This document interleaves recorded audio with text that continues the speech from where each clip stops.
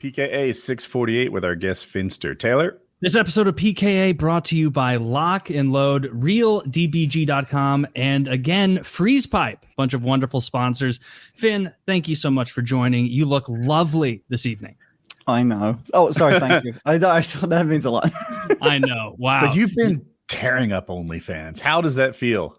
Yeah, that's been fun. I reckon when it first started, so I launched in like March 1st, and it's arguable because OnlyFans don't post like stats like YouTube do. Like if you want to find out who the #1 YouTuber is, you can easily. But on OnlyFans, everything's so hush hush and private.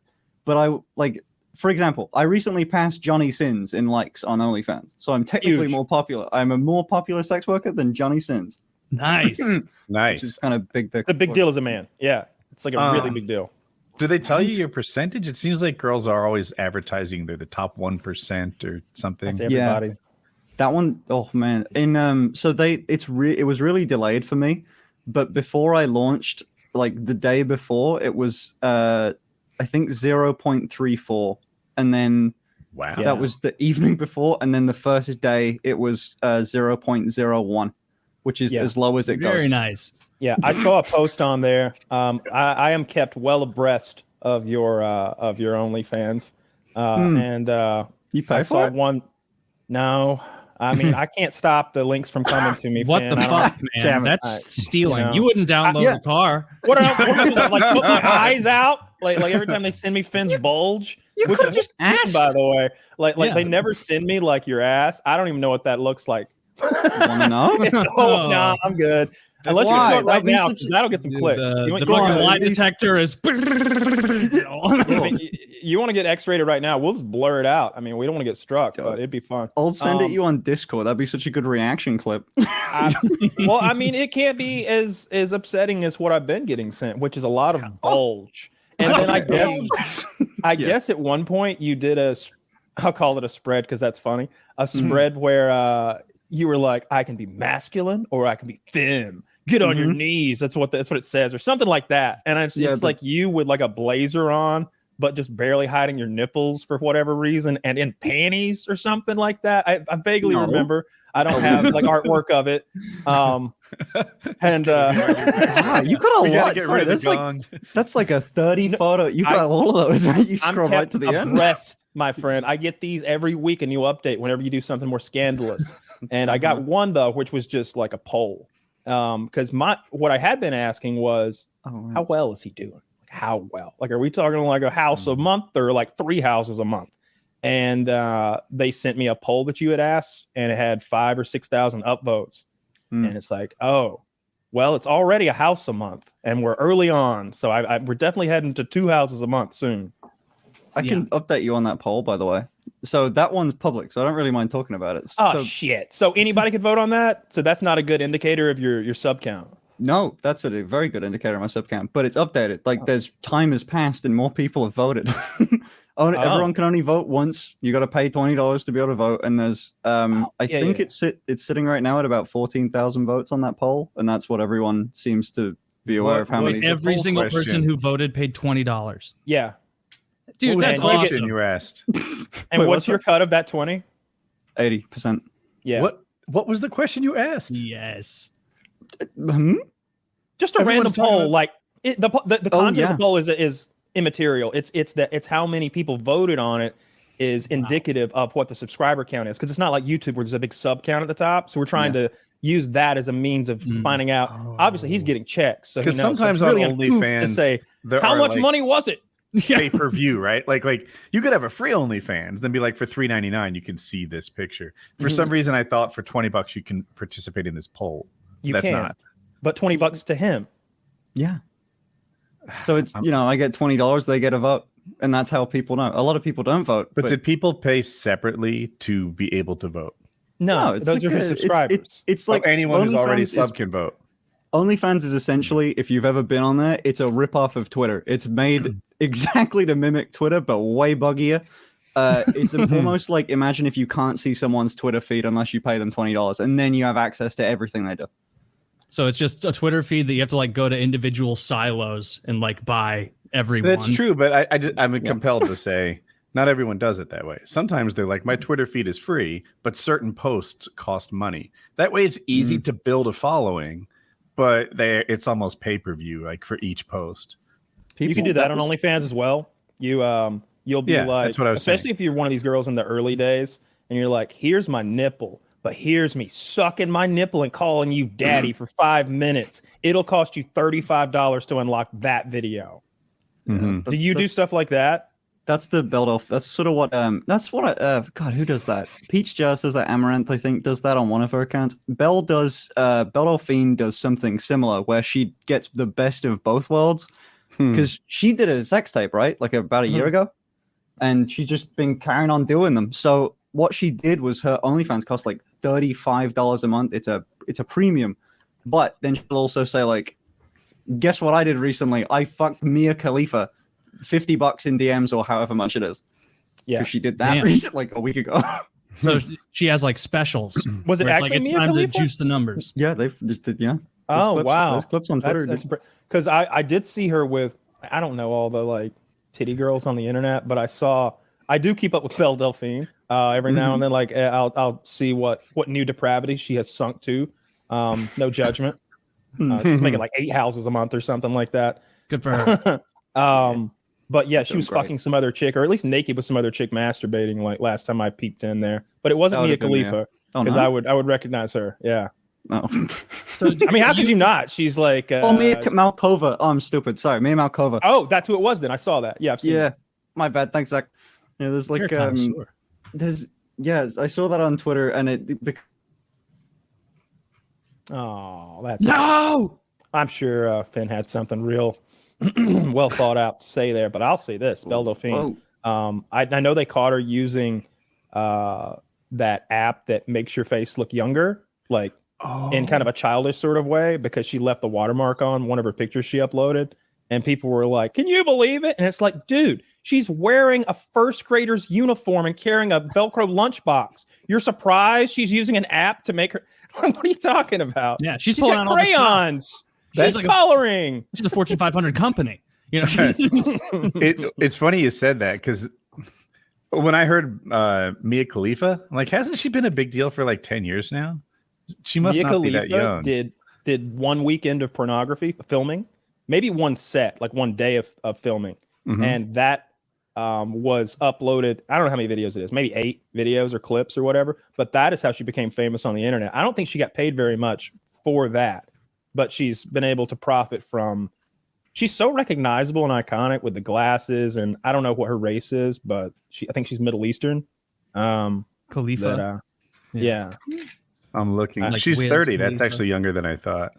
Yeah. Good question. Do you like girls in glasses, Kyle? Yeah, and I think I think I think if you're trying to fucking pass, my identity is not a costume. Yeah. My disability. My disability is not some joke. Yeah, that's good. I was just saying last week, I hope my eyesight goes soon because I want to wear glasses. I like both these guys have nice nice frames. Himself. Yeah. Yeah. You're just too much like, yeah, you're coming back in fine now, Finn. So like, oh yeah, are you high enough up in like the rankings that like, you know, the people above you, you're like, oh yeah, I'm familiar with those 15 people. Like you stormed that far up.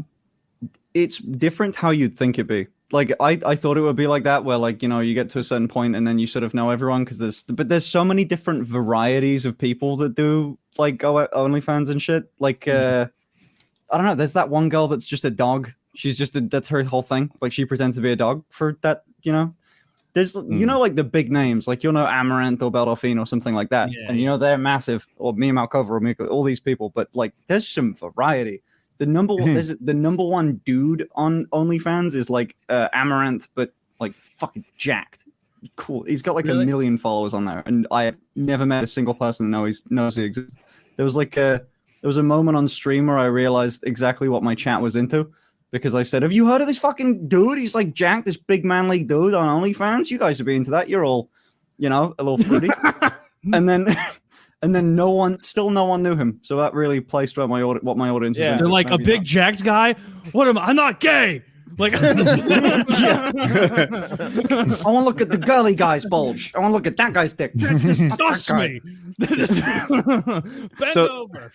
I'm absolutely stuck on this. I can barely name a YouTuber that didn't have like great financial success that didn't buy real estate for a little while before they back out and realize they don't like it.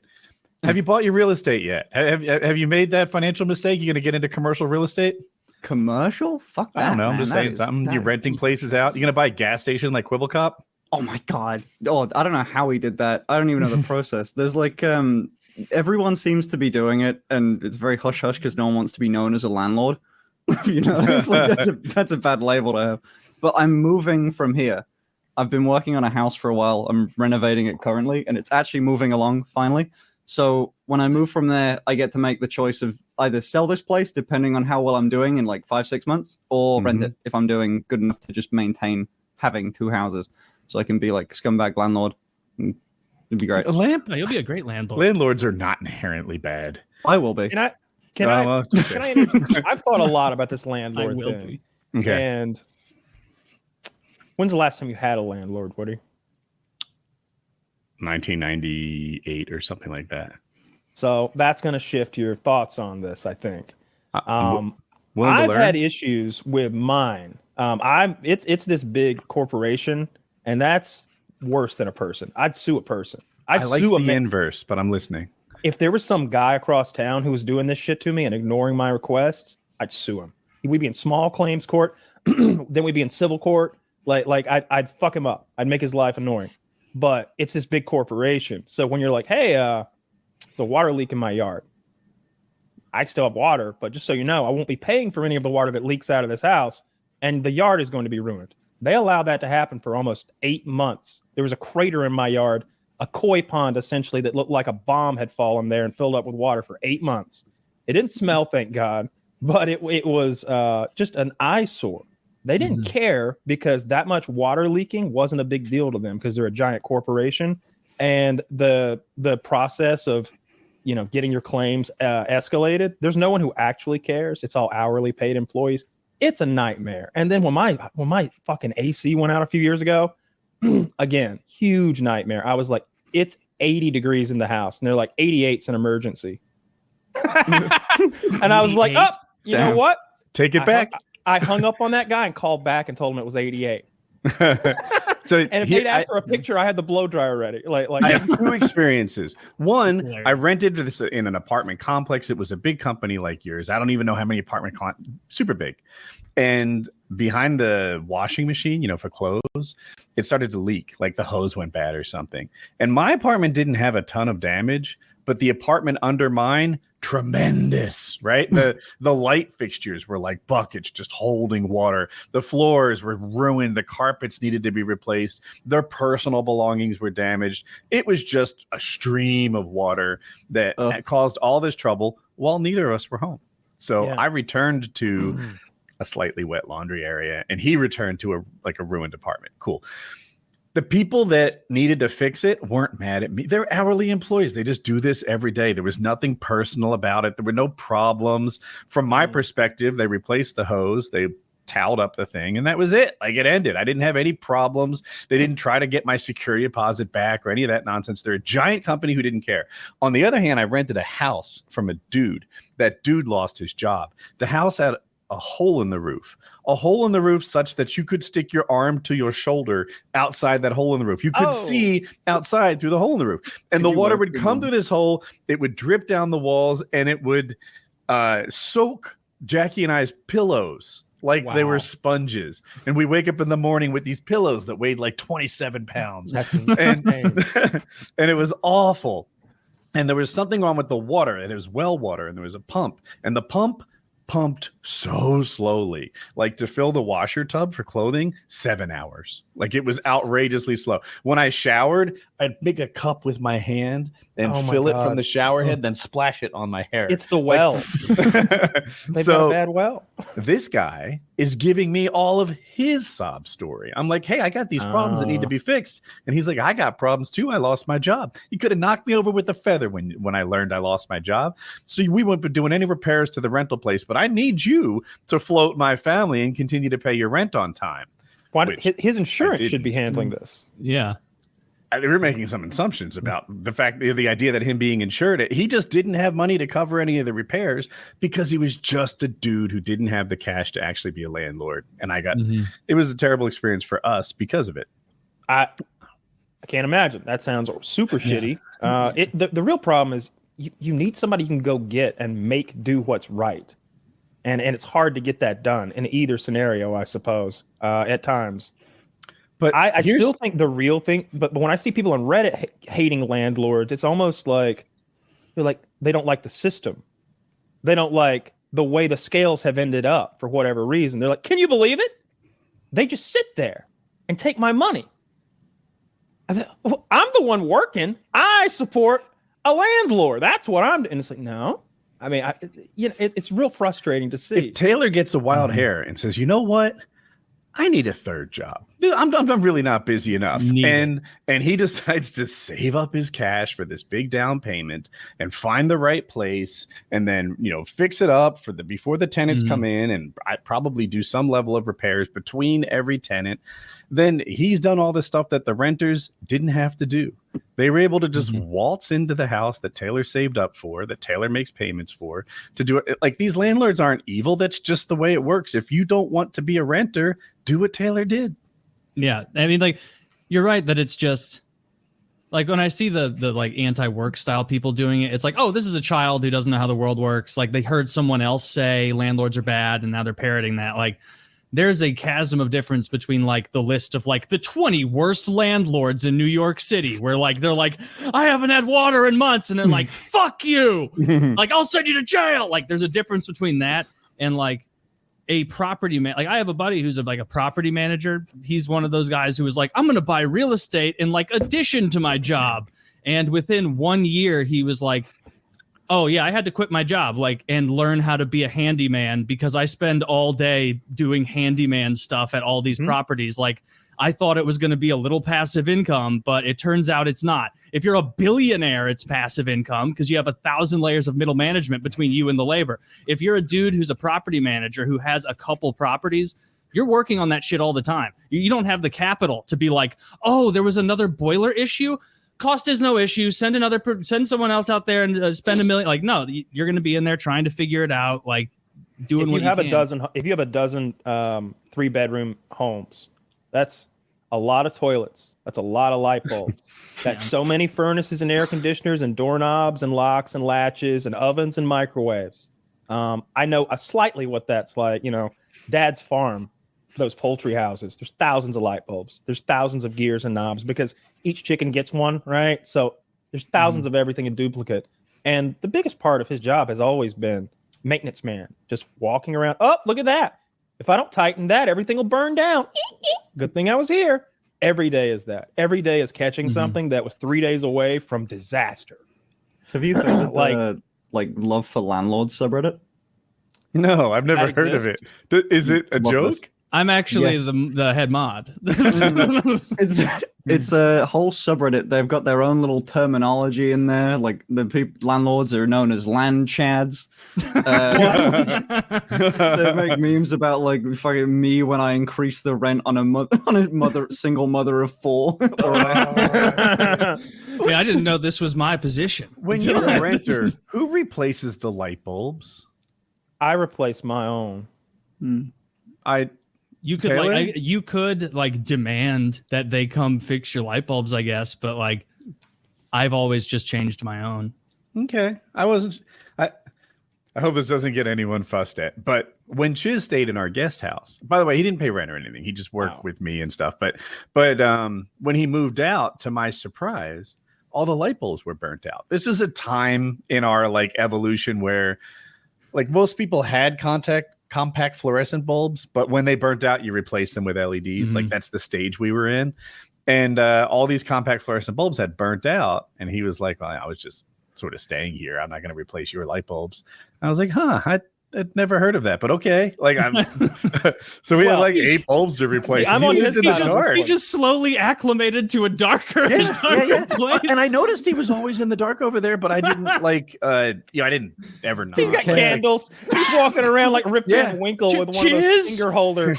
He would visit us. He would come over and he'd play Risk with like Jackie and Colin and stuff, board games. But I didn't like knock on his door and intrude in his privacy. Torch and a big old medieval torch. I think he just stole your fucking light bulbs, man. He could have just saving them up. And I'm not replacing your copper piping either. Don't even start. Like, the wiring in the walls was gone when I got that. I'm on Chiz's side on this because what you've done here is you've changed the topic. We were talking about landlords and tenants. If Chiz had been paying you a rate, then yeah, man, you're responsible for everything in there. You don't break anything either, because like you're. But he was a guest. Okay. He was a guest. If Taylor comes and stays with me for whatever reason, you know, maybe if Taylor and I said, hey, you know what? Let's do the Macho Men YouTube channel. You come stay with me for a month and we'll film working out here. I'll come stay with you for a month. We'll film there.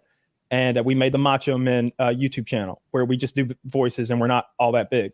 Yeah. That's a good ass channel. Take this part outside. And then you know, he's in my guest room and he's in my gym and he's burning light bulbs and I got that. I don't think that he should be going and like getting new light bulbs. So that, in my opinion, is what you and Chiz had going on, right? Because I believe Chiz was there to film a little project. It's all about perspective. Yeah, I didn't look at it through that lens. I definitely see your point. Yeah, and there was never any ill will. It just struck me. Of course not. Either way, I'm sure he was like, you know what, I acclimated to the darkness. In the spirit of shitting on landlords, like I have had bad experiences with big companies. Like the place I lived before this, like 5 years ago in that apartment, I must have called a dozen times over the course of almost 2 years. Like, hey, I've got like an alarming amount of black mold in my back entryway. And like I stopped using my back entryway entirely. Like you could come from the parking lot behind my place that was fenced in, like up to my apartment, or you could walk around through Death Alley and come in through the front. And so I always like would walk through the, homeless alley just to get around. So I would take my chances with the homeless instead of the black mold. They just didn't care. They just couldn't care less. It's like, hey, like it's like I've done some Googling and the internet tells me like this is alarming. Like it shouldn't be a torso amount of mold in the top of like your torso amount, like from my neck down to my like waist and as wide, just a patch of black mold and like slowly spreading. Like I think I could smell it, and they never fixed it. It's like the fucking Stranger Things underworld or whatever it is. What's that called? Upside down world. The upside down. The upside down, I think. Yeah. I knew it was something kind of had a cool way of saying it. It was a weirdly good show for how many, like, I only heard about it from like 13-year-olds, but it was a strangely good show. It was watched all of it, and I watched all of it somewhat recently, call it like 2 or 3 months ago. And I'm a huge Steve the Hare Harrington fanboy. He's the guy who makes that show. Everyone hates on him, but he's my favorite guy. My experience with the show was I watched season 1 and I fucking loved it. And then I got arrested and I could no longer smoke weed and watch the show. And I thought that was what made the show so fun, that I love that 80s synth music that I love and so I said, you know what? I'll pick it up again when I can smoke weed again. And I didn't. And Dude, now there's like 4 or 5 seasons. I think you need cocaine or something for the final seasons, because what's happened is their storytelling gets a little fouled up, and it's like every show has 5 concurrent storylines going on, and you have to keep up with all of them, and too much happens in every episode. It gets to be a lot. I've only seen the first season of that show, and I kind of lost interest in it. It's pretty much like it's very good to solid all the way through. It's not ever bad. There's good cinematography, the VFX are good. It hits all those markers for like what a reviewer would say about it. I'm on season 2 of From now. So I'm almost caught up on that. I think I'm maybe 2 episodes in. There's maybe 4 out so far, so I'm just two down. I'm enjoying it. I am a little frustrated by the speed at which it's going and how that can sometimes play out in incompetently slow-witted and slow-moving characters. It's absolutely driving me nuts. There's a scene where they set up like a piece of electronics outdoors and the rain starts to come. Oh my God. Oh my God. They have like 18 people on the case of moving it in and they can't get it accomplished in time. Dude. Is this huge issue for them? Let me quickly tell them like what we're talking about and Finn too. So From is this show. The first season of it is on Amazon Prime. The second season, in North America this shit is anyway. I've been watching on MGM Plus, but I'm sure you could find a different way. Basically it's Lost, but instead of an island, these people got there because their cars, they were driving along on a road, could have been in Georgia, could have been in California, but they saw a tree in the middle of the road and they're like, got to turn back the other way. And the other way turned out to be just now this loop of a road in kind of a pocket universe with a little abandoned town in it. And the town's got people who this also happened to in it. They're all just stuck there with whatever supplies they came with in their cars. And at night monsters come and they eat you if you don't, and you have to stay inside. And it's just like Lost. Every episode, you're like, oh my God, not only are there monsters, there's demons now. And what? There's the ground is hollow. Like every episode, it's a new crazy mystery that you're finding out. And I've been enjoying it. It's got the black guy from Lost, which I want them at the end to tie this back into Lost. Like with him somehow. Like go ahead and do that. God damn it. How is From Hurley's dream? I just wanted to make a Hurley little winks at you. reference to Lost, right? I love it when they do that. Like when who played Barney in How I Met Your Mother? He's Neil Patrick Harris. And he's gay. Yeah. If Neil Patrick Harris just makes a little, reference to how what did he used to say? He was awesome, but he sang it out. I haven't seen that show really. Shucks. Anyway, if he would just make a reference to his catchphrase in the old show, I love it when they do that. This guy should be like, "Oh, I'm afraid the others are out there," or just whatever. Walking Dead did that a lot. It'd be fun. They would have. I know they had Negan's bat in an episode of Supernatural, and then Negan had the gun from Escape from New York. He had Snake Plissken's gun in an episode, which is an awful gun. It's like a suppressed Mac with like a rifle scope on it. So the eye relief doesn't make sense. You hold it at arm length and now the scope doesn't work, but you can't hold a Mac. The actor who played Glenn, and maybe there's more crossover, was in a cartoon called Invincible. And in Walking Dead, there's a handful of like Invincible action figures and stuff in it. Little action there. I love that goddamn cartoon. I can't wait till they make another season. It's been a while. Is it 2 years or something? I've had the comic book because I've been like, I'm gonna wait till they make the next season and then I will read the comic book. But they're taking ages, and I love that goddamn show. It's so good. I've heard the show and the comic book are like significantly out of order. Yeah, compared to each other. They're very different, right? I guess it's a bit like The Boys, where technically it's a thing and it was a bad comic book. But I think Invincible was good, right? That was the consensus. The comic's good, but they don't want people spoiling it, so they change it. I saw a teaser for it the other day for season 2, I think, and Invincible. it had that. Yeah, and it had that Cyclops alien that flew to like, hey, is Earth protecting itself well? It's fucking Seth Rogen, and then so it's Seth, and so it's him and Invincible sort of chatting about where's season 2.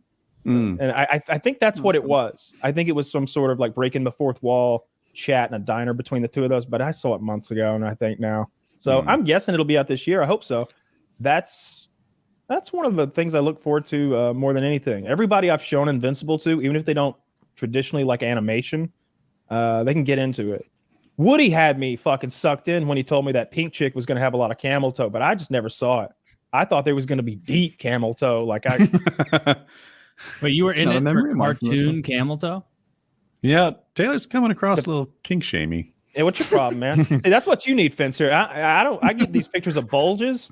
You need to work some camel toe into this shit. Like you want to know one of those little moose knuckles. You're one of those false pussies.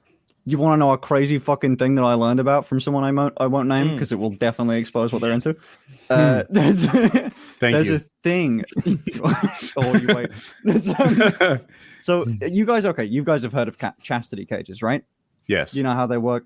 I'll take this one step at a time. Not Are you exactly. aware that some of them actually have like a cylinder that pushes your dick back in you? Oh Jesus! I didn't know that was a thing your dick No. could do. So But what I happens have if- seen that can't is be someone. I've seen someone push their dick back inside themselves and like wrap their balls around their dick before. It's almost where I'm going is almost that. It's like, remember those 90s commercials where they'd show you this device to make your mom's hair go into like 30 different do's if you just Yes. twist it the right way? It's like that for your junk. I'm old Yeah. enough for that joke. I loved it. That's a remarkably similar thing. Like essentially what happens is you tuck your balls back into you, you tuck your dick back into you, and then you're left with scrot, right? Mhm. But what you But can your do balls are back into you as well. yeah, oh well, that's common though. That's just tucking.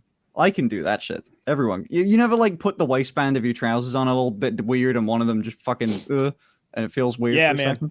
Yeah, I'm pushing Right? them all the way up in there. Yeah. One of them, Storage. like so this little 3D printable contraption is what I was told, which is like it doesn't look anything like it just looks like two ovals essentially, but you thread your ball skin through it, and it looks like a labia by the end of it. So all of Oh, your don't shit's do back that. in you, and you create a vagina-looking thing. Mm. All right, don't do that. So Why? just get some, dude. Just get one of those like it looks like a That's what you like an like. athletic cup, but it's just a vagina. Like who are you trying to fool here? I just want some camel toe. It seems like all I'm that's looking too for. low tech of a solution. Seems like Finn's got a whole sort of tuck and tie.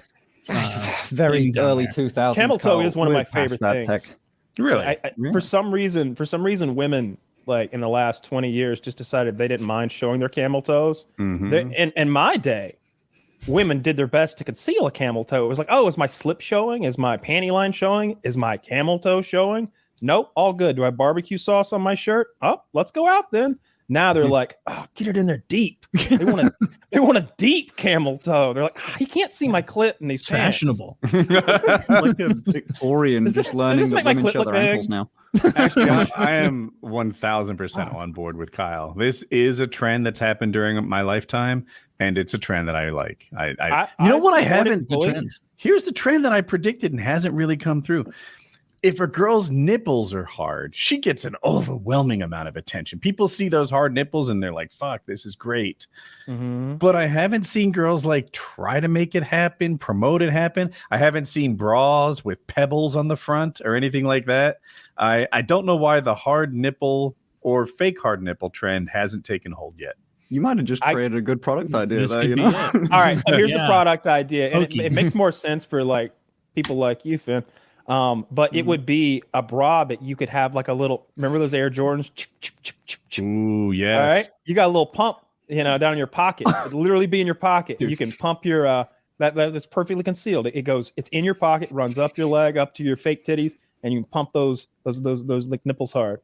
Like, oh, It's a good idea. You know, I just want it on the side. If I see a girl flapping like a chicken, we know the nipples are coming out. that makes that's so much better. Oh my god, that reminds me. You know about the penile implants, how those work, right? How you've got Exactly what you I was have gonna a say. you have you You know told this us. Fourth job.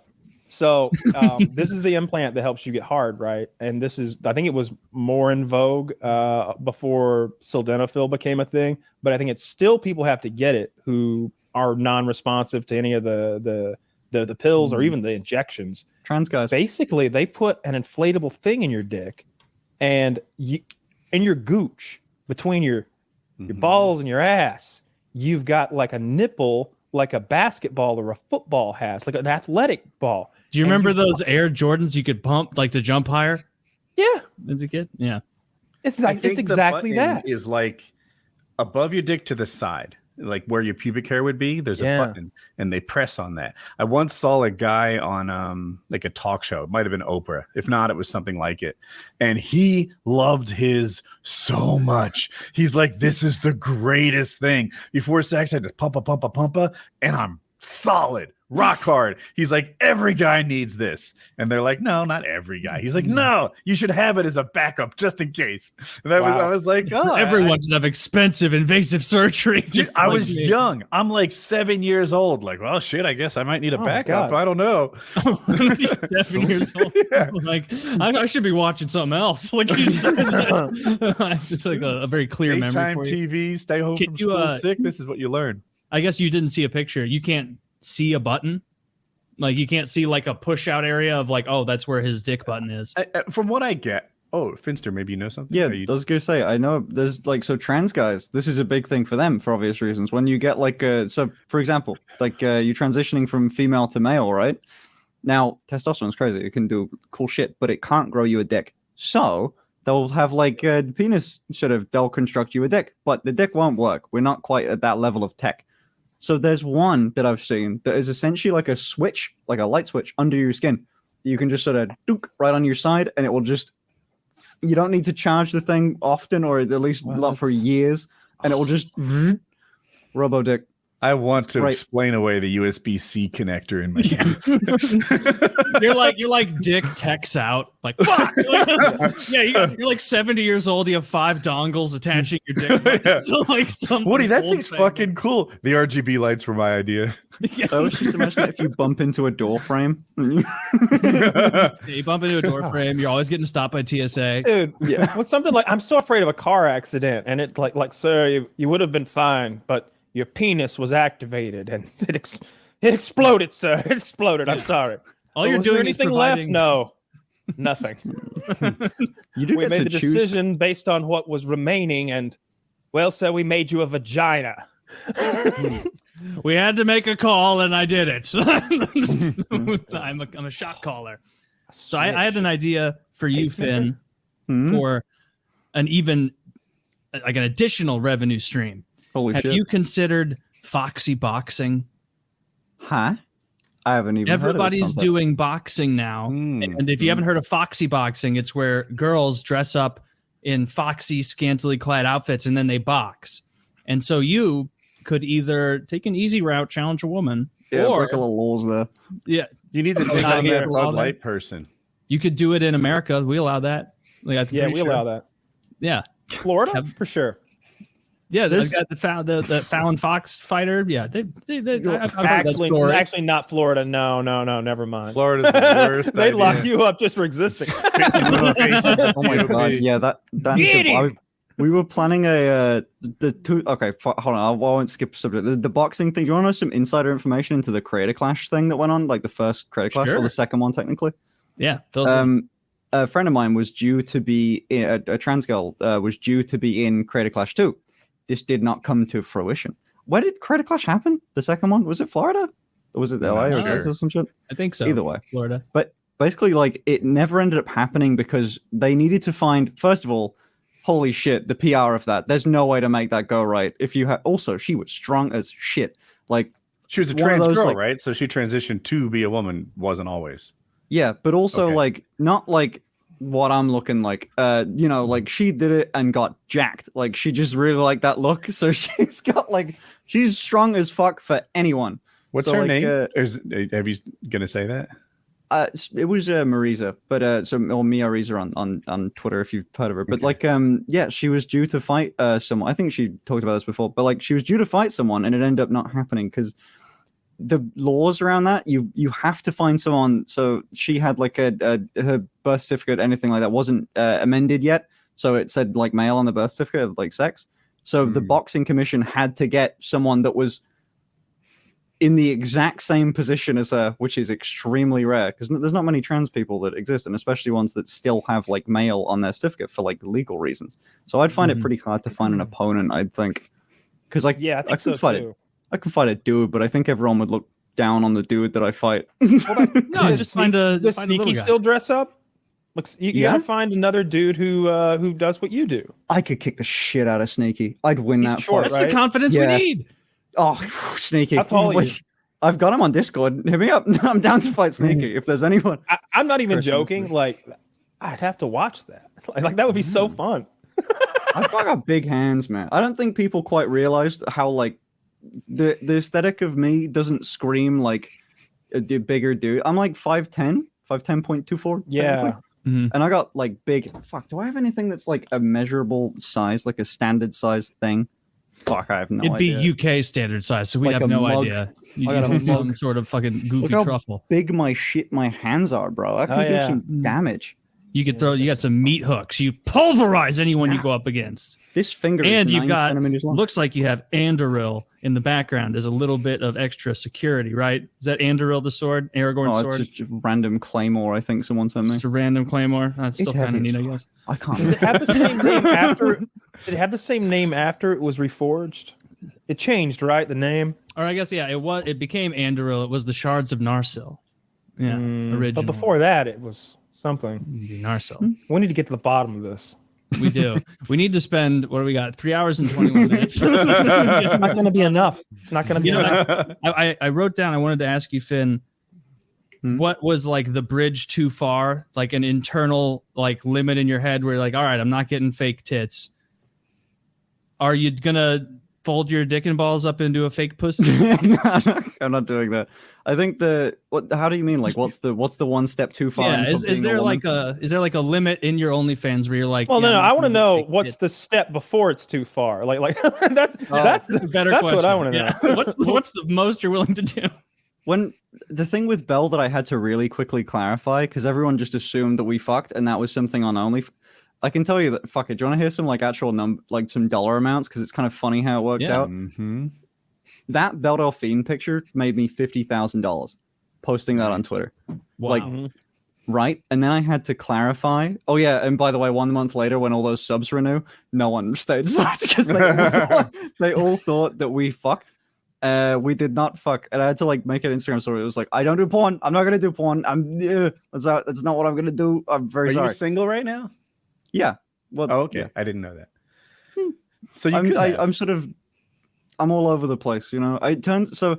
A fun thing that happens when you start an OnlyFans is that people start hitting you up for shit. Like I'll get hit up by relatively popular people that also have an OnlyFans. Dude, so some of the hottest women on earth will hit me up in my DMs and say like, "Hey, do you want to collab?" And they do porn. So that is essentially a professional business email for, "Hey, you want to fuck?" Which is cool as fuck, and I have to turn them down every time. So You're like, no, you don't have a little to. That's not lowbrow. true. that's true, but they want to film it, and I go, Yeah. You should sit. My move would always be, let's do a test run. See how we feel about each other. That's fucked up. Well, because I don't want to upload content if we're both not feeling it. You don't do that. So we do a test run, make sure we like each other, and then we come back around full circle and see what we think. It's called business due diligence. I don't make any sort of business decisions without trying every way from Sunday to see how it works. I do really love the idea. Me and a friend of mine have been joking around about the idea of like I should film something, just get something recorded because we both really like the idea, the aesthetic of having like a USB, just a random shitty flash drive, just with scrawled across it like sex tape, and it's worth like, I don't know how much that shit would be worth. Like I reckon I could clear like a good $500,000 to $1 million if I released the sex tape. Any chance that you like escalate to that? Like it's Belle Delphine, right? She went ages and never showed her labia, right? Like that was like her sort of calling card until she did. And then it wasn't long before that when she was actually doing like penetrative sex. Do you think that you'll ever escalate beyond where you are now? Oh yeah, no. So the plan is to just keep going because it's only been a thing for like 2.5 months. So the plan is every month I'm just gonna keep upping it a bit. I think it would be a bit like it'd be like spoiling a movie if I said where I wanted it to go by X time. But yeah, no, I'll get I respect bigger. it. I respect it. Yeah, get in on the ground floor, boys. Finster with the one. Yeah. I need like an I'm gonna buy investor tier NFTs of option. you. You want to get your username into Finn's feed as much as possible. That way, one day he recognizes it and he thinks, "Oh, I know that guy." Maybe I'll Kind fuck of have that a guy. personal relationship at this point that we've built over the years. If you Maybe give this is Finster $35 a month, there's a non-zero chance you'll have sex with him. I mean, 35, this is 20, the 20. secret. I'm here. This is the secret that OnlyFans people don't want you to know is they want a relationship with you personally. They try to keep it under wraps, but they love it when you reach out and like Fuck it, come to their house. It's great. We love meeting you. We always fuck you. That's the rule. What? No. always fuck you. No, With a claymore. Yeah. Amaranth gets up. Fuck it. If you follow Amaranth's like second account on Twitter, I think it's like every week she's like, look at this new stalker that we got on CCTV trying to break into my home. It's fucked. Oh, yikes. It sucks being that popular. She's uncomfortably attractive. That's a good looking lady. I think she's fun. Like I see her interviewed now and then, and they asked her something about her fans, and she's like, they can't really type that well with one hand. Like, that's funny. I could not tell you what her voice sounds like. I have no idea. Couldn't pick it out of a lineup, but I've heard. Could not pick her voice out, but I know exactly what she looks like. Yeah, she's been on a couple good podcasts. She's been on all the interviews. She did Anthony Padilla. Yeah, but I've got to listen to somebody a lot, especially if it's a woman's voice, to be able to differentiate it from other women. Don't you think that's true? Like it's harder to differentiate women's voices from one another than it is men's. Men seem distinctive to me. Maybe I guess I never really given that much thought. I guess there's like, I mean, is this one of those like all women sound alike sort of thing? It's quickly taking a step to that. Yeah, they're all high pitched and whiny. Stop! Stop! Stop!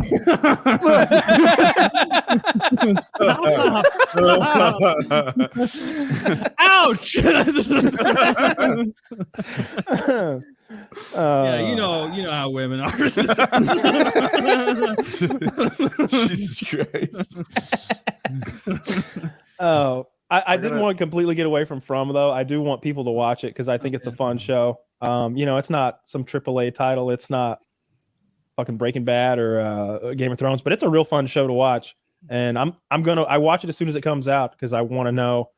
I'm gonna be so mad if they're fucking us over and they have no idea what all the answers to all the goofy ass questions they're asking. I need to know: is it God? Is it demons? Is it magic? Is it warlocks and wizards? Is it black magic? Clear they're not dead. I feel like they've told us 3 times that they're not dead. Yeah. They asked the question. This is not a spoiler, but there's one group in the show that writes their stuff on the wall in an effort to figure out the overarching mystery.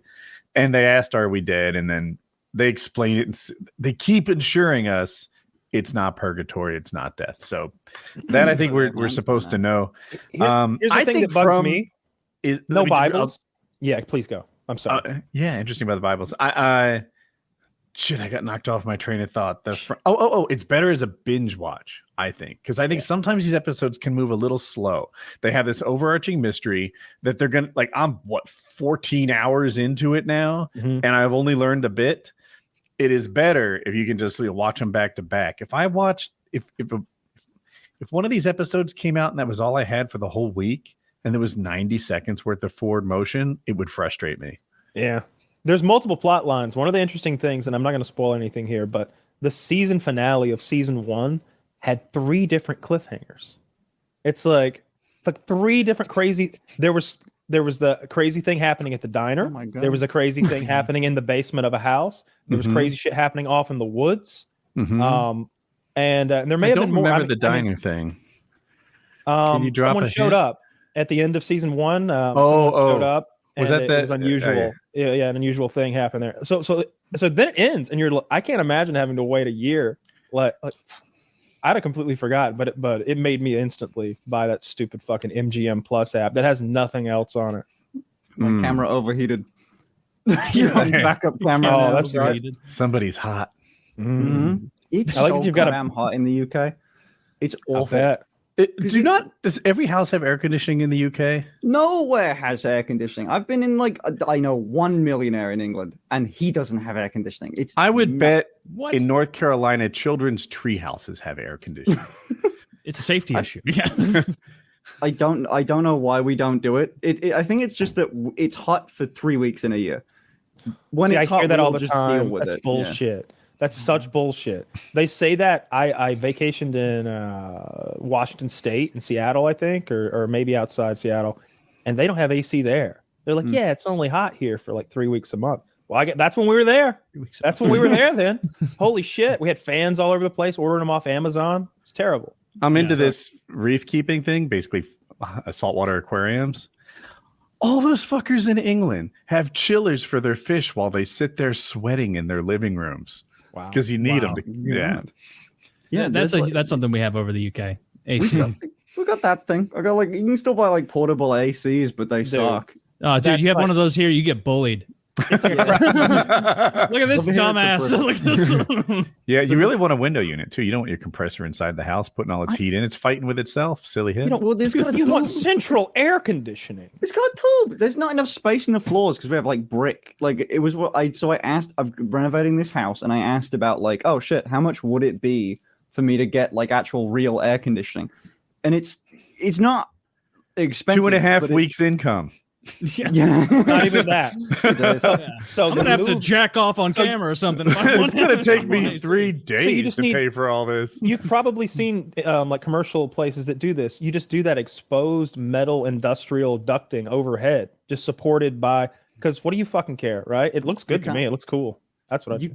There's no room. Like you're talking like British roof ceilings. Yeah.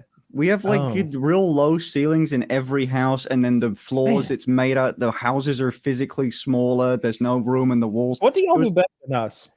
Huh? What do y'all do better than us? Like what's better over there? Because you're like our houses are small and hot, and they're wet for 3 weeks of the year. We go semi-aquatic. I'm just wondering, like day-to-day life. What do you think's better? There's nothing. I'm trying to leave. There's literally like it depends who you are. Like if you're someone like very low income, UK is the place to be because we have so much better social programs and shit. But if you're a fucking OnlyFans guy or girl or YouTuber, then America's the place because everyone that you know is over in America. But makes sense. You know, Belle's here, and that. Well, you just need to marry someone. I'm working on the visa. We've been trying. Well, let me marry someone to come to America. I was like, Kyle's just giving out terrible financial advice right now. Well, you just buy a fucking boat while you get married. A houseboat. You have no idea. You don't get it. I'm in the like woman's position. I get to marry up. That's what I can do now. I've got to now find someone up. Eddie Murphy. There's a lot of billionaires in Florida. Ex-New York guys who want the heat. Strippers there. Find one of them. Which I think is the move. Marry a stripper? Get your visa, marry a stripper? There has to be some stuff that the UK does better. Get her out of that club and on your OnlyFans. And I mean, she pays for herself in, I don't know, 3 seconds? Yeah, we do food better. It's so much better. It's 1 second longer than I'd last. There's no way. Your food is better? No, it's dog shit. It's dog shit. I think our food is okay. It gets a bad rap. The only thing that we do right there. Yeah. And still. Dude, like I just imagine like Italy and France constantly gossiping about the UK's food. Like just always being like, can you believe this? The beans for breakfast? It has been like fucking 500 years and they're still eating beans for breakfast. Like or whatever the fuck French people sound like. That's like, that's honestly, that's the part of English culture I hate the most is like trying to act as though beans for breakfast is normal, is acceptable, is a way to start the day. No wonder you guys fell off when that started becoming the alignment of the UK's collapse and a proper English breakfast aligns perfectly. Climbing. I've made beans on toast for now 3 different Americans, and all of them resoundingly said, "That's all right." Beans on toast. It's exactly what I thought it would be. Yeah, it's soggy. I'm ready to seize the day. Carpe diem. Unanimously better than expected, but not. Can't wait to be gassy by noon. Yeah, like what? If you're lucky. Like what do we have that's the equivalent of that? I know that like people make fun of all of our bullshit like dessert breakfasts where people like Pop-Tarts and stuff. To me, biscuits and gravy, like Southern biscuits and gravy, seems so. Even I grew up eating it, but still, and I would still love to eat it, but it seems absurd. It's an indulgent breakfast. We take a biscuit, which is different from your biscuits. It's this big flaky, buttery flour thing, that's savory and salty, and they tear it into little bits, and then they pour white country gravy on it, which is made by making a roux of butter and flour, and then adding what I think milk or cream, half and half, depends how fatty you want it to be, and then salting and peppering it, and it becomes this delicious breakfast treat. You just complained about the soggy beans on toast thing, and you're just putting liquid on bread. It becomes like a porridge almost, like a meat, and there's chunks of sausage in the gravy. I didn't mention that. Yeah, that to me is a weird breakfast that we eat, and I would understand if someone saw that and thought it was weird. The same way poutine to me is, I don't know, the gravy sliding in there seems a little off. I've had it before though, and it was fucking good. So I don't know. I just admire the American confidence to have we've got like American branded restaurants here. We walk past a few. I've never been in one, but it's just all branded. Like you want pancakes and waffles and just dessert. It's a dessert sugar parlor. That's all that it is. I admire that about you people. It's great. I really don't understand how that even fucking happened. Like I went to IHOP a while back for breakfast, and they're not even pretending anymore. It's like cupcake pancake. I swear to God, I'm not making that up. There's a cupcake pancake. And they put a sparkler in like a butter tray for your birthday. It was eat this fat ass. It's like the tres leche or whatever pancakes. Like every decadent dessert you can imagine. Carrot cake pancake. When I was a kid, like the crazy thing on the menu was the smiley face pancake that they would make for a kid. And it was just a little whipped cream, man. Yeah. It was like, can you believe it? They put whipped cream on there for breakfast. Yeah. Now I once had a smiley face pancake, but it was made out of blueberries. It's so scary looking. It looks like a hard pancake. Dude, I know exactly what you're talking about.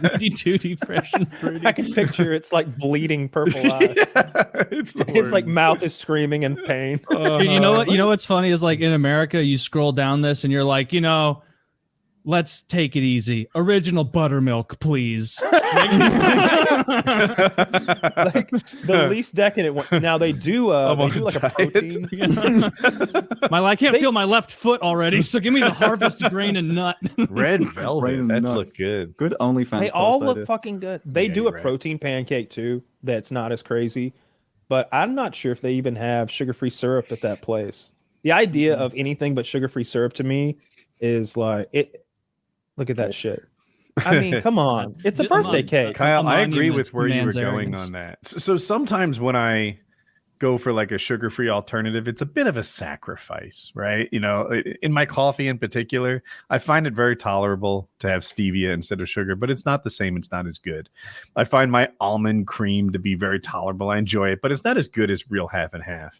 But if you were to put sugar-free syrup and regular syrup in front of me, I'm not sure I could identify which one I had. It's the same. I'll say this: if you snuck the sugar-free into the sugar bottle, I wouldn't complain. I would never. I would never. It would never like come to me. If you put them side by side, especially like, all right, if I could read the bottle, sure. Yeah. Well, if I knew if I was doing the Pepsi challenge between two empty cups, for example. But there's some maple syrups that they make like, I don't know, like a fine scotch where they age the maple syrup in smoked bourbon barrels. And then, there's multiple grades of it. The different regions and what kind of weather they had that year affects the taste of the maple syrup. I could get down with something like that. But for the most part, that sugar-free, what's the name of it? Something Farms. I think we get the same one off Amazon. We do. Yeah. It's it's 10 calories for like 2 big spoonfuls of syrup. What's it made out of? I thought syrup is sucralose. What is some kind of fake sugar and gelatin, I guess, and it smells like maple. When you pour it, it's like maple syrup. I make this for breakfast. What I do a lot, it's egg beaters, which is egg whites that they chemically make look yellow and thick and not like jizz. I pour that onto 3 pieces of low carb torn up toast and with like cinnamon and sweetener in it and bake that. And I've got this like eggy, custardy bread thing that I soak with that sugar-free syrup. It's so good. It's so good. It's good for you. I just ordered it off Amazon. It's the order's being processed. On its way. Okay. Nice. Let's go. Yeah, it's good as far as artificial sugar stuff goes. Finster's got that sugar-free syrup money, just tossing it out. How much weight have you lost from say Finster from say like a year ago? I'm 60. So the heaviest I was Don't do 70. kilos. Get a goddamn calculator out. Yeah, we're using the Lord's units. Right. And if you say stone, I swear to God. I was about to say, like, and it's never 14 impressive. Like, boys. it went from 17 to 16 stone. Oh, I hate that. I lost a lot of Yeah. weight. 17.5 stone. Now I weigh 16.5. And it's like, it's like, get your units right, dumbass. England's just that old. We measured shit in rocks, but I was at my heaviest. I was 172 pounds at 5'10", and right now, I try to actually gain a little bit of weight, but if you asked me a week ago, I was 132 pounds, maybe 132 maybe is slightly. 5'10". That's thin. That is thin. Yeah. Ladies, You gotta beat the take poor notes. Yes, ladies. God, men are This even guy, all right, better this at man being has women. denser bones, he has a higher concentration of muscle mass, right? He has every excuse that women make for being overweight. Literally big boned. He has every one of them, and he's blown past them to be 5'10", 132. 5'10", 132 Mhm. Well, it's with dense as fuck man bones.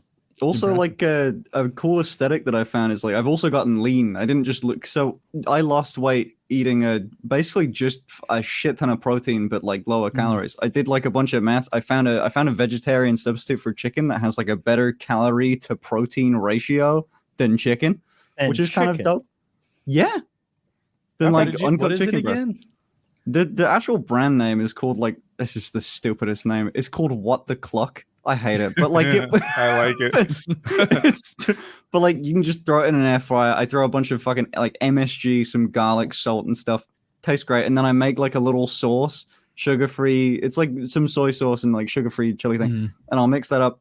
Tastes fucking great. It's like 400 calories and like 50 grams of protein or something nuts. Oh, I got a subreddit for you. It's called Yep. 500 is Enough.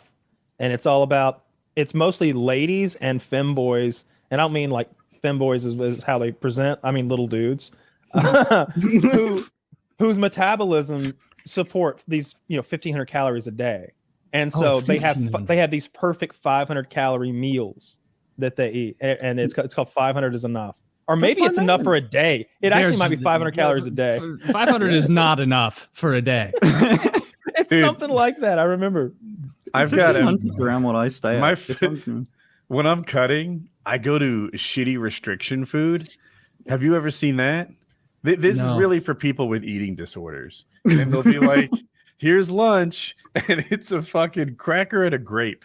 And it's always like a sugar-free Monster energy drink thrown in on top of it. the white Monster Ultra. It's Yeah, the those most ones are good.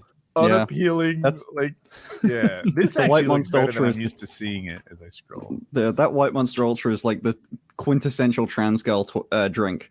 Like that's a meme. There's Really? like a That's the Yeah. biggest of all the monsters. They hit it out of the park with the white one. It's the best flavor. the trans women. They claim that one. I think we should take that away from them. Trans people have too many rights anyway. I reckon we take. They that just one. got Bud Light, and now they're going to take Monster White. No, Yeah, I'll no. share it there's- with them. is You it can't never take it. enough? Like I posted a photo with like Mr. Beast. The Chris from Mr. Beast because they recently came out as trans, and I met them in Japan, which was very fun. And that was like, but I took the photo like while I was holding a Monster can because that's what everyone was drinking on set, and I got like quote retweets like, "Holy shit, the Finster's trans! This is him coming out because I'm holding a fucking white Monster." Are you going to get to be in a Mr. Beast video?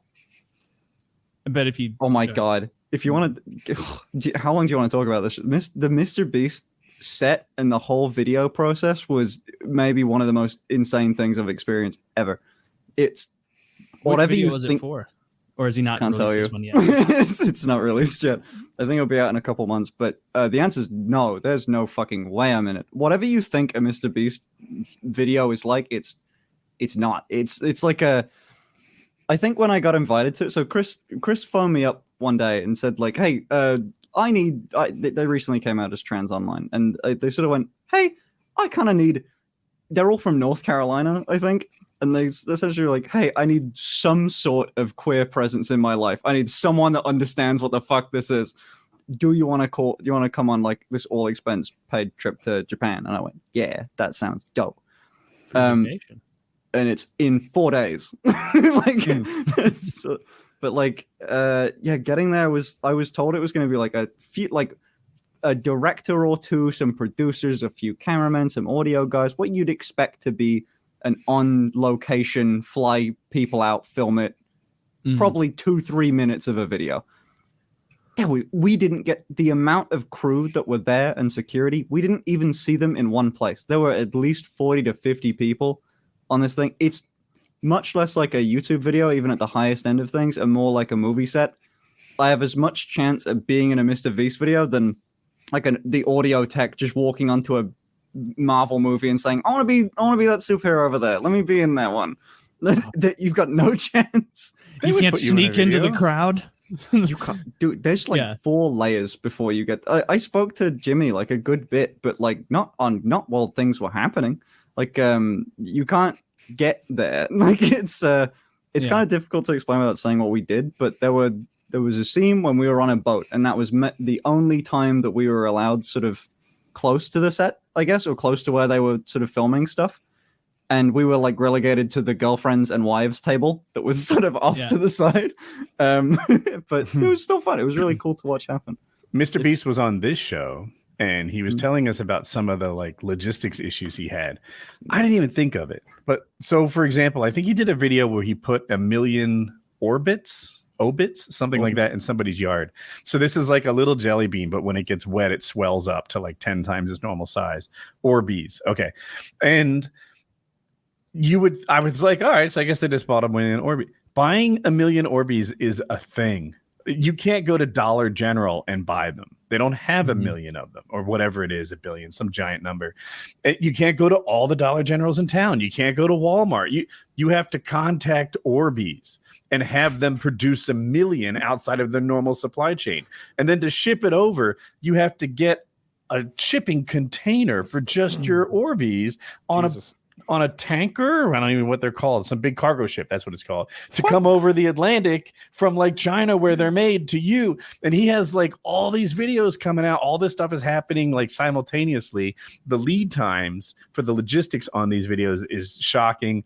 It's a really big deal. So and if you watch Mr. Beast, maybe more so his old stuff, he played a dumb kid in his videos, but he's actually an ambitious man who's like putting a lot of who's putting a lot together, and I'm happy for his success. When he gave away so much money, I was like, bro, can you just take a little for yourself? Just take a little for yourself. I'm worried about you. I'm worried that you're going to come out the other side of this thing having done so many generous acts and not be wealthy yourself. And I was so wrong. He's doing fine. He's doing great. Yeah, he's killing it. Meeting him, with the way I kept describing it after like the first day we talked, is that if you were going to make a cartoon of a rich guy, it's kind of what Mr. Beast is like, but nice. We went part of this video, I think there was like a cooldown period. They were sort of exploring the area where we were, and part of it was like, oh, there's like a casino, and in Japan there's like pachinko machines and stuff. There's like Japanese gambling that's like a big thing. I don't know, lots of anime, cool shit. And so we were with the sort of crew were there. Security was like guarding the door, so you can't really get in unless you're in the fucking team. But like he would just walk around. He won like $2,000, but in what Japanese currency, there's just $1 is an equivalent to like a 1 coin. So he's got a plastic like grocery bag just filled with these fucking things, like about $1,000 in just coins, and he'd just grab a handful and just, you want to gamble with me? Like letting them drop fucking everywhere. Mr. went that day was littered with a like snail's trail of coins and money. Dude, that's my career path. Someday I'll be a yes man for him. Yes, sir. Jimmy. It's a really hard job. You gotta like leave your hand on the hood of a car for 7 days without rest or something. Yeah. He like resents me and bullies me. He's like, eat this bowl of roaches, loser. I'm like, like crying. It's like, think fast. He's like shooting a shotgun full of gold bullion at me. Like, oh, you got gold in your chest. You should have caught it. I saw a TikTok or something the other day where they did kind of like an old school Fear Factor challenge just on the street, and it was for so little money. Like, it was like a couple of dollars every cup. Every cup had a dollar amount on it. You lift the cup. First one, I think there was like a cricket under there. Like, you eat the cricket, you get the dollar. He eats cricket, they give him the dollar. The next bucket, cup, whatever, says like $5 on it. He's like, now you can risk the dollar and lift the $5 cup, but if you don't eat it, you lose your dollar. And he's like, I'll do it. And it's like a worm. And he keeps going until he's eating like Fear Factor level cockroaches and scary ass spiders.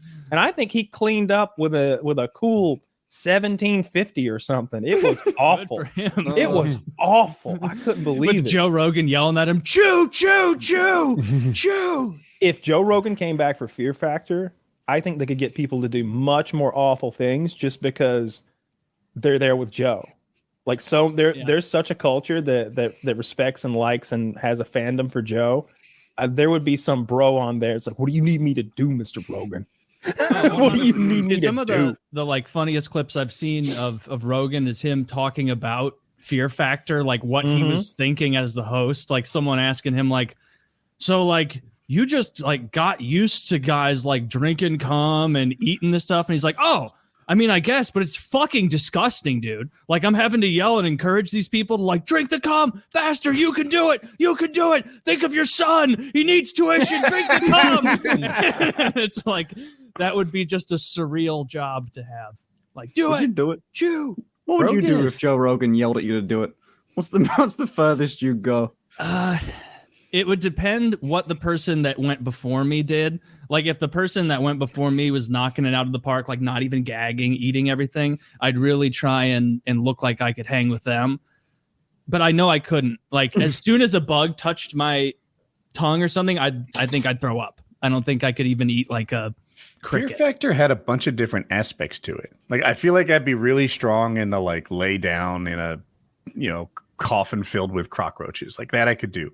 There was some athletic stuff like swimming underwater in an airplane and like swinging from a helicopter. I feel like that's the kind of bravery I have. The eating stuff, that's not my cup of tea. I would really struggle to down a glass full of bull semen or something. Yeah, it'd be easier. I would hate skydiving. Like, it's not an area of interest of mine, but if it's like, all right, you have the stein of bull semen or the plane, it's like, strap me up. I'm going in the plane. Like, I'd go twice in the plane.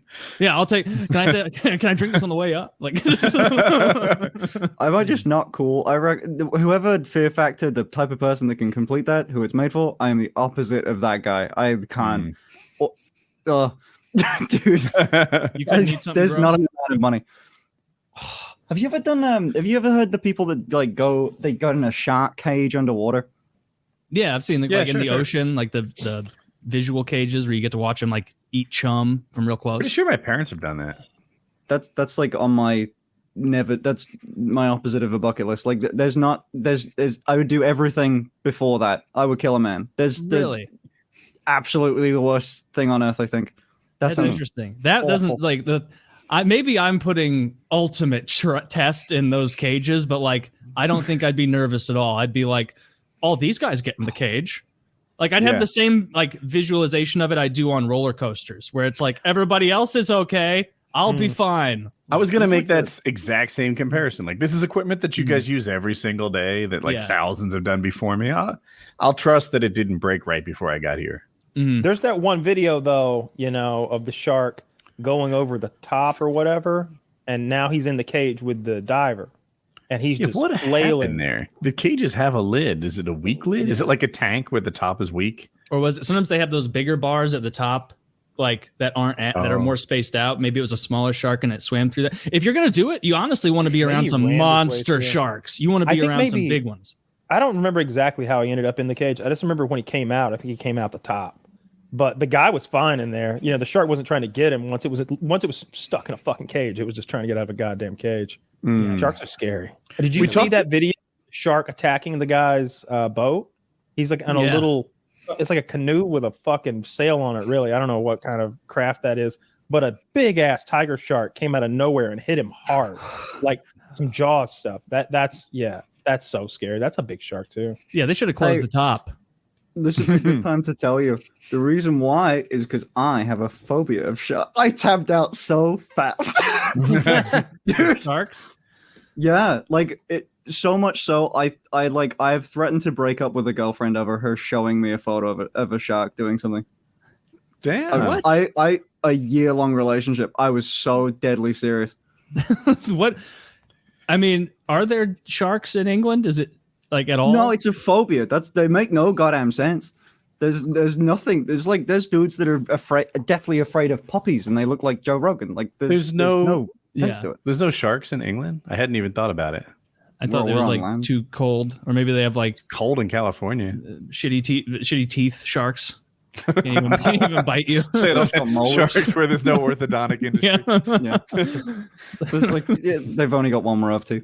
Yeah, there's like I have no clue why. It's one of those just like always been a thing. Because it sucks though. Sharks are awesome. They're so cool. They're like a tiger, but like in more. Yeah, I don't know why. Kind of grumpy. Like it's cool watching a shark eat something. Like when you watch it skyrocket out and like take that seal, which is hundreds of pounds on its own, and just like lift it like a little piece of paper, eat the whole thing. It's insane.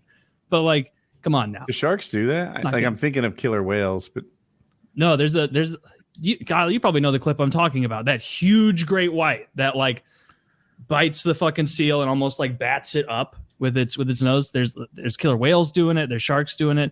Seals apparently just huge. They never take W's. There's just an L of a species. Every now and then, one of my favorite videos is when the poor fucking seal jumps into the back of the boat up by the engines. I love that video. Yeah, and the guy's like, you fucking get in here, bro, because the shark is like right there, like, oh fuck, you've joined with the humans. All right. That just makes you a target, surely. How big was the boat? Big enough. Big enough. The shark wasn't gonna fuck with it. All right. Would you allow that sea lion or whatever it was, that seal, to just hitch a ride, or are you gonna correct and send him back to nature's maw? You know? Oh, absolutely. He can hop as long as he doesn't bite me or anything. Those things have scary teeth. This is the flip good one. Sharks are just the dogs of the ocean world. Come on in, boy. Yep, dogs of the sea. Seals, they're like little puppies. They got this cute little fucking faces. I think I said sharks. I mean, those big black cartoon eyes. They got big teeth. I'm not 100% on this, but I remember someone said it on a YouTube video. Oh, look at him! You wouldn't let him in. You'd have to. That's too small. Of course, of a boat I'd let him that in. Thing live. That's too small of a boat. If there's a shark in the water, that thing. I don't care how cute that thing is. I'm kicking him off. I disagree. I would keep. Oh, now there's blood in the water, and more sharks are here. Look at him. He's well dressed. He's coming with us. He's just a little buddy. He just wants to be safe. Just let him hang out. Happy eyes. I'm gonna put a heel down that fucker's throat.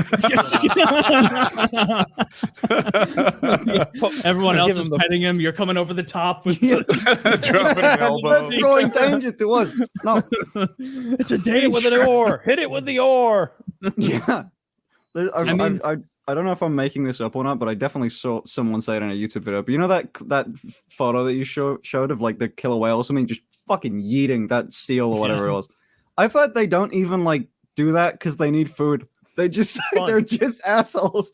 They just fuck with them. I think that might be I know they do it to porpoises too. They like torture them and have fun with them. They'll like catch them and then let them go. The way a cat will do that with little things. But they almost play soccer or I don't know, badminton with them.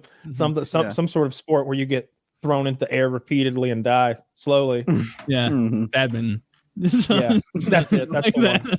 That's the one.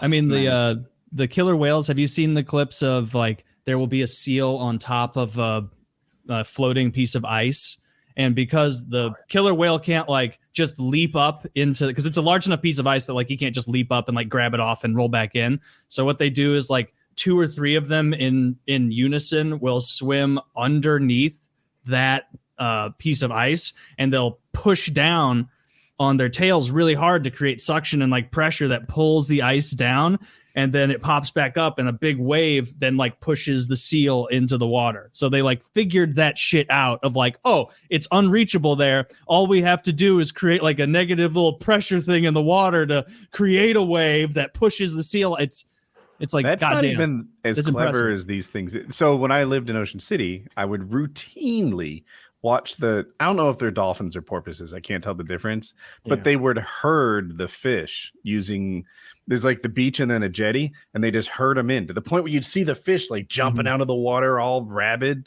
and crazy. And they would just get them all in there, and then they'd start eating them once they were all trapped. Wow. You're in the water with them?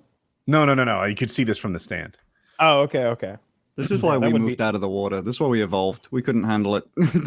I generally think of killer whales as friendly to humans. You don't really hear about any stories of them hurting people. I remember there was a horror movie called Orca, and that's what it was all about.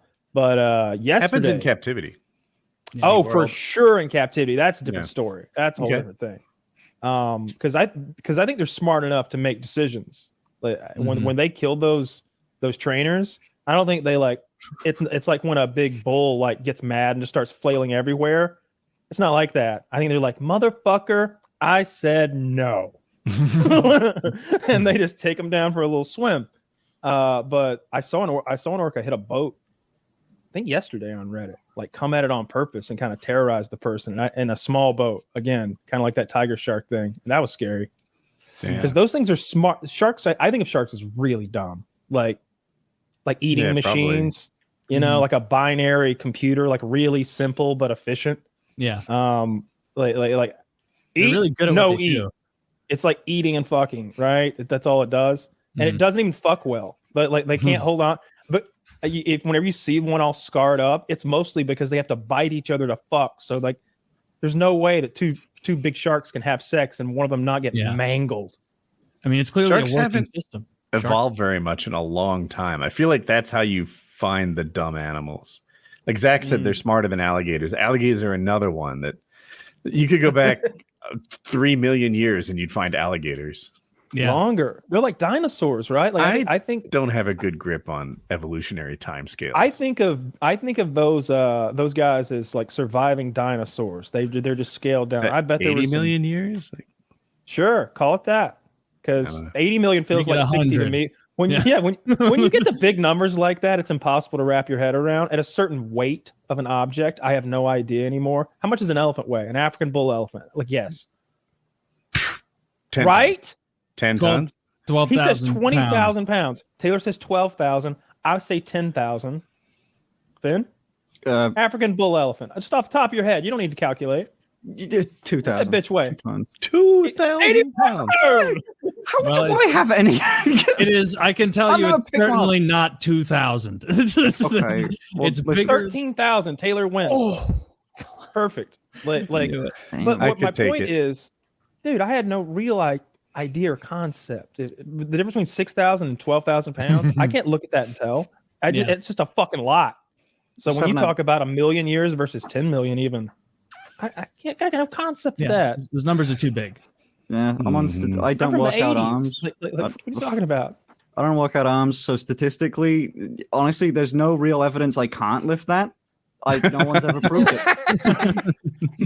It's an unfalsifiable hypothesis. That's true. Schrodinger's deadlift. You both can and can't until you try. Never tried. We Yeah. brought up Rogan a while ago, and it made me wonder.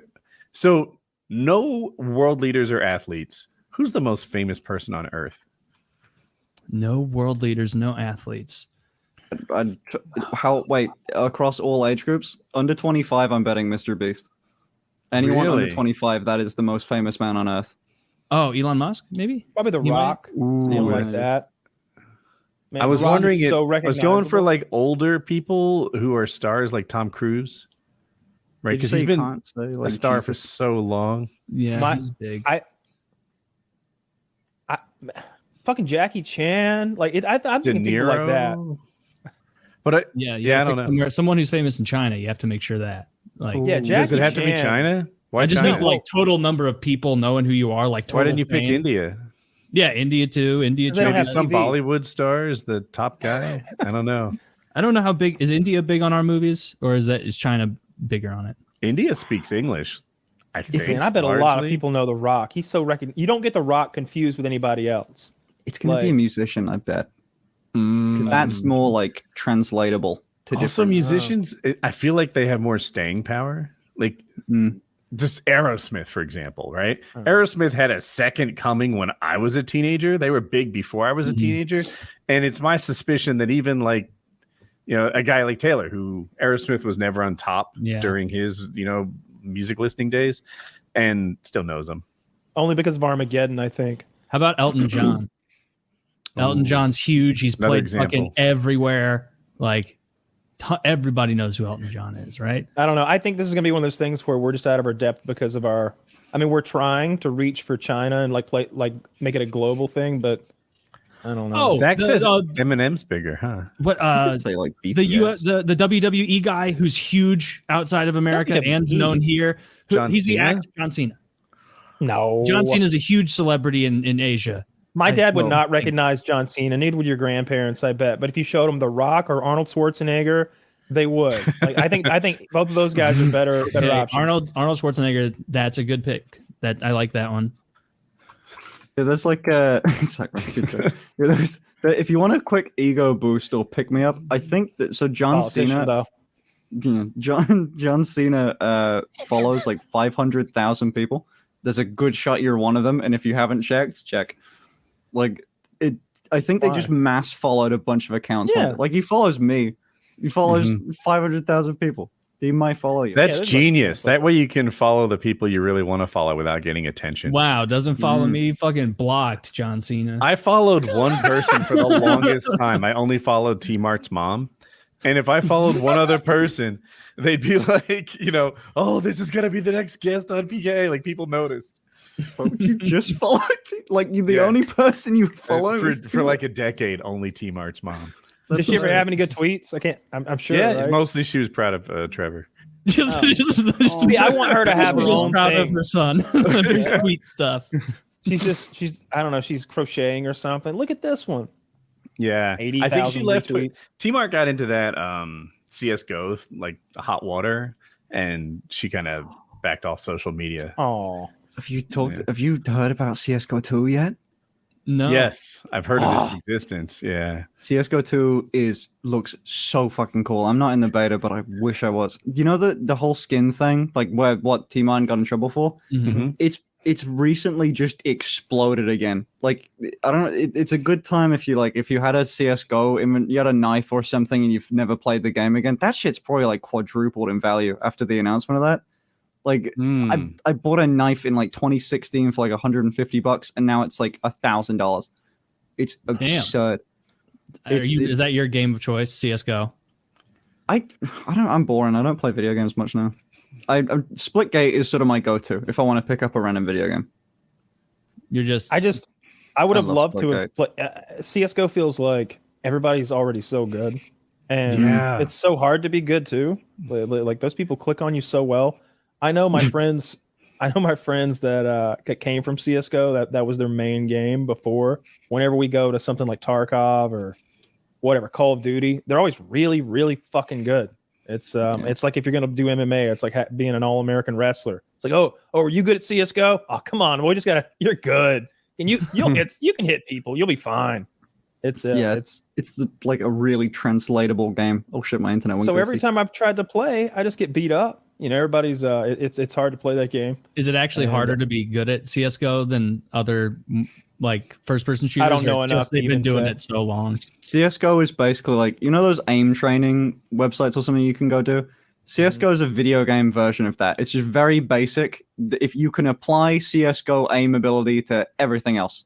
So I'm okay at Valorant, but it's the same thing where like Valorant, the skill gap is so fucking high with all these characters that everyone else knows and I don't, that I can't get into it.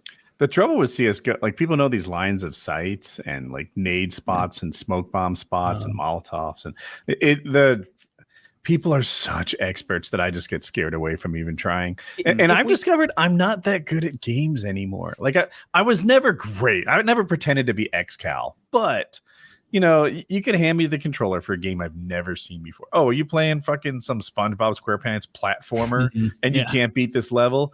Give the controller to dad. He's got this on lockdown. And I'd be like, here you go. Yeah, my pleasure. Now, I'm not that guy. Colin's playing Fall Guys over there.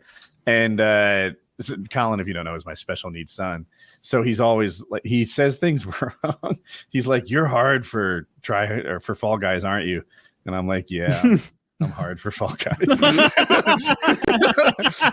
he means that he means you're having a hard time with it. Yeah, he does. He means it's really hard to me.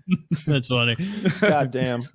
That's I don't think I've tried to play that. That's the one where you're all running an obstacle course. It's harder than you think it is. Oh no, I could look at it and tell it's really hard. But there's player collision. So whatever you meant to do, you have to adjust for all these things that inputs you didn't put in there. And it's tricky. I haven't been playing anything recently. Taylor and I kind of burnt out on Total War, and all the reviews I saw on Company of Heroes 3 were bad, especially like the old school Company of Heroes 2 people. They're all upset. Seems like wasn't much of an upgrade. So I don't know. I don't have a game. I'm gonna jump back into Warhammer 3 again. Like watching hockey instead of gaming for the past couple weeks. I've like found myself just the past few days lurking back over to Turin's channel so I can watch and like get the updates of like what factions are good, which ones aren't. Like it suffers from the same thing that so many awesome RTS games suffer from, and that is that it is not a popular genre at all compared to FPS. Like the number of people who want to play online multiplayer with you in Total War makes the group of Age of Empires 2 players look like an army, an immaterial army. Like it's frustrating because it's like, God, I want to be so into this and it's so much fun. It's like, all right, who's in my bench that I can play with? I got my boy Kyle. It's like, okay, all right, and unfortunately it's one of those games where like you can't just jump in with people who know what they're doing or it's not going to be fun for them the same way anyone can jump into Call of Duty and have a bit of fun. Like it suffers.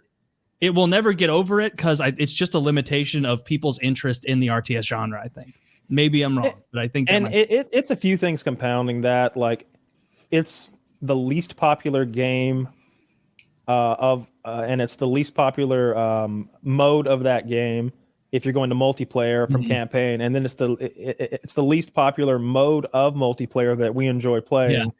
So I think for that you just got to join a subreddit or not a subreddit, a Discord of people who are into that. I'm in 2 of them. They never play in there. They're never fucking in there. I'm in 2 of the biggest Discords for that fucking game, and I'm always like, it shows a little screen on that Discord's bubble if they're streaming in there, so I'm always keeping an eye out. I'll jump in and play with these guys. I'll make some new friends. No, they're never in there. I go to announcements. It's from last year or some shit. This is and it is if you haven't seen this game, Finn, it is the coolest looking, aesthetically most awesome, best voice line acted. Like it's unbelievable how well it's done. It's unreal how well it's done. You're trying to get me into it, so you play us, don't you? I'm gonna get you. If you don't have time for games, this is not the one to jump. No, it's another one of those. But top-down RTS is great. It's a great one if you like that. There are games that I wish had more players that I really love, and there are games that I feel like I grew up and loved, and they've gotten worse, and I wish they were just better. Like they stopped making bad decisions for the game. Like PUBG, I loved PUBG, and they keep doing it dirty. They keep fucking it up a little bit. Every new thing, they keep fucking it up just slightly more. And I don't play anymore. Aren't there? All right. So I've played a lot of PUBG. I don't know what my hours are, but it's over 1,000. I'm sure it could be over 2,000. It's a lot. We played that. I played if I was alone, I played solo. And on and up to squads. Like my goal was to play with a squad, but if I got online and I wanted to play, I would run solos all night. Sometimes I love PUBG. I'm okay at it. Playing 8 hours a day, I was okay at it, and that's good enough for me. All right, I won a lot. My squad was very good, as it always is. But so we would win a quarter of our matches. It was fun. It was so fun. And then I got pulled away by other games and other stuff. I probably played a COD or an RPG for a few months, and then played some Tarkov for a year, or Rust, something like that, took me away from it. I came back to it like 2 years removed with my duos partner. I got MIDI. I was like, dude, let's play some PUBG. I think he was streaming and he wanted me to play with him. So I got in there. He dies, and I'm playing as well as I can because his stream is watching me. And I'm in this like peaking battle, rock to rock, fighting this duo. And I finally kill them both because I've been playing so carefully. And I run up, and they were both bots. They were both fucking bots. But you can't tell that it's a bot. It just seems like a weird bad player. Yeah. But a weird bad player can still one tap you with a Car 98. So he just wasted so much of my goddamn time. It was infuriating. There's so many bots in the multiplayer. I can't stand that. Yeah, there was a game. They did do one cool thing. I always sort of thought. I mean, PUBG's based on like DayZ, right? That's like the engine or something it used. That was like its thing, and I really like that idea as a game. I wish it had like a PvE thing. And then they announced they've used all these bots that they've got all these bot game modes. Hey, you want to practice PUBG? You can go into a lobby of just bots, which actually sounds kind of cool to me. Sure. So you'd be able to go like offline play. And you'd be able to just play an infinite amount of rounds, and you'd be able to just fuck with bots and then get into a real game. However, they made it so you still need to be online for some fucking reason, and then you also can only play 3 games a day. And then when it crashes, that counts as one of the games because PUBG crashes all the fucking time. Why would there be a limit to? They have a game limit. I don't know. This is what I mean. I love PUBG. They keep making shitty choices. They had a huge amount of concurrent players at one point, over 1 million maybe. Like it was something wild. And they just blew it. They couldn't keep up, and all the big games like COD and Battlefield came in and took their chunks. And Fortnite obviously took a huge chunk because it's just it never did it for me. I didn't like the building, but man, they innovate constantly. It seems like, and they stay current and relevant. Fortnite no build was good. It was basically just PUBG, but Fortnite style. So it's all right. But the new topic. Did you see Tyson Fury has beef with Joe Rogan now? How? What? Is he the boxer? Tyson Fury? Yeah, so Tyson Fury, I think, is still the current heavyweight champion of the world. Oh, he's the huge guy. He's ginormous. Okay, yeah. Okay. 9? 6'9"? Is that what you just said? I think 6'9". That's the number I also have in my He's head. a gigantic boxer. How tall is Jon Jones? 6'5"? 6'4", 6'6". One of those. So, 6'4" is thinking. Much smaller than that guy. Yeah. Joe Rogan said that if those two were in a room together, that Jon Jones would win. But I think he might have said that he would fucking kill him. Yeah. Whoa. So Tyson Fury replies, and I have the quote in front of me. I heard Joe Rogan say something about me, and I've been off the social medias and didn't reply to that little pussy, little fucking midget, bald-headed midget. I heard him say that Jon Jones could fuck me up if we were in the room together. I don't think so. Not a man born from a mother could fuck me up in a room on our own. Nothing happens in that room. I'd be walking out. Not a fucking problem. All right, he's wrong. Bullshit. Well said. Bullshit. that goes so hard. Holy shit. You don't like his fucking Viking energy there? I love it. Well Not said, a man but born bullshit. from a mother. Born so from a good. mother. Any man born from a mother. Dude, there's some very Saruman shit talk. Like, I really Whatever like happens in that room, I'd be walking out. Not a fucking problem. Need to be All right? genetically engineered And to beat me. then they like take the helmet off. My mother was a man. Beats the shit out of him. Jon Jones' mom's a trans man. Nobody knew. I think Jon Jones could kill that man in a room for sure. I do think that. I think Joe's right. Has I Jon think Jones so, fought too. someone with a reach advantage over him ever? Well, they're not going to fight. Jon Jones is a black belt at like every fucking thing. He's a really good wrestler. He's really good at jiu-jitsu. He would choke that guy to death. He just wouldn't let go. He'd choke him to death. Or he'd break his arm and then pick him apart. I just think that's what would happen. Gustafsson had a reach advantage, and he really struggled in that fight. But Jon Jones was also in a bit of a low, like emotionally. And he was doing coke beforehand, stuff like The that. night before. I'm trying to. I can't think of anyone else as long as John that he fought. He's typically bigger than the other guy because he mostly fought at 205. So he'd be smaller than Fury. But like Kyle says, he just has so many tools. Like it is surprising how susceptible you are to leg kicks, how you don't see them coming when you're focused on a guy's hands. And that's what would happen to Fury, I think. Or the takedown. If a guy who like him wants to double leg you and put you on your ass, he can do it so goddamn fast. Like you'll blink and it'll be over. And if you don't know what you're doing, and I don't mean like because you watched a lot of UFC, I mean if you didn't train this as a child, like a goddamn Spartan, then you're not going to have the muscle memory instincts to sprawl correctly. How's Jones' chin? I don't know anything about him other than what you guys tell me. He's never been knocked out. Yeah, he's never really lost. But he hasn't fought a guy 8 inches taller than him either, has he? He has not fought any giants. Has he fought anyone that could not be beaten by any board? He also grind his bones to make me breathe. Dude, I hope he's hyping up a fight. I hope they're selling a future fight because I'd love to see it. Who does that guy fight? Who is in the weight class of that dude that's 6'9"? There's other guys, dude. The other people look just as bears. good. They just wrote Siberia Anthony Joshua animals. Comes to mind. I think he fought him. Is that the guy he fought twice? I don't know. I know from talking about him that he doesn't. I don't think he's ever lost, right? Unless he's lost since last time we talked about him. I don't know if he's ever lost. Maybe not.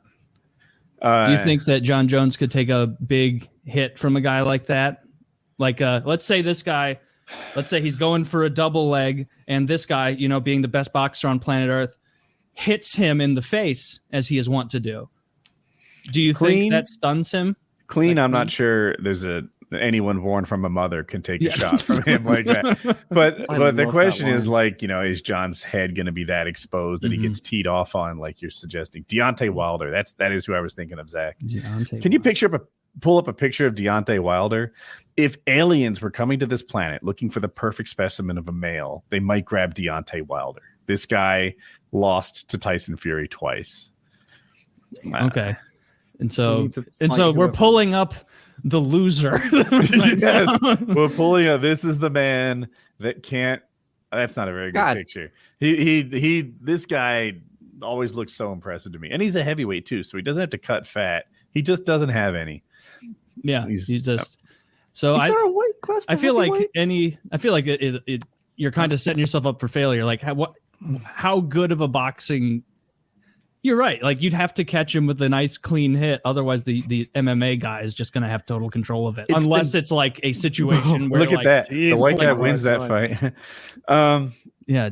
God damn, that guy should be terrorizing a village fucking 600 years ago in Eastern Europe. The legends are born of that man. Is heavyweight in boxing just this weight and up, or is there a limit? I don't know boxing that well. In the UFC, in the UFC, it's 265 pounds. In boxing, I don't know if there's a super heavyweight or something heavier than heavyweight. What did they make wings? What do they say? I think they said heavyweight. Titan weight. That'd be a good I guess it's I don't know what the rules are, how they get those like YouTube boxing things sanctioned or whatever. I think do they call them bouts? Are they certified the same way like a professional bout is? I don't know for sure. Also, it's Europe. It's England, so I extra don't know.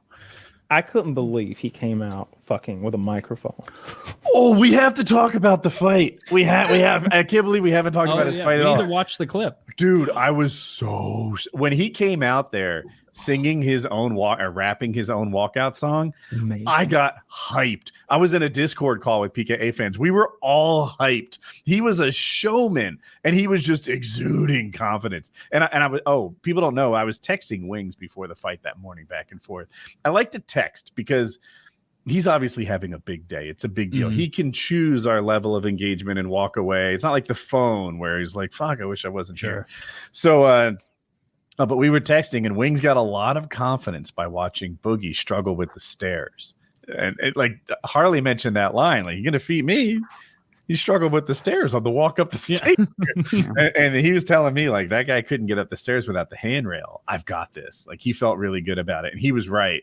During the walkout, Wings rapped his own song, and one, he did well at it, but two, I feel like if I did that, if I put myself in his shoes the whole time, I'd be wondering if what people were thinking of me, and you'd see that lack of confidence. He doesn't have that thing. No, he was just out there doing it. He was just being a showman. And And he goes out there and they start the fight. Boogie is on a stool. Boogie's on a stool, not like conserving his energy. He doesn't want to stand while he waits for the white. Bad look. It's such a bad look. They're like, oh my gosh, this guy is like, look, anyone can get tired in a fight. Fighting is exhausting, more so than you might realize. But to sit on a stool and everything, like standing is not that exhausting.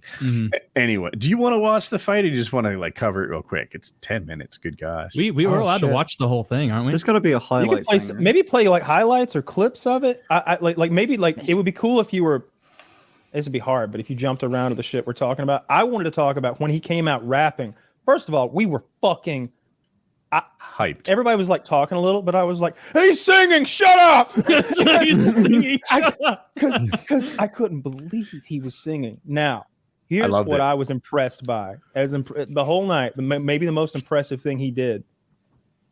Your heart's gonna be racing right in that moment. You would think if you're a normal human being, maybe I'm not sure that he like gave a shit at that moment. He was. I wish we'd had a heart monitor on him even. But when he comes out, like he has to walk and rap. Like a happy truck. Oh my God.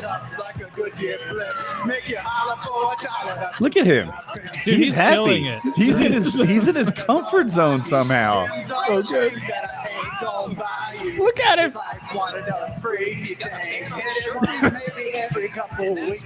Look, and right how well he got in. Yeah. If you watch Boogie nearly tripped. Yeah, Boogie, when he leaned forward, he had to like run to get his legs back under his upper body to sort of catch it.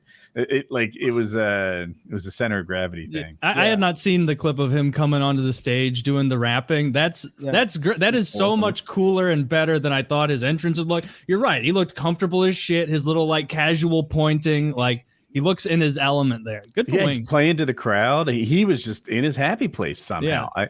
I got to see Boogie's now by comparison. UFC champions don't have bigger nerves than Wings appeared to going into that fight. Yes.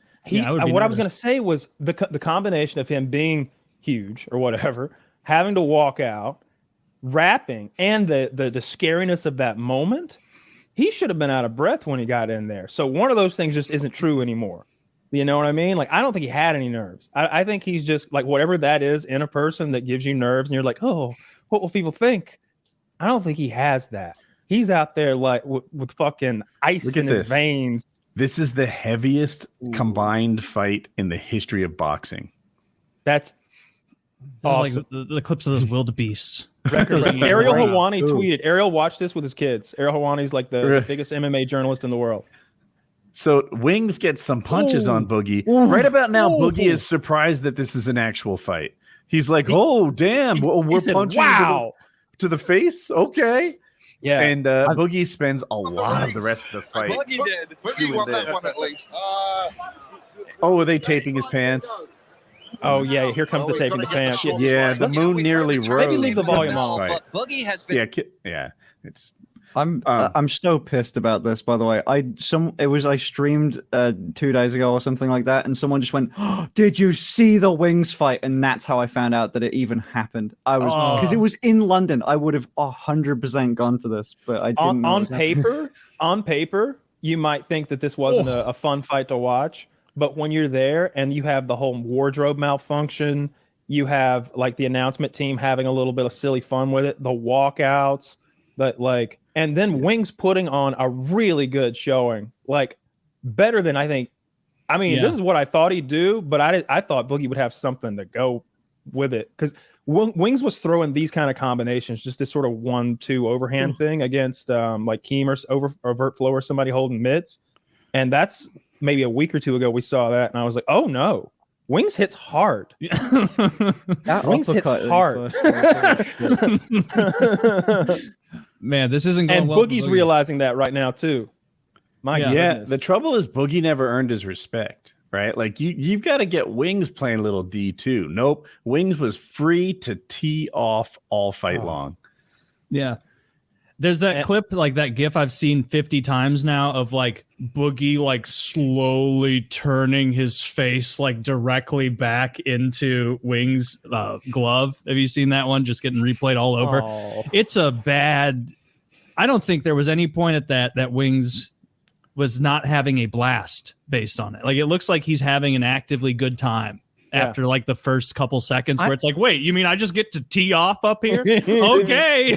Did Boogie land 0 punches? I don't remember any. I didn't see any in those clips. So, yeah. and again, fight analyst Kyle here called this. Okay. Mm-hmm. We saw him with no hip rotation, right? Those arm punches I talked about. The real problem, it seemed like, was his shoulders, though. He couldn't get his arms elevated enough to get any strikes in at all. And he was shorter man by a considerable amount. And man, Wings can throw punches and Boogie can't. And in boxing, that is a real problem. Yeah, if one guy can punch and the other one cannot. I hate to disparage a man's courage because it hits so deep. But what Boogie was doing in there, turning his head, looking the other way, getting hit in the back, That's instinct, you know. Just putting that's what all he could do. needed was to take punches to the nose, keep his hands up, and return fire. What he did is just put his hand away, look the other way, hope for mercy, and there was no mercy to be found in that ring. I know. That's so funny. I know. I've been. There was no. But Wings hadn't forgotten, and he hadn't forgiven. Yeah. Like the edits that come out of all that. Holy shit. Boogie wasn't engaged facing the music and returning fire. He was just looking the other direction and putting up the weakest defense you possibly could. Well, he'd had no training. I mean, like, no, Boogie getting. That's an interesting action shot. Boogie getting getting into the ring at all is brave. Like that dude is like Boogie isn't retarded. He knew he was going to get fucked up. Like if he didn't know that, then like he's being silly. Like he knew he was going to get messed up. I bet he thought it was went like in there anyway. 20-1 or something. So like just to go and do a boxing match shirtless in front of this many people, like that's brave of you. That takes balls. Yep. Especially knowing that it's very likely that you're going to get fed. Like that absolutely takes balls. Maybe that's why he did it. Maybe he thought there was food in there. I think I'm going to feed you. I know it wasn't a good showing by Boogie, but it's like I told him when he was on here. If you finish, you should count that as a win. If you don't go 100%. down, you should count that as a win because you're dealing with a much younger, and I don't mean healthy as sort of in like oh, I don't know, you don't look very healthy. I mean like a man with far fewer serious medical issues than him, a healthier, younger, like fitter man who's bigger. I don't know if I said that, considerably bigger, and I don't mean like he's taller. Yeah, taller and more muscular. I think he's lighter though. He's like 12 years younger. It's a big difference. Yeah, I mean, I'm not saying it went well for Boogie, but at least he finished. You know, he got his check. I saw he did a reaction video. I think Boogie did, and so like that means he's in high spirits about the whole thing. Yeah. So I say big ups to Wings, big ups to Boogie, both of them for doing it. Very impressive. None of us were quick to say like, oh yeah, this is going to happen. We all thought, oh, it's going to back up. No, they fucking proved a lot of people wrong. Got their asses in the ring and fought. That was with how much fun Wings had. He's gonna get back in the mix. You think? Yeah, he's heavier, but like he's just taller and broader and like he's like Wings looks like a boxer here, and Boogie looks like he's in one of those like Dove body commercials. Yeah, like it's a body acceptance Dove commercial, and there's gonna be a pregnant black lady next to him with stretch marks, and and an Indian lady who's got a huge ass but no boobs. I'll fight Wings and or Boogie. That would be good. You could swap this scale out from like don't agree to that. Don't agree to that. Why? They would set that up. Wings is gonna piece you up. Yeah, he knows what he's doing, and he weighs. He's about 5'10", 5'9"ish. He's the same height. You know, they got equal chance, I reckon. You think you could beat up Wings of Redemption? No, I don't think I've got enough mass in my arm to throw. He's on T as well. Is he? Oh, that's right. Wings has been on T for over a year. That's the other thing. I don't know we talked about his schedule like every 2 weeks. I don't know if it's the same, but Here's what allowed Boogie to- should do. I He should didn't know cry that. out asterisk. Fucking show pictures of Wings holding the bottle of testosterone and the syringes up because he's done that before. You know, he's explained how his thing works. I don't know if he's still on it, but I know he was on it, and that's not supposed to be something you just hop off of. I know that body fat lowers your T, right? I don't know where like in the spectrum of that, but I bet both of them have really suppressed T. Yeah. Yeah. It's also Not like anymore age though, goes into because it. Wings should have like Yeah. Super Age did. physiological. He look. I'm not a doctor. I use Dr. Derek let that stop for a lot of stuff. I just thought like when he and maybe he changed his regimen, but when he described it before, it seemed like he was taking maybe a lot, but too infrequently or something like that. And that's not even like someone's opinion. It's just that ester has a half-life, and he's going well beyond it. So he's getting these, low T, then high T in the middle, and then low T. And he's just up and down throughout the course of, it was like a couple weeks, 3 weeks, maybe even. But, Wouldn't that fuck with your not head? a doctor. Like, if your You hormones would are imagine it would fluctuating give you that high- mood swings. I know if you were a woman and your estrogen was doing that or whatever, I bet, or whatever that hormone is that makes you gals the way you are. There's a I really like- funny go on. I know. I like in conversation, both as a joke, but then occasionally accidentally, Taylor and I have messed up and been like, yeah, she'll be here in a minute. Or where's she at? And it's like, fuck. I bet I would Yeah. hold the door for that dude. I was on a show with I was doing Mizkif, a popular streamer, has this game show thing. It's like basically Family Feud, but like on Twitch. So they poll, chat, and they whatever.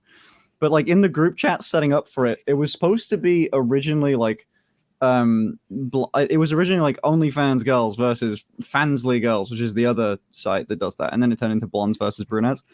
And he completely forgot that I was not like in the chat. He was like, "Damn, dude, we need eight girls, and there's like 7 right now." It's like, Miz, this like I added him, and they ended up pulling this random dude, and it's like, great, now we got 7 girls and 1 dude. They just forgot. I let them run with it. They had no idea. They didn't take advantage. Have you ever done the corny ass Austin Powers? I'm a man, baby. It wouldn't attract anyone besides boomers. That was a really good movie in middle school, man. Sorry. Dude, you know I what? killed at the lunch table. That actually that went all the way down to my feelings. Like that because I was like, wait, what? Austin Powers, that classic film that I loved as a kid? That's boomers now. I am very 2000, sorry. 2005. Technically, it does work. Like I bought it, dude. Listen to this Giga Brain strategy. I bought a Buck Knives hat specifically to appeal to older dudes because that's who buy OnlyFans.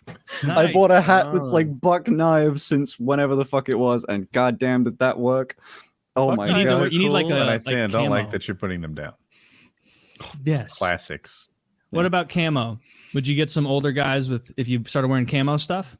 I did. I wore maybe that could be kind of cool. I think you could do really well if you did like femboy you're not that, but you know what I mean, like yeah. like Milsim What's he shit. doing? What does Like he's doing? here? airsoft guns.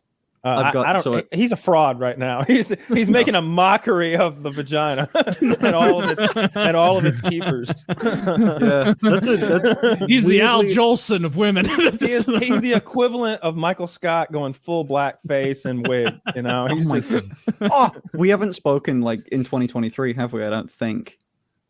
I don't believe sure. so. I'm not sure. Though. I'm not fucking with you. I've had 2 controversies, and that was genuinely an argument against me, which was I will quote a very funny feminist, which said I was doing woman face.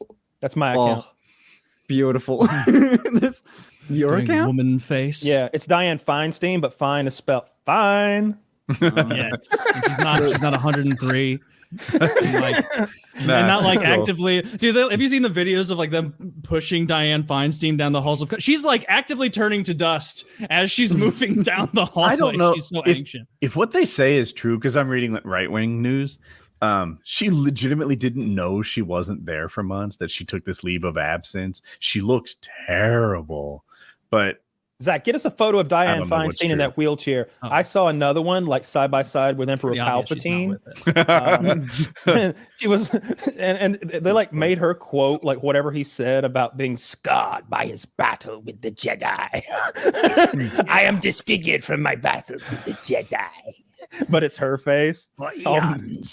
Oh, now look, that one's a little far away. Yeah, she's- and they haven't photoshopped any Star Wars elements. One That's of, funny. like, It's more sad. her left eye doesn't open.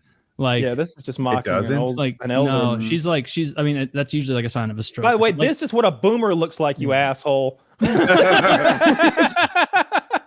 all how call old are me you? a boomer. I bet she's like silent generation, not even boomer. Yeah, I was gonna say Whatever before that. you're a decade off a max, dude. You're so Yeah. wrong. Woody's She a remembers decade Hitler off as being like a an bo- a up-and-coming boomer. Yeah. baby. No, my father's a boomer. People, Yeah. did you forget? Here's the story. The soldiers came back from World War II and they all had kids.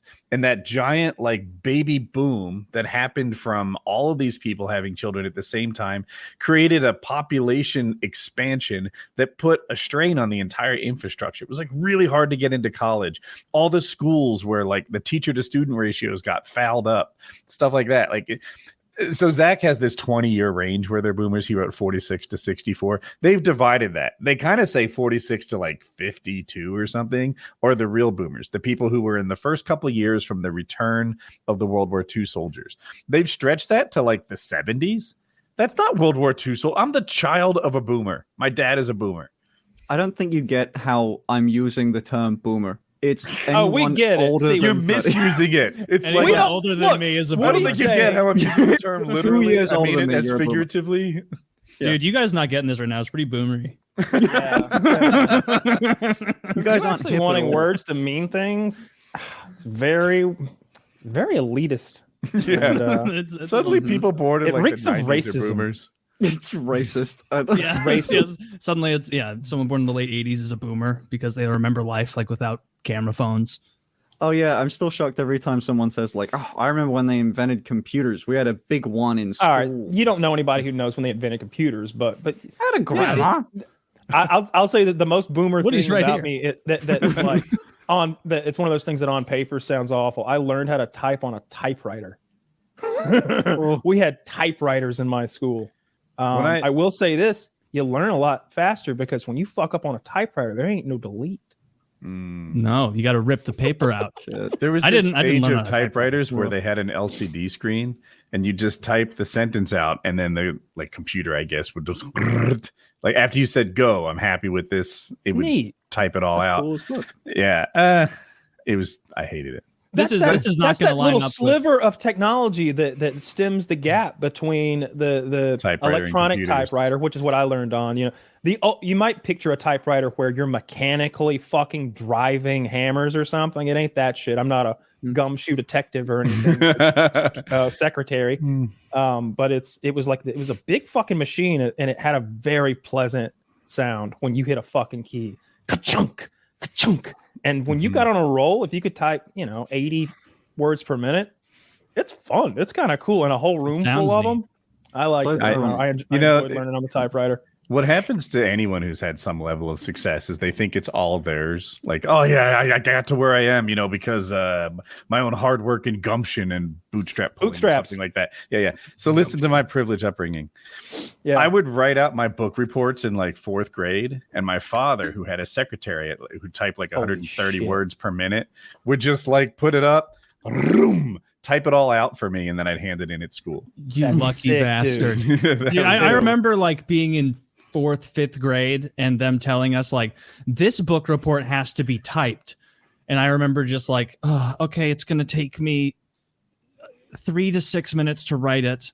And then typing, I guess I'll probably be done by tomorrow morning, maybe. And like I would like mess up and I remember fucking up and accidentally hitting insert and not knowing why I couldn't like backspace normally anymore and being like, I don't know what to do. And so I just like deleted everything and like restarted again.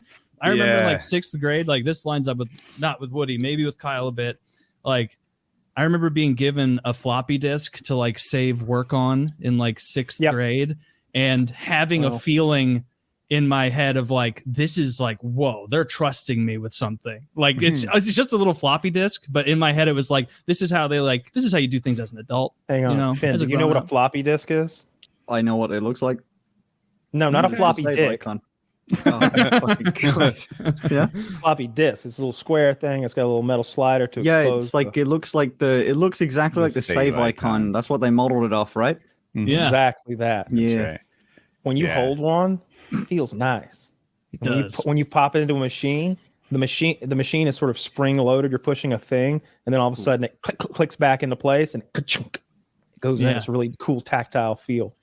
But those things are like 8 megabytes, if I remember correctly. 1.54, maybe 1.45 megabytes. What's the moon? Not with a that lot. shit? I don't know. I had the number 8 in my head, but I was playing video games using them in the computer lab of our poor ass school, and and you'd go to the fucking. They were in like all these cartridges were in like a thing, like a toolbox, and you pick your goddamn 8-bit game. Maybe that's why I'm thinking 8. 1.44 is what it was. Yeah, okay. Maybe I'm thinking 8-bit game then. I just remember that I kind of missed that. All right, here's what will be. You remember like and taking them out with that button that like would go chunk, and then it felt like a secret agent, like securing the folders and the data or some shit. It's like a swordfish. I almost wish I had a drive like that, but it was really I don't have information to move around anyway. We used floppy disks when I was in college. Like they were still a thing when I was going to school. And people would like trade them like, oh, do you need this? Here's a disc with this like group project or whatever. The thing is they were $1 a disc, which is like nowadays saying maybe $5. And people would just give them to each other like they didn't cost anything. But not me. Like I'm broke. I'm living in a low-income housing unit with a violent drug dealer underneath me, and I can't just give away fucking $5 like it's free. This is a half a meal. But I guess I did. Social pressure. I've found out that apparently there's a 500 gigabyte floppy disk that is available. Nice. That's where the sex tape's going, because how cool is that? You write across the floppy disk. No one will steal that shit or know how to use it. It'll be great. They wouldn't know how to get it out. Get a VHS, man. VHS, you can like write it in big letters so you can read it, right? Okay, that I did grow up with. I did have VHS. Really? I'm surprised. Okay, boomer. You were poor, huh? Oh my God. VHS was like normal up to like the mid 2000s. Yeah. What do you mean by that? Like 2005? Like 2003, 2004, like yeah. I remember memories of them, so it must have been like at least 2005, 2006. I think you're stretching it. I feel like DVDs were that time. I think DVDs were coming into their. So I remember them being very expensive in 2000, 2001, and then you know how tech does. There was some point where it went from being thousands of dollars or $1,000 to 800 and then 500, and then. I just remember when Walmart finally introduced that $20 DVD player, and it was like the size of a DVD box. It was so little, this piece of shit, and everybody bought one. But that meant you could get a decent one for $50 or $80 or something. So that's what we did. Or maybe I had the PlayStation or something. I remember this. The PlayStation was a cheaper DVD player than a DVD player was. That's what I did. And like, that because they're like loss leaders, or maybe they sell them at cost, whereas the people making DVD players were trying to make a profit. So why not get a PlayStation? It did it too. Yeah. Didn't Sony own and invent the Blu-ray and own that? And so they were licensing it out to everyone else, but then they were free to just throw a Blu-ray player into their PlayStation. Maybe I'm mixing up DVD with Blu-ray on this story. Oh, maybe I am too. I'm a little stoned. I think it's Blu-ray though. I think Sony owns Blu-ray. Because I remember that was the second generation of competition between HD DVD and Blu-ray, right? Wasn't that a thing? Yes, I remember that too. There were people with collections of HD DVDs. Yeah, right next to their fucking what was the other, the VHS Laserdisc?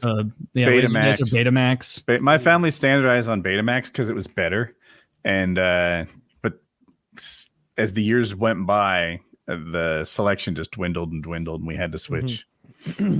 I remember like being frustrated by how many of like my Lion King and Jungle Book not cassette tapes, my VHS tapes, like my little brother would like tear the stuff out of. And like I remember thinking like, why do they make it where anyone can just Destroy it. Like just it takes half of one. Like and then it's never going to go back. You can't roll it back in there. It's all folded and fucked up. It's not going to play. It won't even play right. Like I remember like having to wait weeks at one point for a new copy of Jungle Book. That's and shitty. like being pissed, like you son of a bitch. Like that while mom is doing her disco workout, I like to dance to Baloo. Like that's my day. That's what gets me up in the morning. Like did he like completely unreel it? Yeah. Enough that like I came back in from outside and it was just laying there with like half the movie pulled out of it. Was and it like, that song? we both like the Jungle Book. Like, was it that? Ooh, ooh, ooh. I want to be like you. Ooh, oh ooh. yeah. I played that nonstop. I can't imagine that was a fun thing to be around because that's all I wanted to listen to. It was just Baloo. Were there Disney movies that you guys just saw as a kid and hated? 101 Dalmatians. I hated 101 Dalmatians. She was so mean. Yeah. The lady? You hated the character. Yeah, I hated Cruella. supposed to hate the character, though. You are supposed to, but it also didn't have the excitement in the songs of like Jungle Book. Jungle Book's the best one, I think. I like let's see, I like the OG stuff. For some reason we had a copy of Bedknobs and Broomsticks. That one's old as fuck. Blast from the past. Bedknobs and Broomsticks is the story of a witch who has become so via correspondence, which means you're writing in via mail to somewhere and taking a class that way. They mail you the materials and the instructions, and you learn that way. It used to be a way. It's like the Phoenix Online of the old the 40s. And so this guy was a ripoff, right? He just found some old book and he's been mailing spells to her. Well, it turns out they fucking work. She's become an actual witch, and because London is being bombed, it's the Blitz.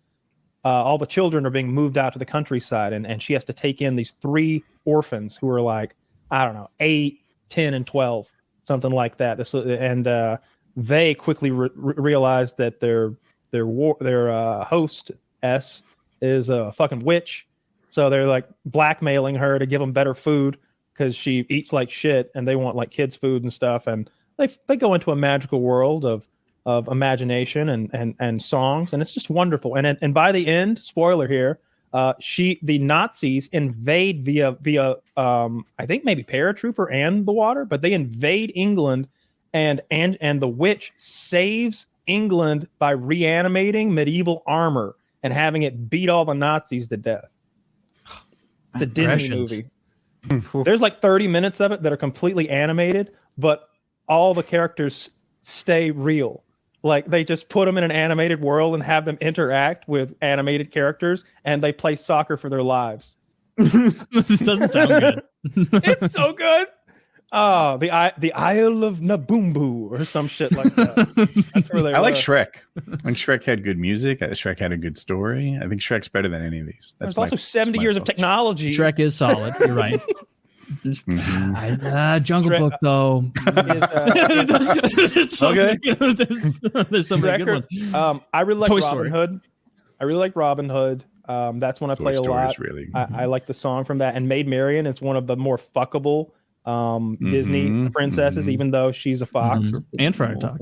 Yeah, she's got she's a titties. You can see fox titties under there. She shaves them. I'm a furry ally. Would.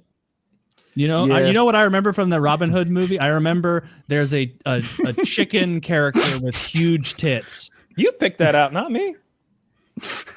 Don't judge me because you're wearing fox ears, weirdo. Suddenly I'm the look at Kyle, he likes foxes. Look at me, I'm a fox. He's the weird one. You're the fox. He's You're the fox lady. They're cat ears. You too. Are they cat ears? Yeah, you get cat and bunny, and those are the only 2 cute ones you're allowed. There's like rules. What? Okay, well, dog girl would be weird in my opinion. So yeah, it would. So for some reason, the cat ears are like just the ears on a chick are hot. I've also always said that Arwen, I like Liv Tyler, but only in the Lord of the Rings movies. Only I don't think she's only with the fucking ears and shit, and that Vaseline filter they throw on the camera. She looks like she's in a fairyland all the time, all like out of focus and hot. Yeah. They have to do that so you don't realize that Viggo Mortensen's way too hot for her. But if you step right over, I know what a dreamboat. But when you step right over to like full furry, and I'm picturing like a sexy blue pony person, it's like way too far. But somewhere in the middle, there's a middle ground, right? And I'm wondering, where is that middle ground between? Oh, look at that chick, she's got cat ears on. Fucking cute. I know it.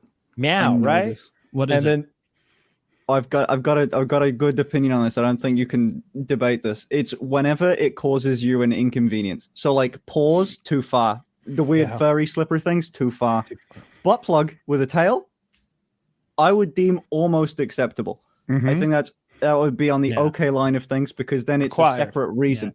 Just not like going to get an MRI or something. no, we'll talk about this. Don't forget that topic. I've got that written down. Yeah. You're referencing the event, right? That happened. Not just making a joke, right? Oh, you don't know what happened. I do not. All right. So does everyone know what a railgun is? Yeah. You know, All right, so in but can theory- you explain it? The Nazis so had you're one? using electromagnets to accelerate a projectile down a barrel. So the same way that you've used magnets before and they repel one another, they're doing that over and over in sequence, timed perfectly by like a fly-by-wire system so that you accelerate these objects really fast and without any propellant. A man went in for an MRI with a butt plug in recently, and he became a human railgun because now his complaint, and he noted this in his lawsuit because yes, he survived, was that butt plug said 100% silicone, but in the core was a steel item there. You know, it's a steel core, like I guess for weight or rigidness. And so the MRI being the most powerful magnet any of us will ever come into contact with, unless we work at CERN or something and are accelerating protons. It accelerated that fucking butt plug all the way up to like here, and I'm slapping my hand on the middle of my chest sort of area. It's like up in his shit so goddamn far, and of course, literally, there to get MRI, so they got a good image of it. Wait, sure. Why would they not put you through a metal detector before? Did you eat a butt plug right just now? No, well then we have an issue. They just asked. There you go. Oh my god.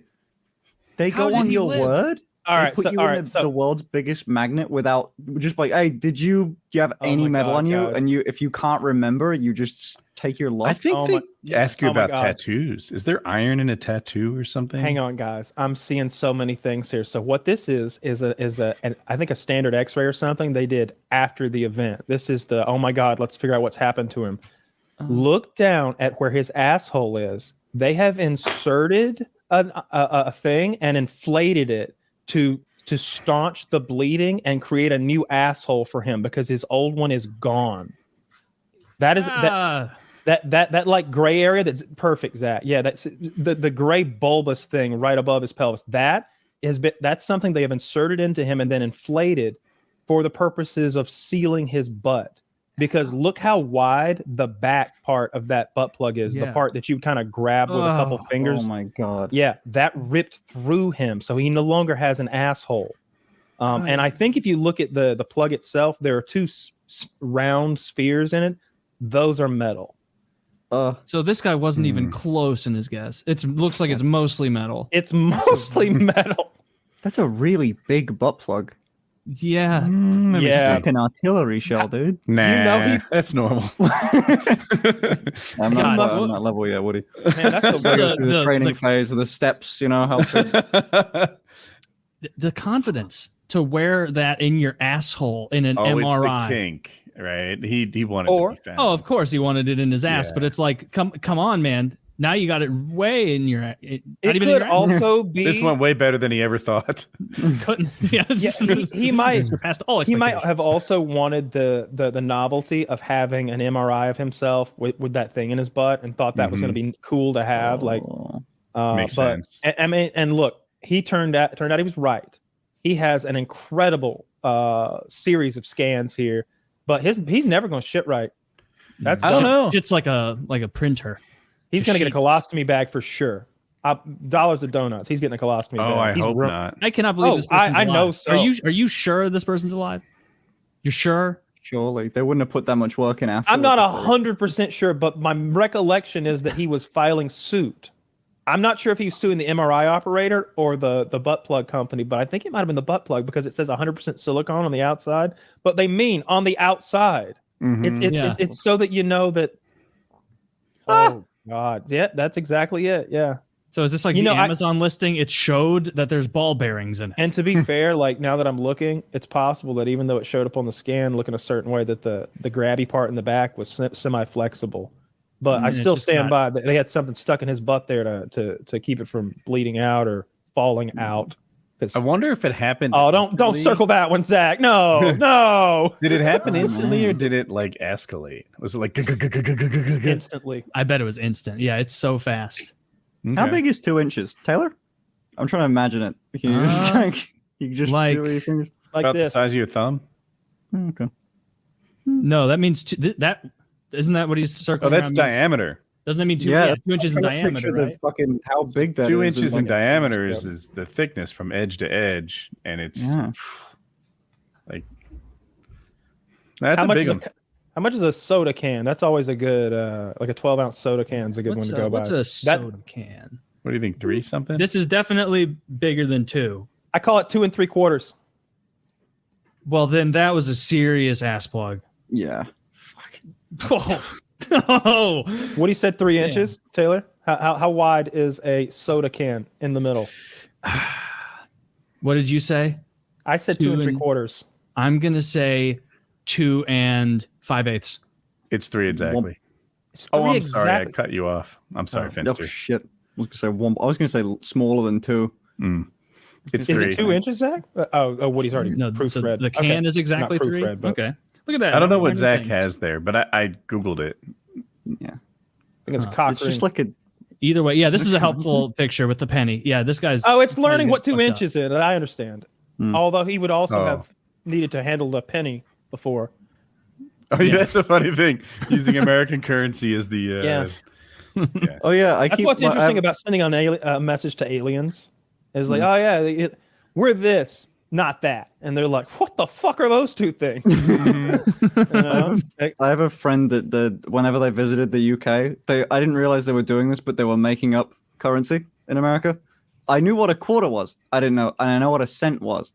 And they just kept making up gibberish words, and they were like, "This is whatever 15 cents is," and it was just nonsense words, and I believed them for way too long. This is, I love that. A quickle. Yeah. Yeah, it's like it was stuff like that. This is a notes. gimbal. It's Yeah, like this is a 18 gimbal. cents. Yeah, a time. I think I In only olden clocked on times, when they in went olden a bit times, too we had far. much cooler currency. I'm sorry, I stepped on you twice. What'd you No, what'd you're you good. say? No, I was gonna say I definitely clocked on as soon as they said something like, "Oh, this is a floob," you know. And I go, "Oh, no shot." $3 bill's real. Remember It was that, like different in the olden times, Kyle. I don't. all right, so obviously it's a huge amount of time, but I'm thinking of American currency. Those Wild West style banknotes, the banknotes from the 1850s to 1900s or so, were big.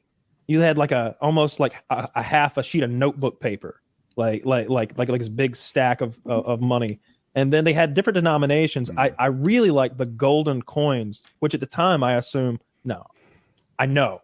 Like Doubloons. whatever that weight of coin was the value of gold that it was, right? So a $20 gold piece represented that gold right now is worth $20 for this fucking much.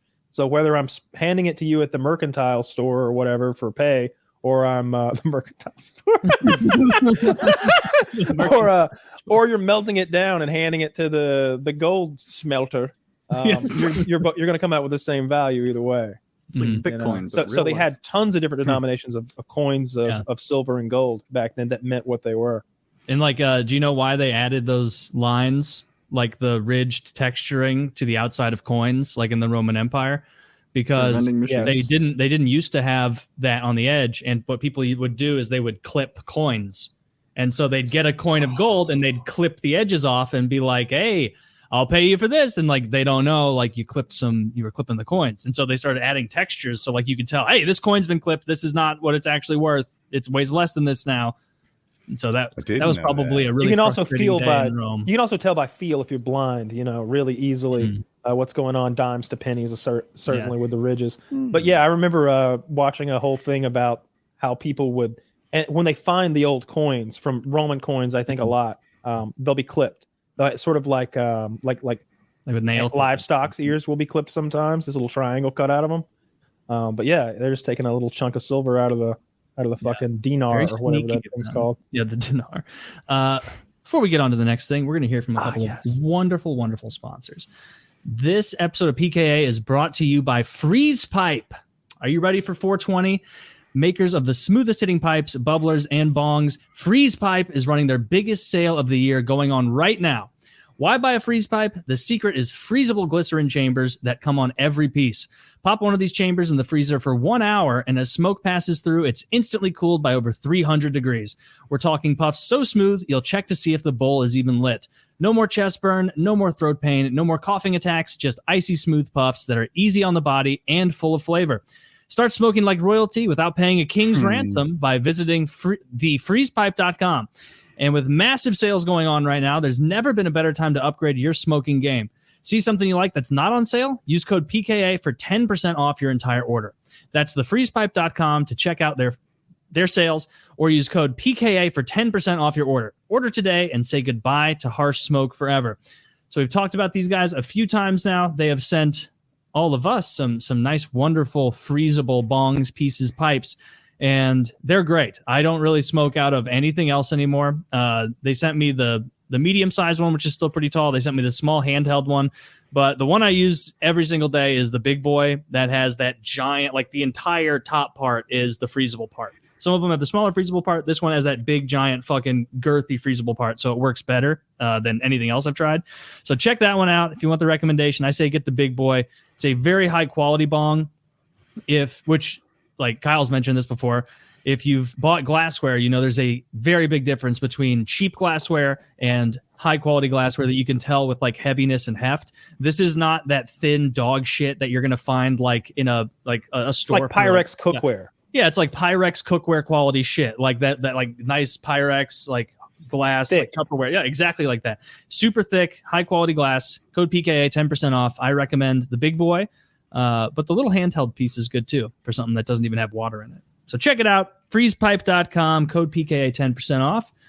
This episode also brought to you by RealDBG.com. We're going to need some parental advisory warnings for this one. RealDBG.com has got the goods, and I'm not talking about candy. We're talking about 100 milligrams of Delta 8 infused gummies, 50 milligrams of HHC infused gummies, 1 gram HHC and Delta 8 cartridges, and a 650 milligram bottle that will knock your socks off faster. No, not doing that. And forget about spring has finally come. RealDBG.com has all the seasons covered, from the dead of winter to the heat of late August and everything in between. These gummies will have you melting like the polar ice caps. The cartridges, they're like a supercar the way they outclass the competition. So come on down to RealDBG.com and get as stoned as the statue in your local park. Just remember to start slow, and before you know it, you'll be soaring higher than Woody in his paramotor. Use code PKA23 for 23% off your whole order. That's a hell of a deal. 23% off your whole order, so you can indulge in our premium THC products without burning a hole in your pocket. Just remember, always consume responsibly. RealDBG.com, PKA23 for 23% off your order. That's a big discount. If you decide to go for the cartridges, that's a nice, gentler way to do it. Whether, Delta 8 is going to be weaker, HHC is going to be stronger. If you're intimidated, if you're intimidated at all, start with Delta 8 vapes. If you think, I want to try a stronger vape, try HHC. For the gummies themselves, don't fuck with them. If you don't have a high tolerance, start very, very slow. And this is good advice because you're going to get a lot more bang for your buck anyway, because like 100 milligram gummy is going to last you like multiple sessions. So don't overdo it and scare yourself. Start slow. I would don't even start with half. Start with take a bunch of them and brew it into a weird tea. Certainly don't do that. No, that'll and fucking then concentrate that tea in like an old timey coffee pot. You know, the one with a burner and the little cup with a filter. Don't concentrate it in there in a hotel room all alone. Because that would lead to a really scary evening. Don't do it. Just don't do it. You have to trust me. They're a really big deal. I took a half a death by gummies the other day, and can you get a hangover from weed the next morning? Sure, yeah, you can feel fucked. Yeah. You can wake up feeling this ain't even weed. These are I some slept till fancy 10:30 Eddie Bear a.m. chemicals. Until 10:30 a.m. So yeah, start slow with the gummies. That syrup fucked me up. So like start real slow with the syrup. Don't be like What? do more. Like start real Syrup's slow. too with much the, for me. I quit with the syrup. The syrup Jesus is Christ, strong. you guys aren't me. What would the syrup do to me? I literally, one of the first times they sent me the syrup, I had been taking the gummies, and so I didn't measure it out. This was many, many months ago. I like drank probably a third of it, just thinking like I'll be fine. Like a third, like maybe even like closer to half. You need to listen to our ads, Taylor.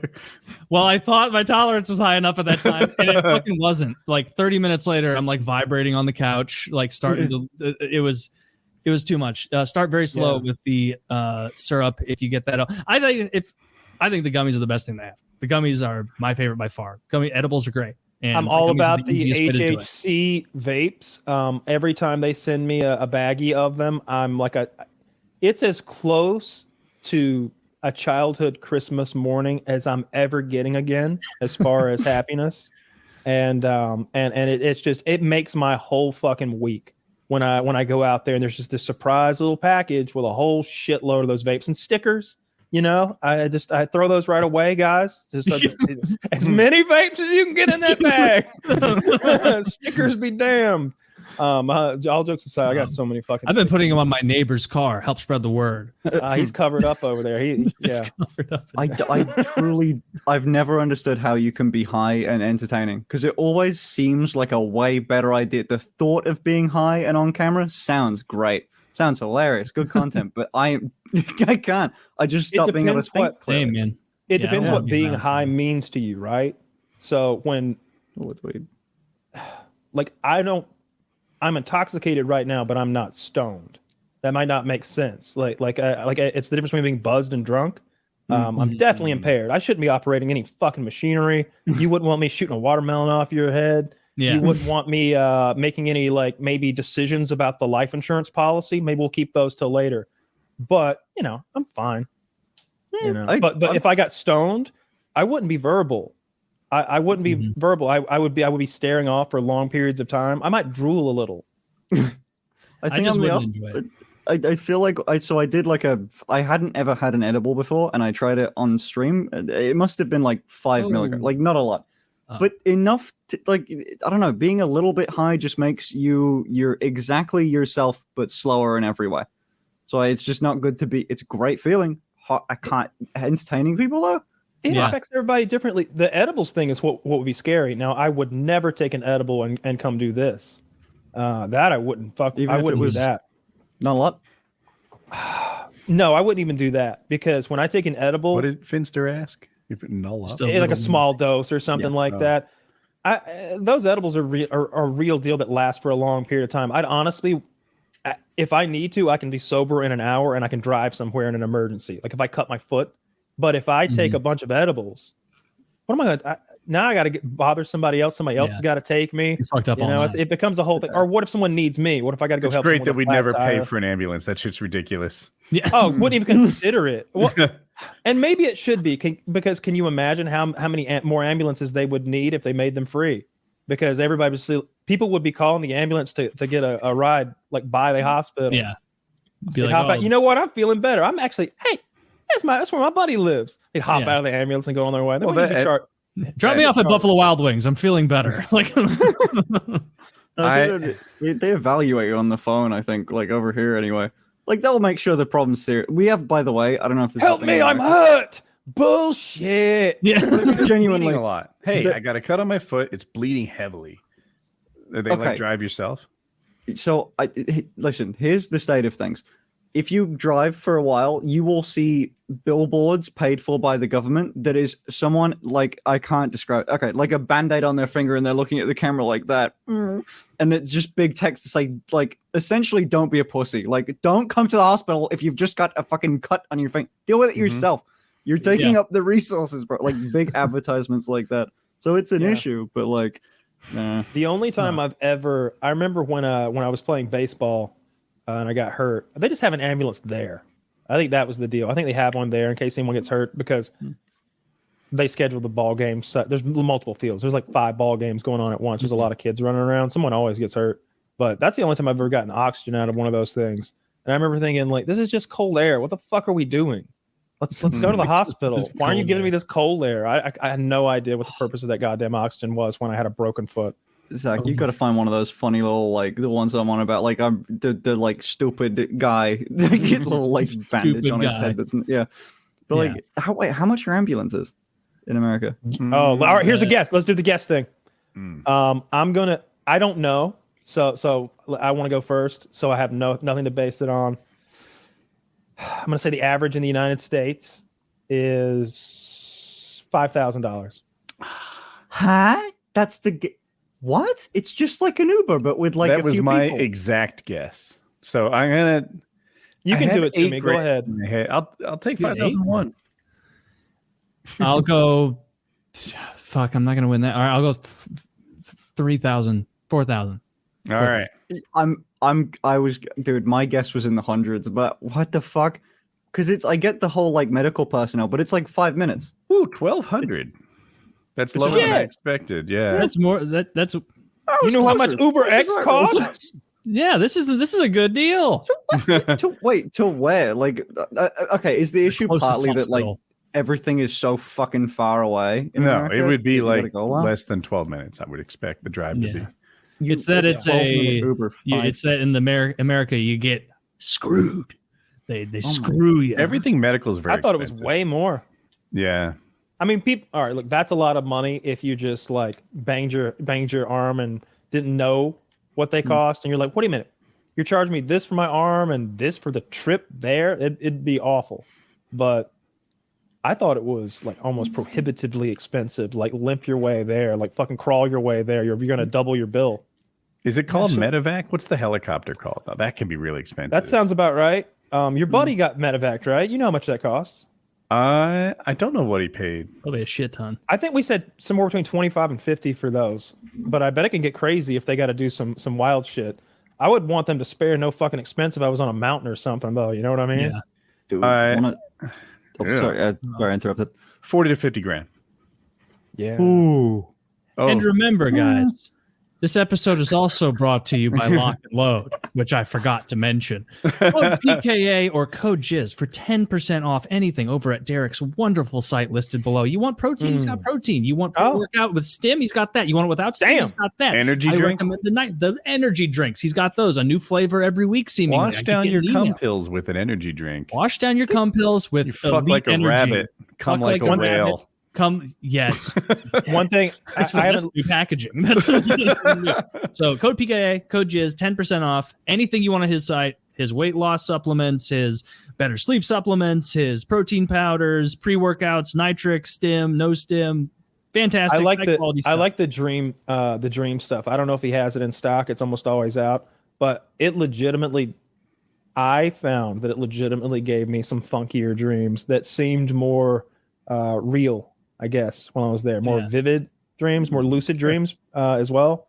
I liked that. And it's like full of stuff. You can tell it'd be like 1,000 milligrams of, and it's all sorts of made up gobbledygook I've never heard of. But I promise you, it helped me sleep and have some weird dreams, which I enjoy. Do you ever have lucid dreams where you can take over and be fucking Thanos? Set things right. You choose to be Thanos?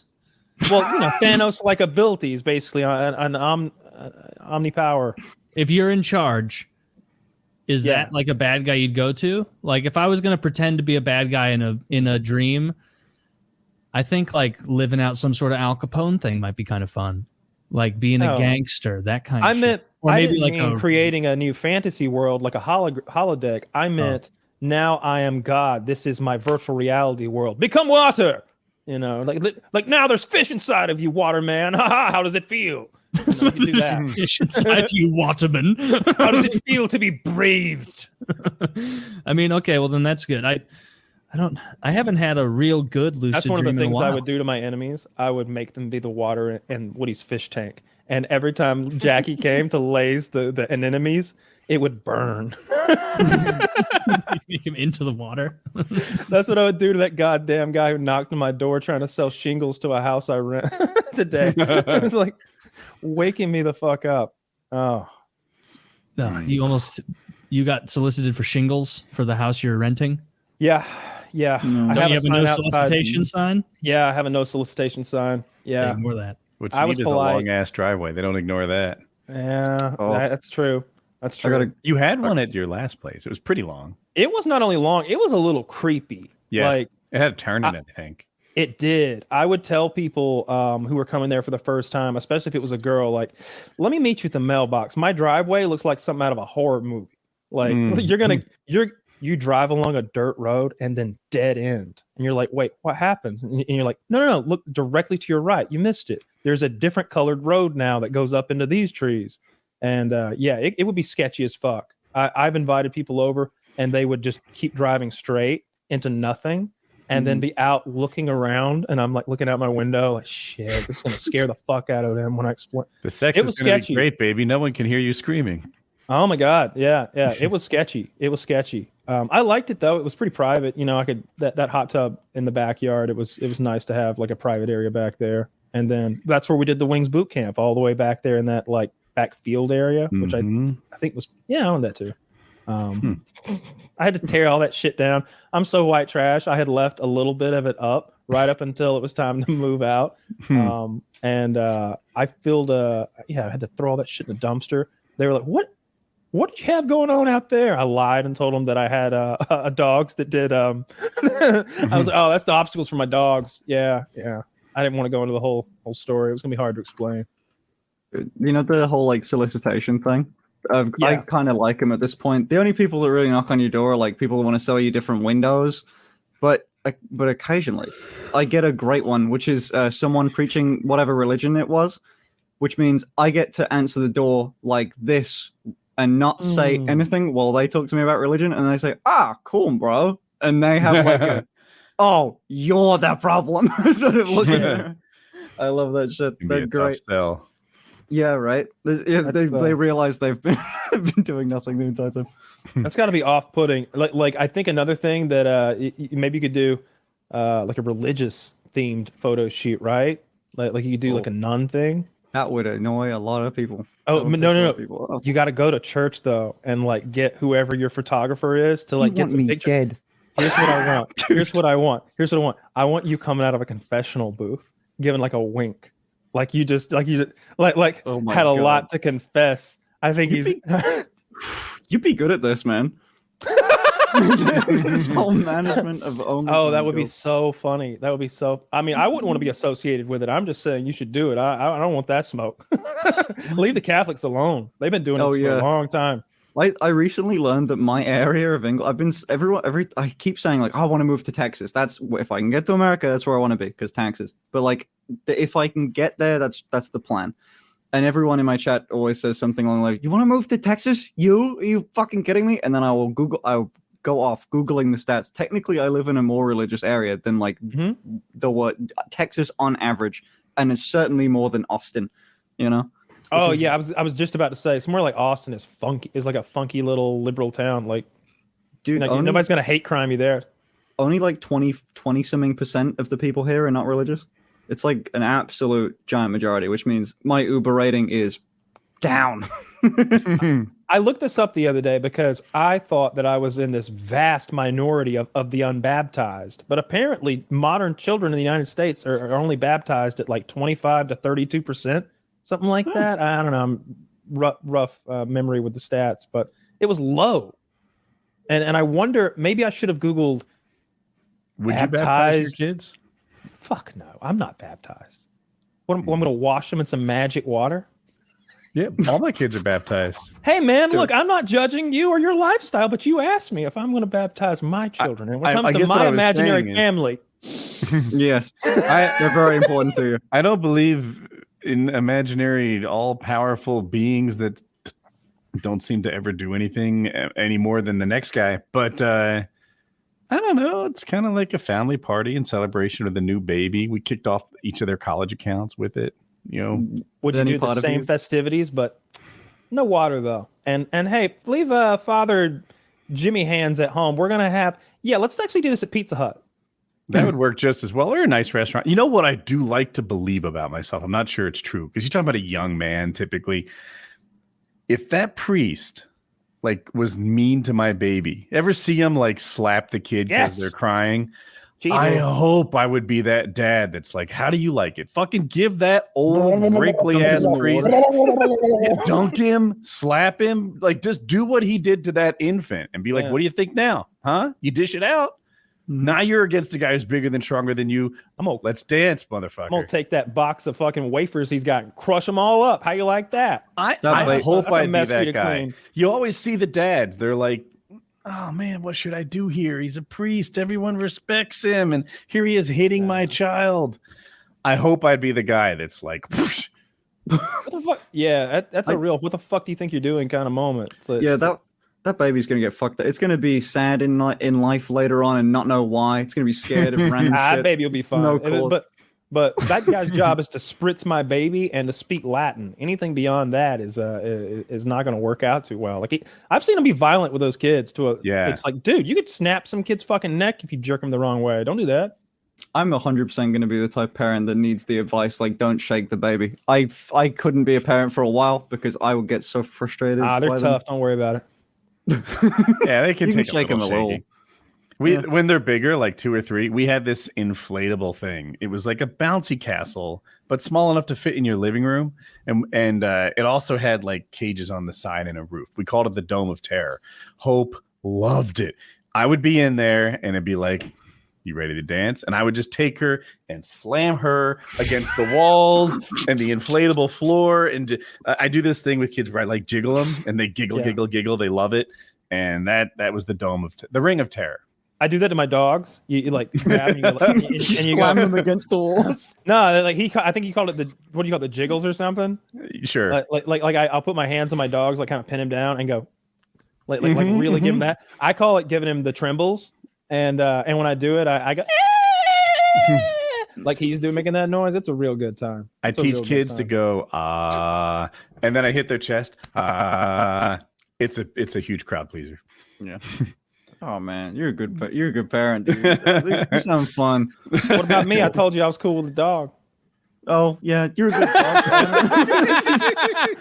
Well, I don't get some I don't hit any strays there at all. Hey, with my dog. Here's what nice. My dog's toenails are too long. You're nice to. And you can't brag about your dogs now. She hates. No, this is not one up at all. She hates it when you clip her toenails. Can't stand it. So we keep the clippers on the coffee table, and I'm like a ninja in there. I just get one. I eyeball it from a little distance when she doesn't know that I'm scoping her out and be like, all right, that's my target toenail. I walk up, I clip it. The whole operation takes 1 second. She's like, how dare you? I was like, yeah, too late now. I gotta try that. 19 more. You're a good dog owner. I like you. You're good. You're doing great. Really? My neighbor's the fucking worst. He moved out and abandoned his 2 goddamn dogs. It's like a 10-year-old dog and a 3-year-old dog, and they're fighting all the fucking time. Where the little ones, the young one's beating the shit out of the other one. He left him over there, and it was 90 degrees with no water and no food. Yikes. But I guess enough of us neighbors called and complained that the guy's parents, who actually owned the house, forcibly made him come back and take care of the dogs to some extent. So that's good, I guess, for now. But it's just a piece of shit. It's real sad. They're over there all fucking panting, and there's flies on them and shit. Oh fuck! Those poor pups. Yeah, that's ridiculous. Are you gonna take? Oh, and then animal control. No vengeance will be on my hands. I I told you I've already got beef with that big lady. You know How many and felonies do you have so far? 2. 2. Yeah, beef pump those with up. that Those big are rookie lady. numbers, Kyle. Those You are got to just pump those conviction numbers ones. up. Those are the convictions. I mean, the beef you have with that big lady, it seems like she just wants beef. You know, Dude, because it that doesn't chick's- seem to be your That's how fault. she got big. No, Yeah. because Yeah. here's how I know that she's just a real piece of shit. When I first moved here, one of my dogs got out and ran across the street into the neighbor's yard. I immediately went over, grabbed him, took him back inside. But as I was doing it, a random gentleman was walking his dog down the sidewalk, and I was apologizing to him for perhaps spooking him with my unleashed dog. And he was like, "Oh, I don't care, but the queen bee lives right there. Better watch her. Don't let her catch you slipping." And that's when I knew we had like a homeowner association fucking bad bitch in the neighborhood. The queen And bee. that's what it is. It's she gets up every morning at 6 a.m. I know because I'm often up at that hour, taking my dogs out, and goes to work every day. And then she comes home and fucking worries about me and my dogs. Like, she's already reported me to animal control at least once. Like she's fucking ridiculous. Whoa. And then one time, my groceries got delivered to her stoop instead of mine, and she said, "Tell your delivery drivers not to use my driveway to turn around in. I have a crack in my driveway, and I pull in a special way not to put pressure on that crack. And they're just backing right in, using my driveway to turn around." And I was like, I'm not going to be able to communicate that to drivers. They really struggle. Man, they already got the food at the wrong address, and you're wanting them to have special back out instructions. Like I don't think this is going to vibe. And she's just all, "Okay, then fine, that's how it's going to be." So now I'm like trying to rig up one of those water balloon launchers from the 80s and shoot like Roundup filled water balloons over my house into her yard, like medieval times. Roundup. Yeah, like kill her whole yard. But then I remembered I'm a goddamn adult. And so I just, So I you're just gonna turned the TP other your cheek. house. No, I turned the other cheek. God damn it. Just let it go. Decide that I will be the adult, and I'll just let her insolence slide and not be a piece of shit and not shoot water balloons into her yard like a child, which is what I would have Well, done when I was 20. That's what you would have done at 20 is launch raid into their yard. I had beef with this one guy, and I went in the dead of night. They couldn't get two actors. Strange They image. hired a guy on both sides of that. That stupid. But yeah, I've killed someone's yard before. I've sprayed it with Roundup and gotten it. It took weeks for it to start dying. At first, we were like, "Damn it, nothing happened." Damn it, grass is tough. And then like Put a it penis started on it. dying. A penis would have been brilliant. It really would have. But we were just trying to cover as much surface area as possible. He deserved it. He had been outright mean. Rude. Dude, Rude I'm was on the word, yes. Unethical Life Pro Tips subreddit. Oh, They're all about clever revenge there. It's really the theme of the subreddit. How to damage people. Some of it's rough, like fucking with people's cars in ways where it's hard to catch you. Oh, Have you there's seen criminals? the revenge subreddits? They're like nuclear have you seen those scales of those? yeah, there's like professional revenge and Jeez. petty revenge and petty revenge is fun. All right, so I like the ones where someone like they've been stealing the guy's breakfast burrito for a month, so he fills it up with habaneros. That's revenge, God damn it! You don't have to report someone to the feds. Oh, dude, this is like I photoshopped him into January 6th, and I'm reporting him to the FBI. there he is. stole my burrito, so I planted crack on him. I'm not kidding. That exists. Like, okay, so the scales of this: the petty revenge is the habaneros in your fucking burrito that someone's stealing, or like slightly making someone look bad at work. And then it goes pro revenge, which is the natural step up to that they created, which is like, killing someone's whole lawn, Mm-hmm. Yeah. Then there's a few after that ending in like nuclear revenge, where it's literally like, this guy stole my burrito at work, I killed his wife. Like that sort of level of shit. Damn. It's insane. None of them are justified. If you go on there, you'll see some insane shit. One of my Habanero favorites thing's was a justified. guy kept stealing a woman's milk that she used for coffee or cream or whatever. So she replaced it with breast milk Yeah. and then told him afterwards. And Yeah. Some guys get And really then she creeped caught out him by that. chugging it. Motherfucker got a free upgrade, dude. Yeah. We got good For whatever background. reason, like, all right, so cow's milk, I love cow's milk, Mhm. and cashew milk is what I've found to be like the best milk substitute for the calories. It's expensive as shit though. When you start adding it up, for some reason I thought those were gallon containers I was buying. They're like like $14 a gallon for that shit. Jesus Christ, it's like Cashew. rocket fuel. Cashew's a rich man's nut. Apparently so. I should just go ahead and get macadamia milk, but it's the idea of goat's milk or even human's milk is kind of a big turnoff.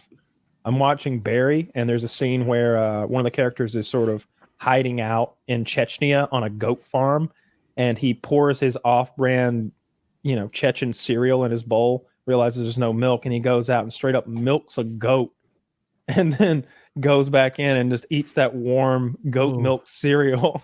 Nice hot milk for your cereal. Hot goat milk right off the teat. I bet it's better than dry cereal. Yeah. I bet it is too. Yeah. But I don't know. Goat Goat milk's cheese kind of is got that twang to it. That sort of. Goat cheese is in the world of cheese. It's not a winner. Like it's all I like cheese is good cheese for the most part. But I'm a real cheese connoisseur. I can point out on it to a map where the closest charcuterie places are. Oh. I am Oh my. a connoisseur. My favorite. I'm a dining connoisseur experience as well. You place point to where I'm anything, I'll tell you if it's cheese. That's how I can tell. Like, That's cheese. there That's was not cheese. What are your favorite cheeses? Orange. There was a place in Brighton, which is the only good city in England. It's just very calm and nice. It's a bit like if you were gonna like port over like California vibe of people. They're kind of chilled. They're kind of hippies. Nothing's like a high rise. It's just a nice place. There's lots of like locally owned coffee shops and shit. And there's a cheese place. There's a chocolate. It's like you spend like £30. You can have a medieval fucking dining experience, like a whole, like one of those shots on a king's table where like knights are eating shit like that. And it was great. It was run by one French guy, and he knew everything about everything. That's it. Right. Yeah. Like It was he empty. knows. The whole place was like filled with grandma furniture, but it was so comfy. I love that place. I've never gone back because I think it would like ruin the first experience I had of it. I'd love to Like, go it to a was that good. charcuterie board restaurant and just, Yeah. I guess like a tapas restaurant and just like pick at stuff Yeah. and be like, oh, I'm not overeating. Even though I'm it's just picking at things for 5,000 hours. calories of Yeah. cheese. I've been watching this YouTuber.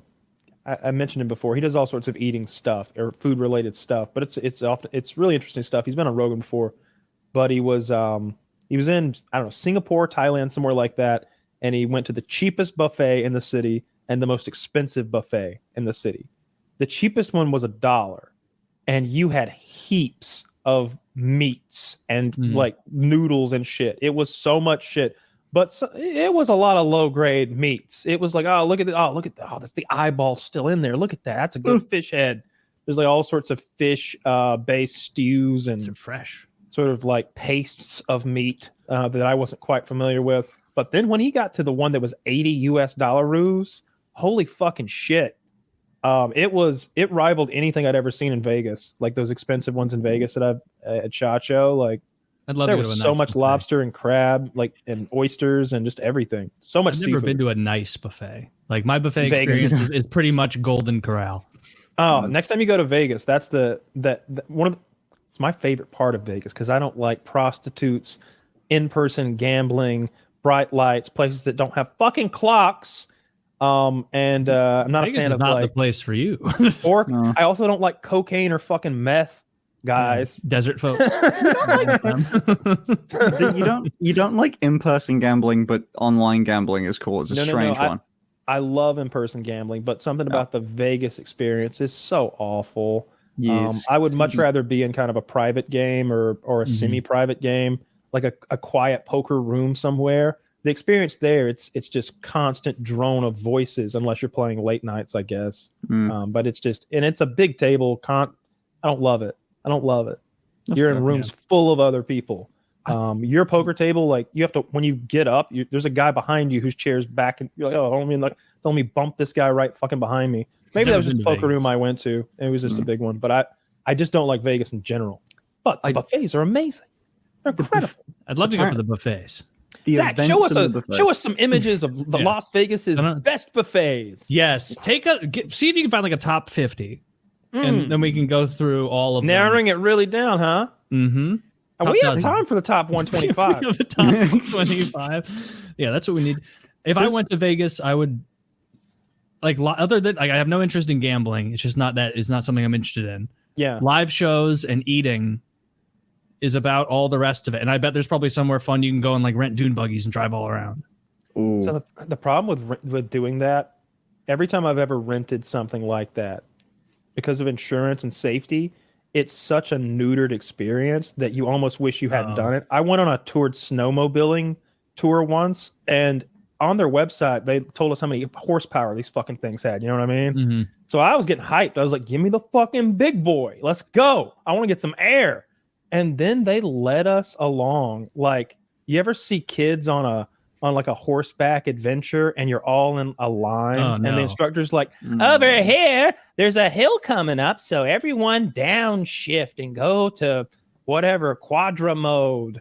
And it was, we waited until the group, we let the group leave us basically to catch up to them.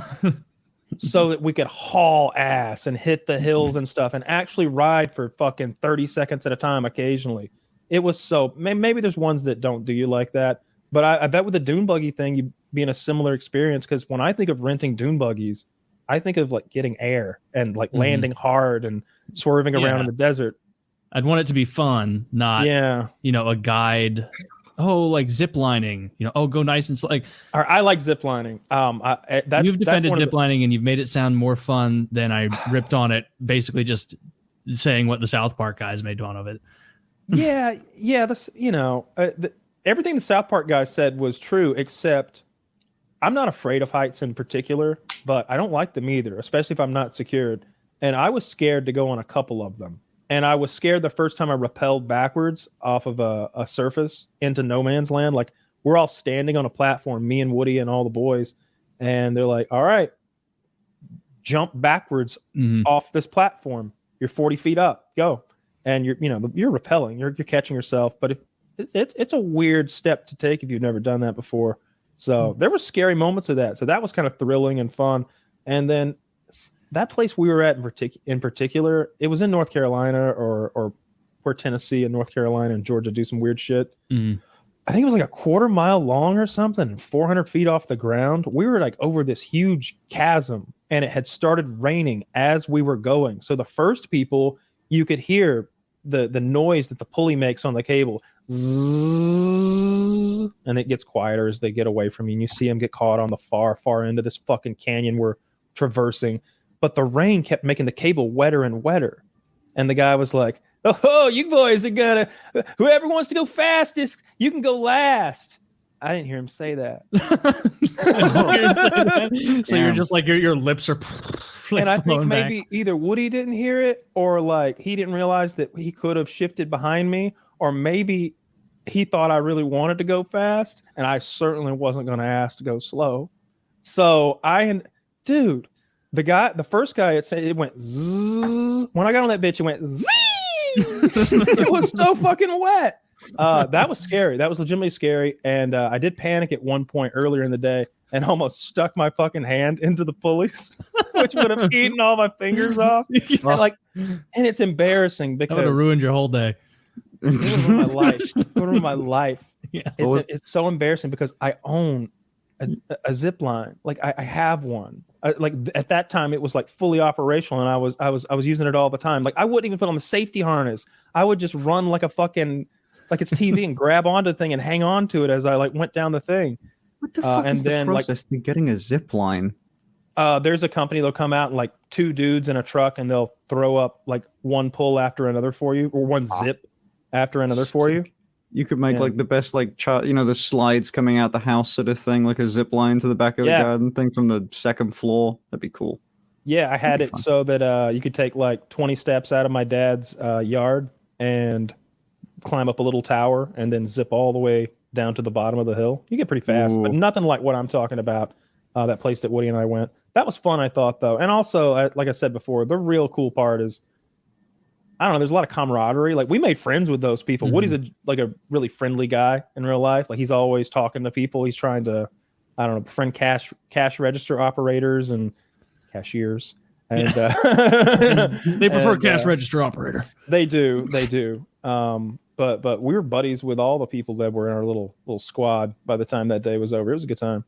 That's how it is skiing.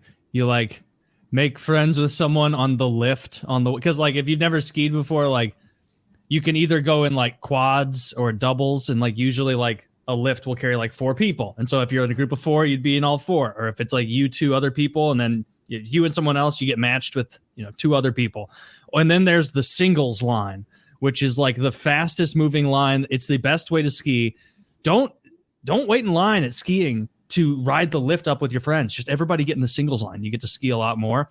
But the people who are in the singles line are like the people who want to talk to you about snowboarding so badly. They don't dabble in snowboarding. They live for snowboarding. They live for skiing. And so like in the world of people who show up at a mountain to ski, I'm very good at skiing, of people who like don't know like what they're doing. Like I know how to skate, and so I can go down all the way up to black diamonds and everything pretty competently. Damn. These guys, like sometimes you get off a lift and you can see like, oh, there's a giant carved out area to the left where everyone has gotten off the lift and gone to the left, because that's the easier runs, the normal runs. And then there's a curve to the right where you can like still see individual paths through powder. And that's where like these guys go to, like, it's called a back bowl. And so like, it's not even a real run. I remember once I went to like the top of one to look like a double black death diamond. And I looked down and I was like, what? Where do you put your feet?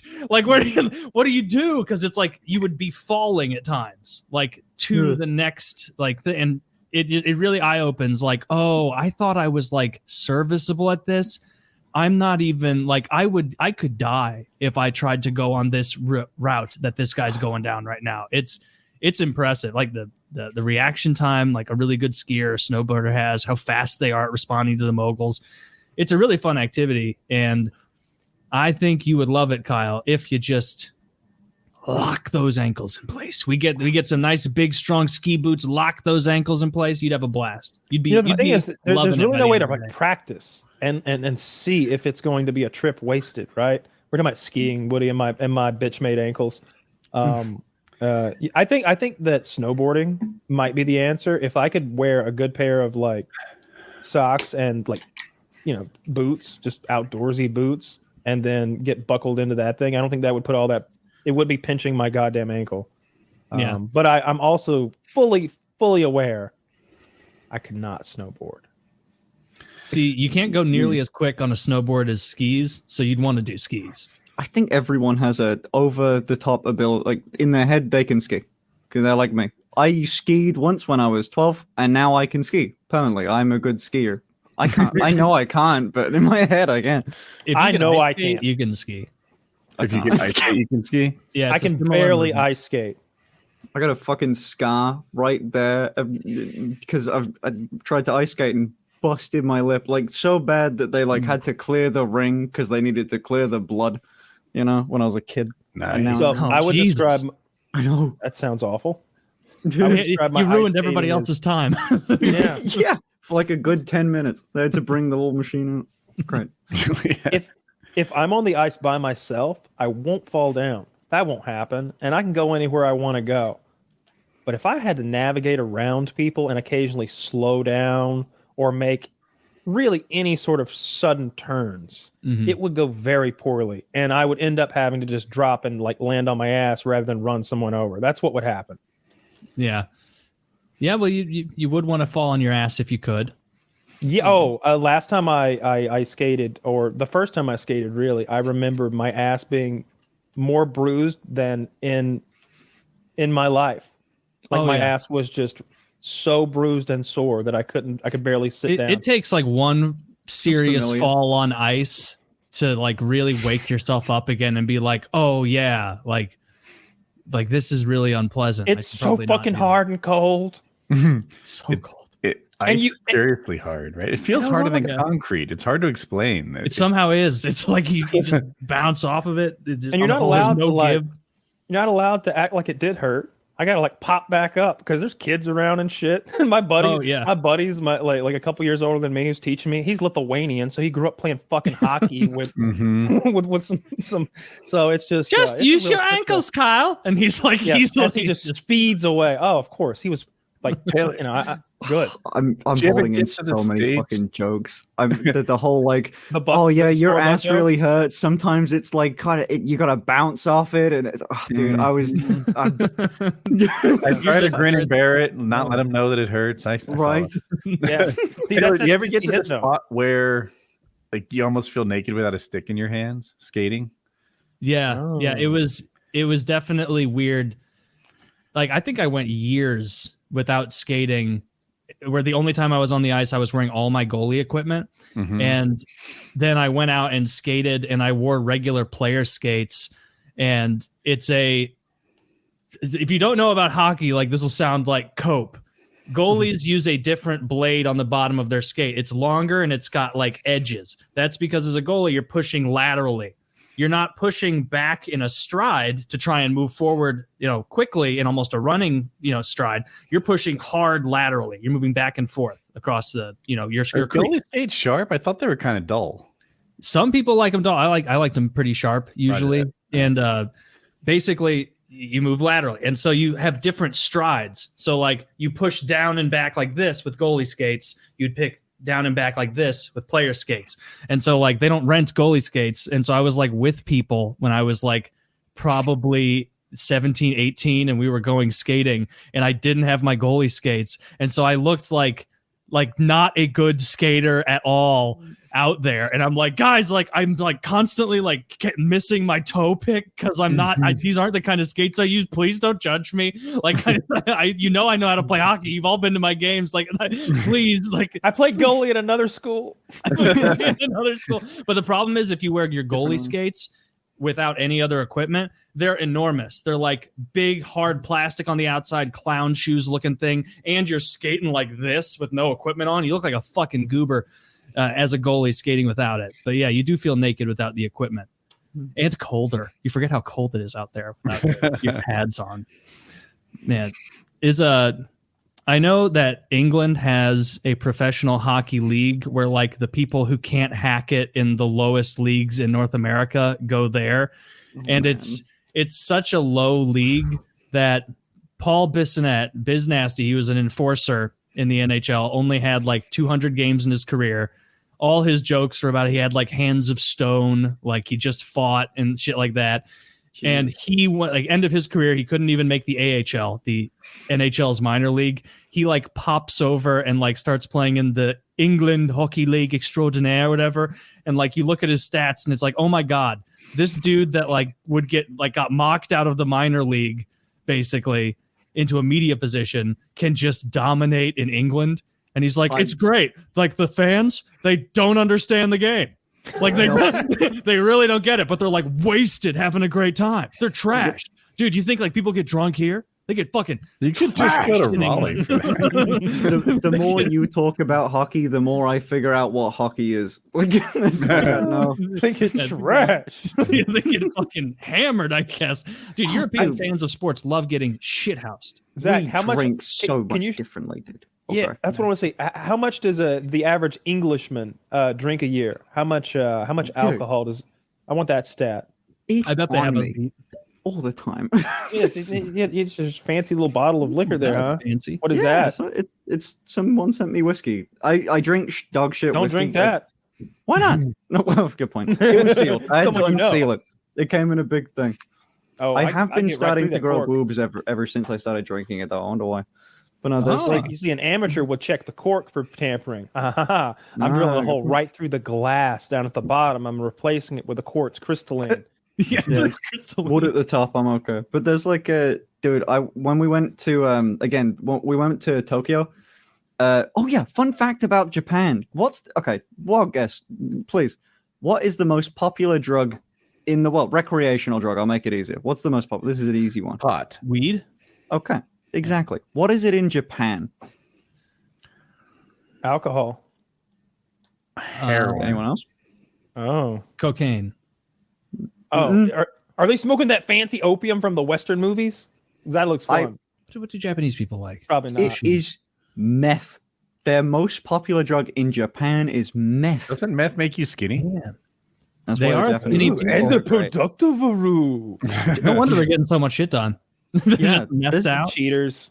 It's such an interesting place, but we were at a restaurant or this like sit down diner. It's this private room with a chef that does the thing, and they'll take your order. And he just about spoke English enough to say when I ordered a double whiskey shot or double whiskey soda thing, and everyone else ordered Coca-Cola, and I said the double. He went British, and then took the order. But that guy was pretty great. Again, didn't speak a ton of English, but enough to insult specifically me. Specifically British drinking. Do the British drink more than like the French or Italians or German? I imagine Germans really pounding down beer. All right, here's our. It's anecdotal. Let's. Who do we think drinks the most? Because I'm gonna go with a Korea. I was going to say, because I've heard that You about were going Korea to say too. that, but I made up But the you game said it, because I and- know the answers. So. Fuck. Well, then, God damn it. Son of a bitch. Everybody guess Korea. The next game will be what is Kyle's favorite food? God, he's running the Followed by table what's in on my us pocket. tonight. Just dominating this. God, ever since we agreed to put money on Kyle-based trivia, I've been losing my ass. Especially the subjective point hour. Like, what is Kyle's current favorite? Fuck, I hate these. Like, I never get these right. What number is Kyle thinking of?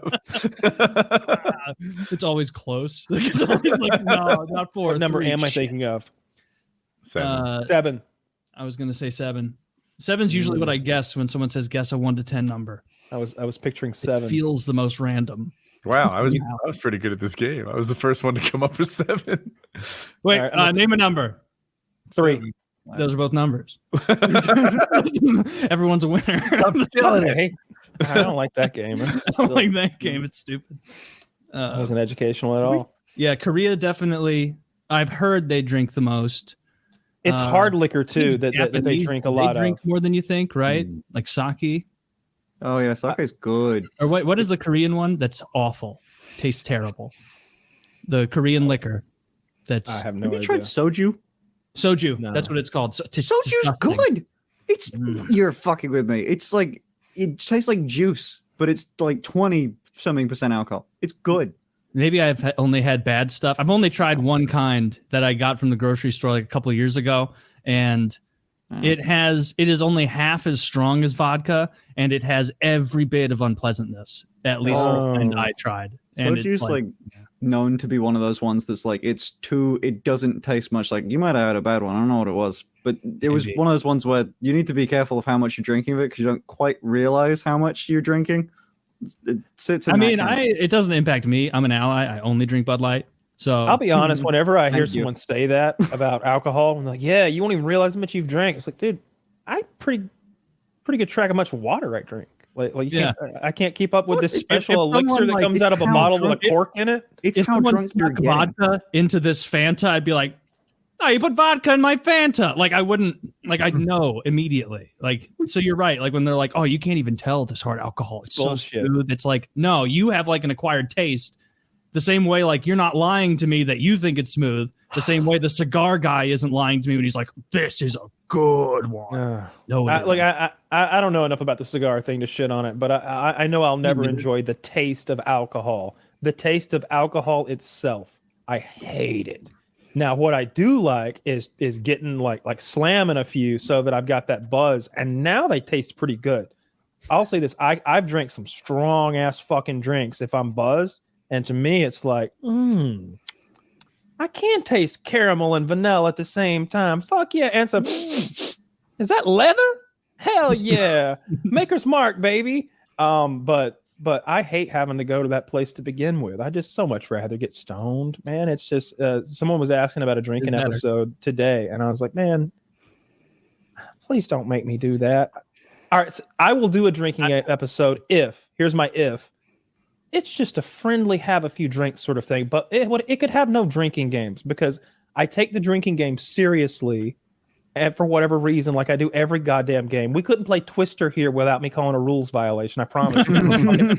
I'm a fucking asshole. Let whatever. go of my dick, Woody. Yeah, like Woody bit me. It's part of the game focus. Those were both the same incidents. You could I have like a have a drink. whistle watching. I didn't see nothing. Like it's just You could totally have a drinking 43 minutes, you know? But I don't have any I alcohol. don't have in any my home. alcohol. Yeah, Yeah. probably Fucking don't. I don't know. pussies. Sometimes we Good. have Oh, let's talk about. more- So, I got so what I will snacks. say is like if we just have a few casual drinks on an episode, I'll do that. But I don't want to like promise blackout. The last one we did, I don't remember that show. Like I blacked out an hour or 2 hours of that shit legitimately, and I've never blacked out in my life, and that was uncomfortable because I was like, what did I say?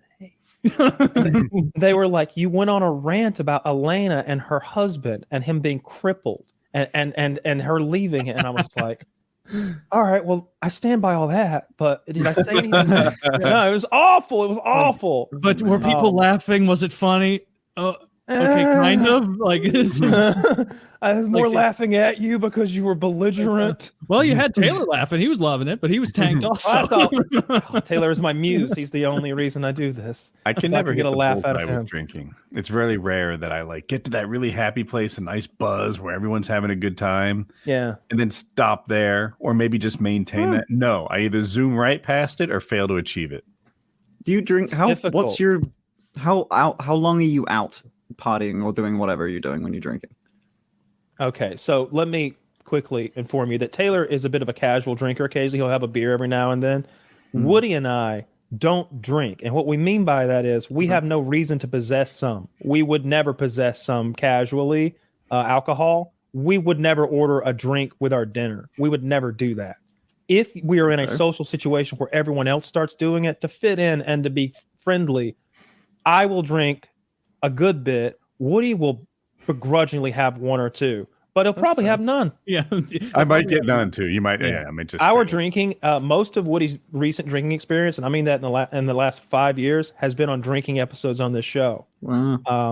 And fair. It's not a yeah, good habit to pick up. I mean, yeah. like a drinking day would be like some kind of activity. Fuck. Yeah, there we go. There's I think Kyle dominated. So these are the different whole shows. bottle. I can no, see why I people want one though. That's funny. so I started. It is fun. So, if I remember correctly, I went through an entire fifth of vodka, which is a liter, a fifth of a gallon, and then Yeah. I think, again, I blacked out quite a bit of this, but there was a second bottle. I know I came back with a second fucking, and I think here's the funny part.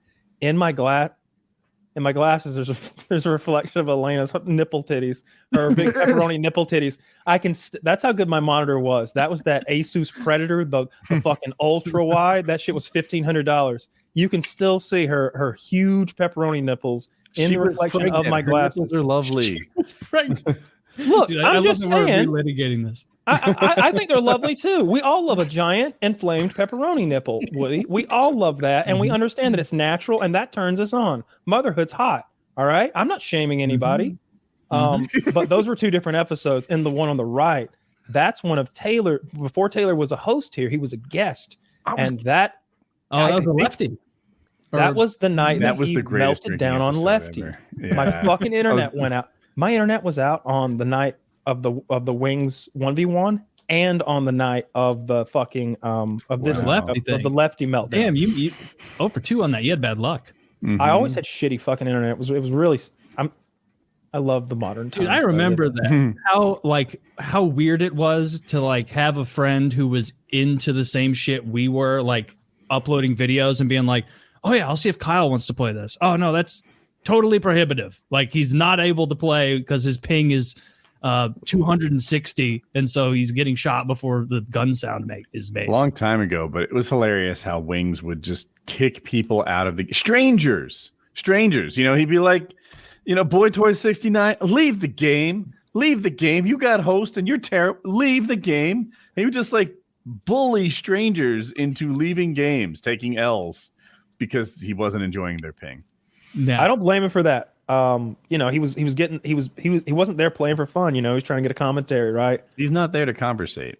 Yeah, I mean, it depends what kind of videos you were making. I don't know if I did a lot of team-based stuff. I don't really remember what kind of COD videos. But his stuff was often team-based, him playing domination and getting a bunch of kills. So kind of makes sense to want to kick those people out. Yeah, makes sense. He's playing for his job. It's his livelihood. He needs those epic scores. When did monetization come into YouTube? Because I hear mixed opinions on when it was like easier or harder to be a YouTuber. And I don't know if that was during that time where you could do like COD gaming. Modern stuff. Warfare 2. That's your date. Like you track dates via what video games are out. Because I'm remembering the video 2009. that different YouTubers made at the time. I can picture them talking about how you needed to pop over and watch their commentaries on Machinima now, because we were going to be sending them like our best videos and having them upload them over there. That was the beginning of monetization for us, and that was a few months into Modern Warfare 2, I believe. I want to say during Modern Warfare 2, we went from like it was only monetized on Machinima's channel to it was monetized on our own as well. That happened, yes. It makes sense why there were a bunch of like, I guess the whole, whenever I hear about that era of YouTube with Wings and everything and the whole, all the drama that came from it, it sort of makes sense because no one had a grasp on it yet, I guess. I get why it's a bit more toxic, I guess. No one had a what? Like a grasp on, because everyone started to make money. And so naturally, and no one really knew exactly how it would work in the future. And blah, blah. I get why that created a strange environment, or one that Wings would kick off about losing a fucking, 1v1. Oh, that wasn't. Sure, that's There's what. not on the line though. There was a lot on the line. Like you have a short lifespan typically as a YouTuber, and back then you made like good money, but not retirement money. Yeah. But I guess like now it'd be way harder to break in and make something. I feel like the huge guys are like Mr. Beast. Yeah, like, he's so. Well, it like seems you like were he's saying, kind of Finn, like, transcended the platform, even like Yeah. It seems like he already has with the kind of like views he gets. If you just go by his channel and just look at his video catalog, it's like every single one of them is like 100 million, if not close. It's ridiculous. And what is that compared to like? If you're just taking like apples to apples views, what on earth compares to that? Like other than some of those YouTube accounts that like have like that are in India that have a quadrillion subs. And not saying it's like about well, it's just like he's like these big YouTubers, not just him, like they are driving totally different thoughts and processes about like the future of media. Like 1.2 billion in the last 30 days. If you aggregate Fox, CNN, 40 million a day, and MSNBC, and add all of their shows together and quadruple it, they don't sniff. They don't sniff Mr. Beast on a day. Like it's unbelievable the reach he has compared to traditional media. Like if there was a war. If there was a media war between every host on Fox, every host on CNN, every host on MSNBC versus Mr. Beast's Twitter, just his YouTube and Twitter, he wins that handily. It's not close. He has more online engagement. He has a younger audience. By every metric, he slays them. It's really cool to watch these big multi-billion-dollar institutions get blown out by a guy like him. They've been getting blown out. Like views, it doesn't take that much to blow them out. Like 1 million views blows them out. I was looking at Fox News just because I thought they'd be the most popular one. 200 million views a month. So Mr. Beast helps it with like a YouTube short. Also, interesting. Maybe it makes sense with Tucker Carlson, but they lost 200,000 subscribers this month. Fox. Yes, that's part of the whole thing. Okay. Have you been following the whole Chris from Mr. Beast coming out thing? No. Or is that completely new for you? I've only heard of it. I've seen some of his videos, but I don't really keep up with Mr. Beast. I've never seen a video. You've never watched a Mr. Beast video? He makes good videos. You maybe not the demographic, but they're all right. Very solid.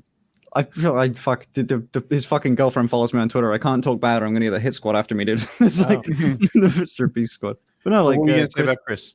a big thing that happened recently was Chris, which is like the main second person, like the fucking, been in Mr. Beast videos since they started it, right? They came out as trans, or they said that they were taking HRT for the last couple of months. And I fucking kicked Mr. Beast and his girlfriend's ass in this video game. Sorry. Dude, I dominated that fucker. I embarrassed him. Sorry. Get owned. There was me and Soda, which is my friend with the blonde hair that looks like they're fucking jacked into the Matrix there, really concentrated. We kicked their ass. But yeah, Chris, you could probably find the Chris tweet, but essentially someone had said, oh yeah, so Chris is on the left there in the pink. In the pink? Yeah. Okay. And so they're like the main crew, the talent and everything. And they recently came out as trans, or they came out as being on HRT. They're going by any pronouns currently. I've been just trying to use like she, her, because they're clearly going for feminine. But like, it's and I've met them. They were relatively good friends. But people lost their shit because obviously the Mr. Beast brand is so fucking massive. And all the like conservative views are like they're gonna infect our children's minds, but like this was sort of the biggest thing that happened recently because again of the giant reach that this guy has, it's nuts. People are very pissed. It's a big debate. Whenever I hear about him, I hear that he's healing blind people and the lame. So I don't know why he hasn't grown out some Jesus hair and just fully embraced being a fucking messiah. Because all I hear about is, and then people give him shit about it. That's what I've seen on Reddit. Like, he'll heal a bunch of crippled children who would have never been healed otherwise, and they'll be like, he monetized it though, didn't he?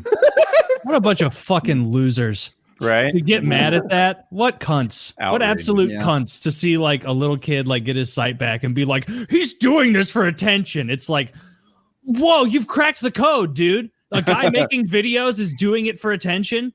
Like, fuck off. It makes me a little worried about Chris. Like, that must be hard to have that many people disapprove of you online. Like, I feel like I've had a little fraction of that. And there have been times when I struggled with it, especially 8 years ago. Yeah. But he has a whole nother level and he's younger. Yeah, you're talking like that guy, fucking Mr. Beast, right? He's got all these views and everything. Chris has like 10 million on TikTok, and he just posts like videos of him hanging out with a kid. Like they're just vibing. 10 million followers. So he's he's like got his own huge accounts. Sure, like extremely, extremely popular. She's great, and then it's rough, but that's sort of why like they took the Japan trip, right? Like they wanted to sort of just fucking leave it for a while, like be off social media. Is that what you're saying? The methamphetamine? Yeah, we all did meth together. Found out. Obviously, they made 6 videos. What do you call it when you're doing meth? Because like I bet there's some sort of like inside speak. Like we're fucking popping some meth off. You know what I mean? You want to get jangled? Yeah. Zach gave the answer. You want to get juked up? Oh shit! I can get juked. That sounds real, doesn't it? Getting juked up? Yeah. Woo! I'm going to get cranked. Get cranked, maybe? Oh, that's good. Yeah, that's what you do when you're on meth, is you take meth and then you crank your dick for 15 hours. And it still doesn't come. And it doesn't come. Yeah. Can you imagine that? Like being like so excited that you got your meth and you're going to do your meth and like this time I'm not going to jack off. This time I'm not jacking off for 9 hours. And then it's like, fuck, I jacked off for 9 hours again. Damn, what a great drug. Is that what meth is? I think so. I always heard it helped people be more productive, but that seems...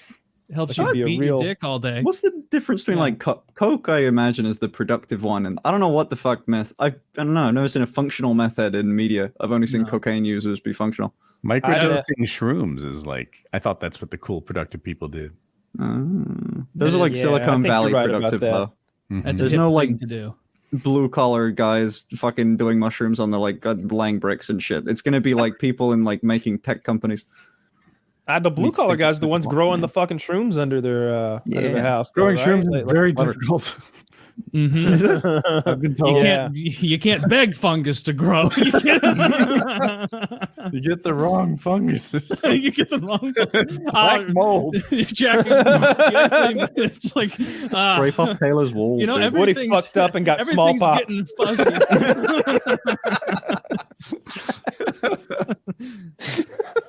Smallpox. I got the plague, Pop. Oh shit. That's one thing I would legitimately be scared of growing something, because I always harken back to that 6th grade, I think, 6th grade science project where we all took gelatin, you know, the basis for like Jello, but it doesn't have sugar and it doesn't have coloring. It's just clear gelatin. And then she told us to take this piece of yarn and this little vial and go home and rub it on something in particular. Like, this is what the brick on my house is, or this is my daddy's boot. And then put it in there and bring it back. And you put it in there, and that is a culture will grow. Like, whatever bacteria was exposed to that thing, it'll grow and become visible, because it's nothing but food for that stuff. I put mine in my dad's poultry house, which is the most filthy thing you can imagine. And it turned green, and we had to call the whole thing off. And I don't know if it was my bag that got her sick, but when she was disposing of 20 bags of God knows what kind of bacterium we had grown, literally, here's how we did it. We took the bag. We took the bag. Why don't you do that in a poultry house? Today, kids, we're making mustard gas. Yeah, right. We took the yarn that had the yuck on it, put it in the gelatin in a Ziploc bag, and zipped the bag up, and then with duct tape secured it to the wall of the classroom. And it sat there against the wall, so you could look right through the clear gelatin, and contrasted to the white concrete block, you could see what color your yuck turned out to be. And that bitch got sick. Our teacher, and she was gone. She was gone. I don't, you know, as a kid, time's weird.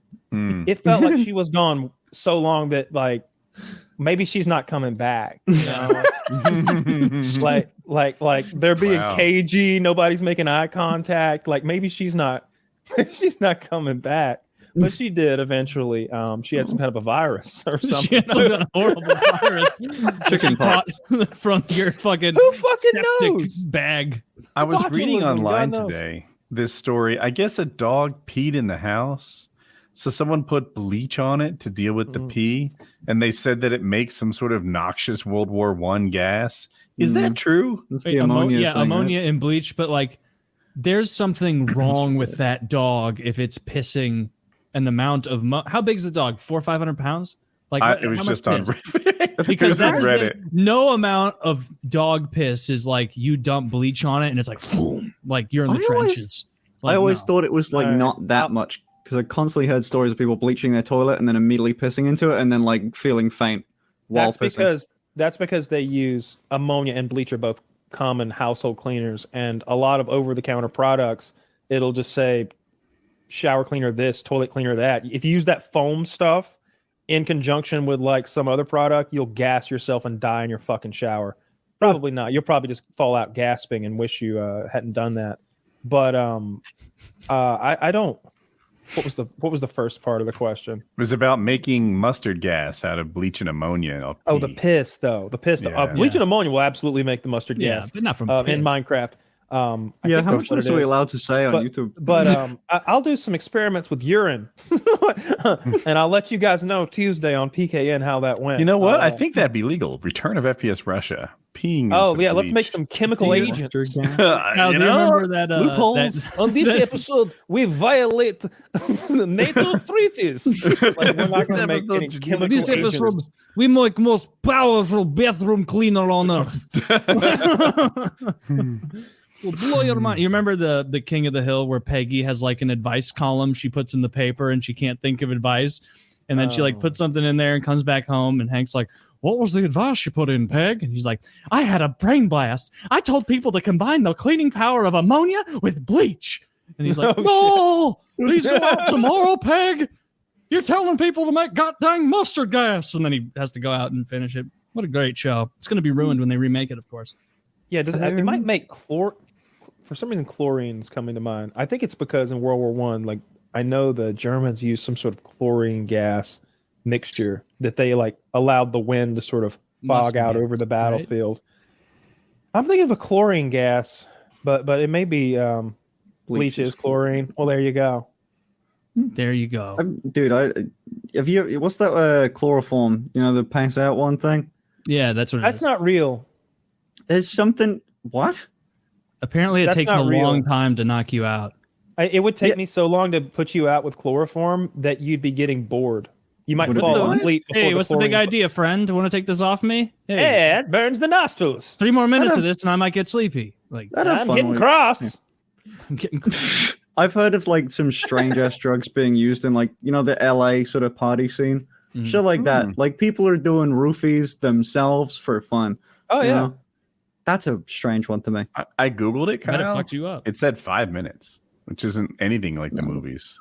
Yeah, they need to be it's a delicate process from what I've seen in movies where they like put a damp cloth over, or not a damp cloth, a cloth or like a mask over your face, and they're dripping with an eyedropper, like the correct amount over time, because it's evaporating really quickly as it hits the mask.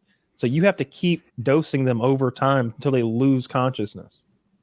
What I never understand, and here, if we're ever in a survival situation, here's how you do it, man. If you've got to take my leg, do not have me chug our bottle of alcohol. We need that to fucking sanitize the wound you're about to create. Yeah. Choke me the fuck out. Choke me the fuck unconscious, and then get the Black and Decker out. Yeah. How long would and it take you to be choked out? He can choke me unconscious in less than 15 seconds. But you'll be back so fast. No, I'll be out. No, hold the fucking choke. Get my leg off. Like, I don't look. Get my leg off. So when I've been choking a couple of times, I come back pretty quick, like less than 30 seconds, probably less than 15. But I'm confused, and that confusion for me lasted a long time. Why are you cutting my leg off? Oh, more. One time I was on a business trip, but I was so into jits that like, even though I was like visited a gym because I didn't want to miss a whole week, and I got choked out. I drove home, and it felt kind of like irresponsible. I was like, this is akin to drinking and driving home after having been choked out. So the effects were lasting on me. I feel like choking you out, like, yeah, you would literally have to have Woody hold you unconscious for like the entire sawing, because within 2 seconds of him letting go, you're like screaming and thrashing. No, he'd be thrashing, yeah. They called it the funky chicken at the gym. Like he sort of jiggle. Yeah. I don't know. I mean, I've seen some chokes held for too long in MMA, and of course, it's hard to tell if they're semi-conscious, mostly conscious. They're probably just laying there after the fact, so it's kind of hard to tell. A lot of times they're like they instructing them to lay there, right? Like, don't get up. We're looking at you. But if you were cutting their leg off, they'd probably be more active and with it. All I know is I watched what did I fucking watch? Oh, the John Adams HBO series. I watched part of that, and they have some kind of a goddamn ship-to-ship battle. And this guy gets his legs sawn off after drinking a bit of rum, and it was like, fuck, just fucking kill me, dude. That's the Paul Giamatti one. Yeah. Right? Yeah, he's great. I wish he was in more stuff.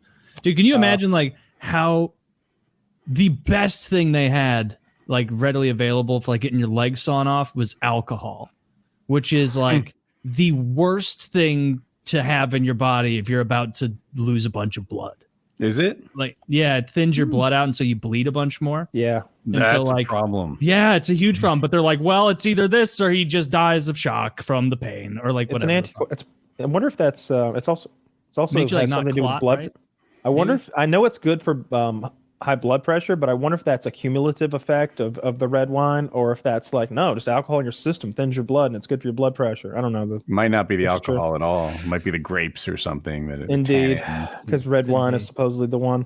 But yeah, man, the idea of having a limb taken off on a battlefield, fuck me, it's so awful. You're already fighting in some like horrible war, watching like people's legs get ripped off, Mel Gibson style. I saw one of those vets came back, right? He's all crippled up, and they built him this very nice house. And, you know, they got to lower all the countertops and everything. And it's a nice house. Every countertop in the house is the right level. everything's got to be special, from the microwave to the refrigerator to where the food is stored. A man in a wheelchair has to be able to grab and manipulate and operate everything in the house. And the more you think about that, the more complex you'll realize these remodeling must have been. And then the guy's like, I'm Tom with Channel 5 News, and I'm showing you what neighbors around here have been reporting for months now. Well, there's John there, walking around his house. Here's him hopping in his truck and doing this and that. His truck was like an F-250 on big tires lifted. Like you had to climb in it. They walk. So he wasn't even trying to be tricky. So John, you want to talk? I heard that you had this house built. It was a lot of money, Tom. It's a lot of money to build this. And he's just like, get off of my property. And he's like, we decided to respect his wishes. Like, yeah, no shit. Tom looks like he might shoot. Oh, I'm sorry. Do you not believe in miracles? I do. Anything is possible with Jesus on my side.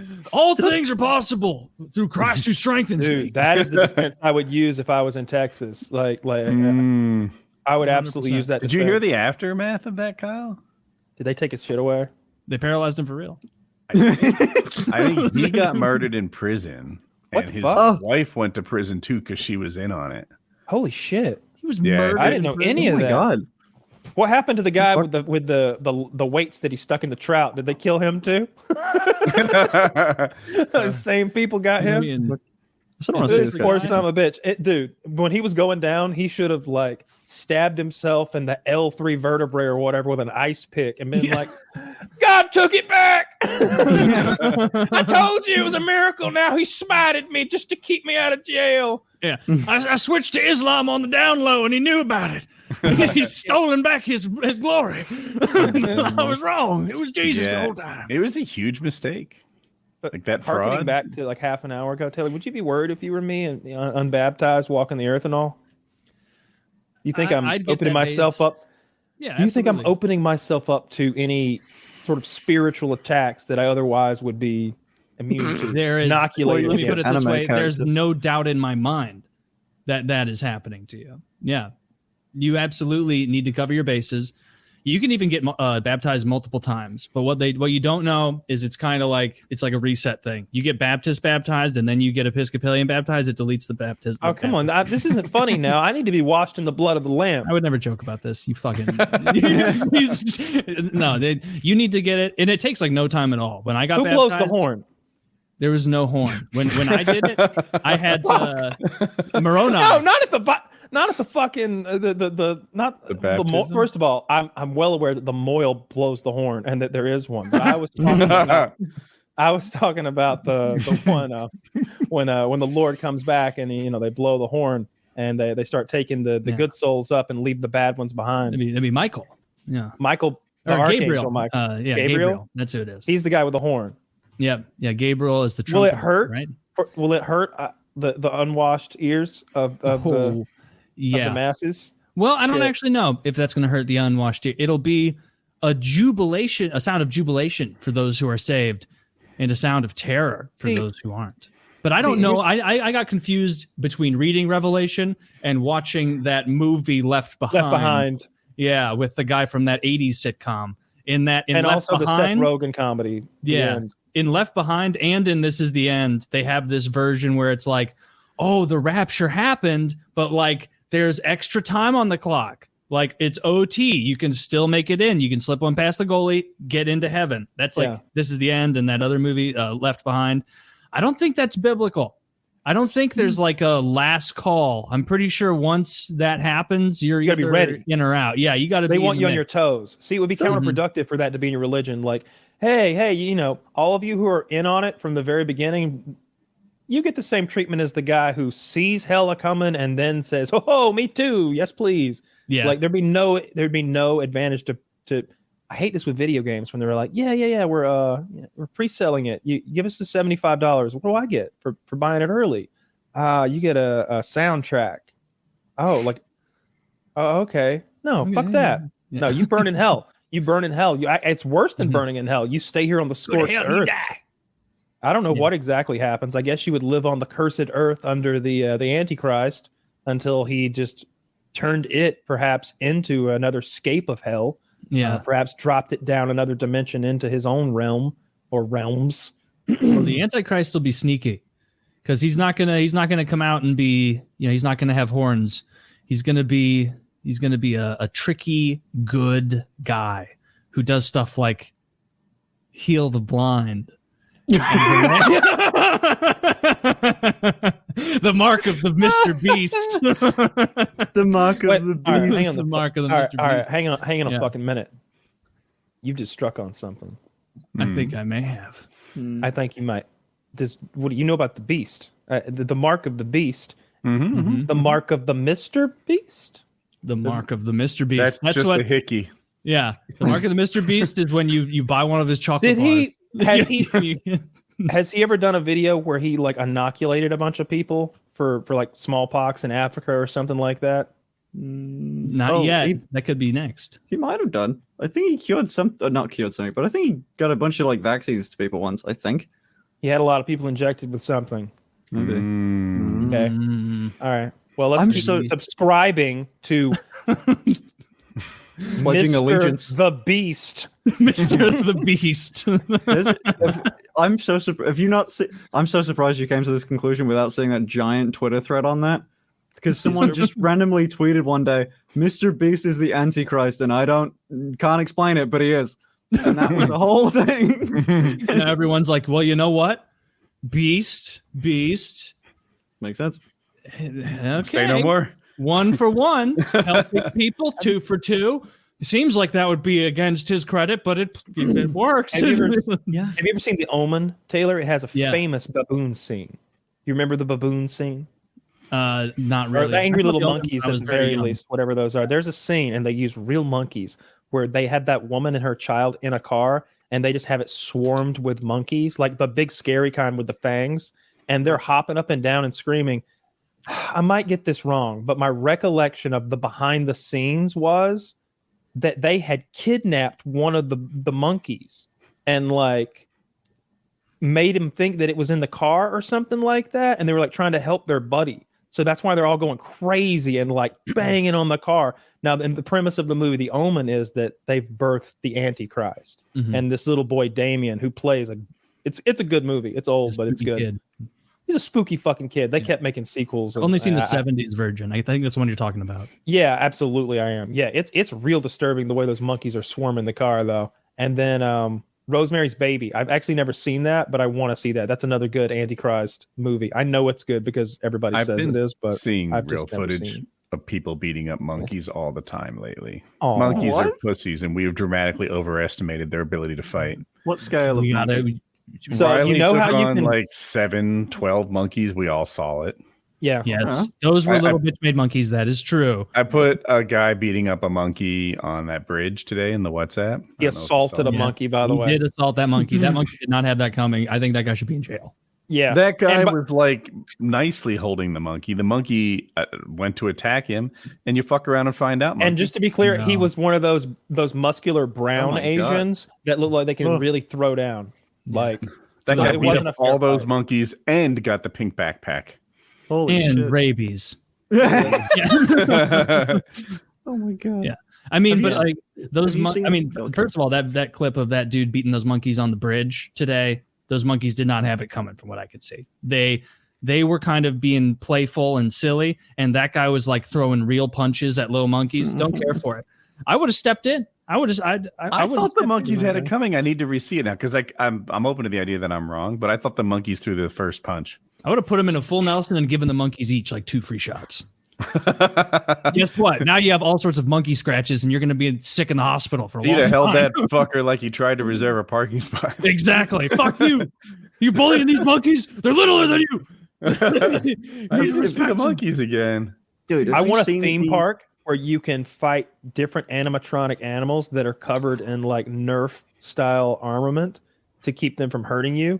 So you can like actually do battle with beasts.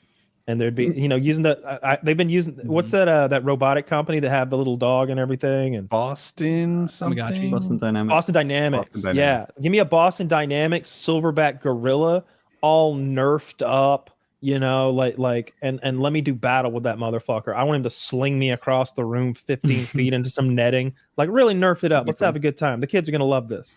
Kids would love that. I would love that. I wouldn't be the first one in line, but I tried. Like, I would be its friend though. I wouldn't fight it, and I would convince it to join with me.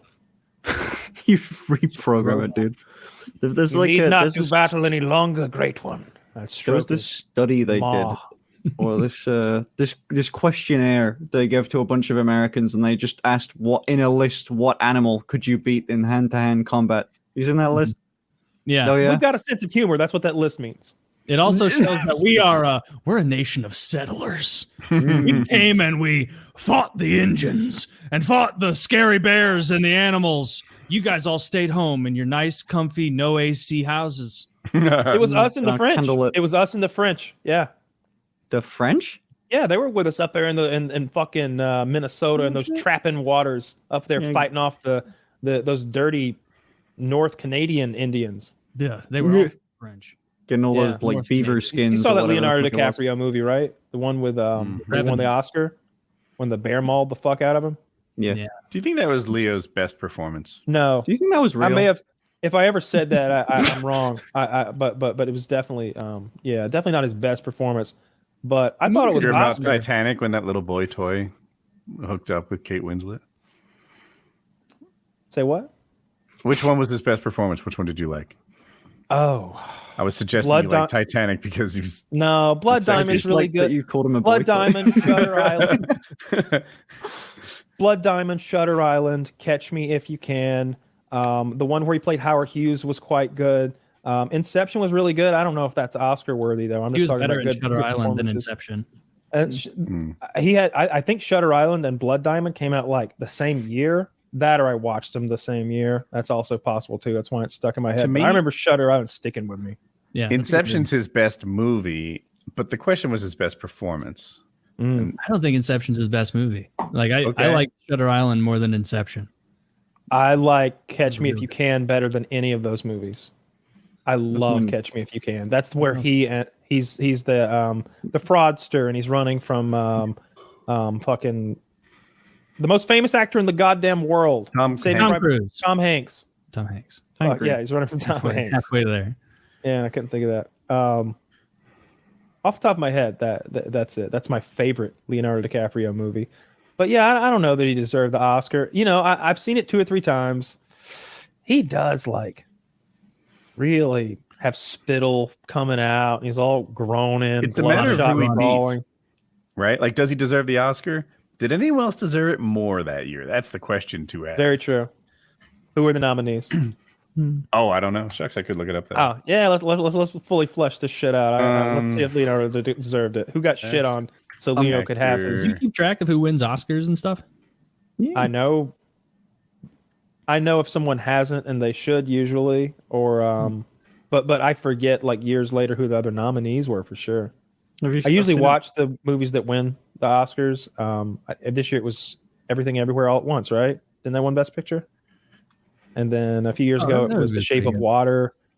I usually try to watch the nominees. I have it in front of me. Bryan Cranston in Trumbo. I don't know that one. Matt Damon in The Martian. Michael Fassbender as Steve Jobs. And Eddie Redmayne as Danish Girl.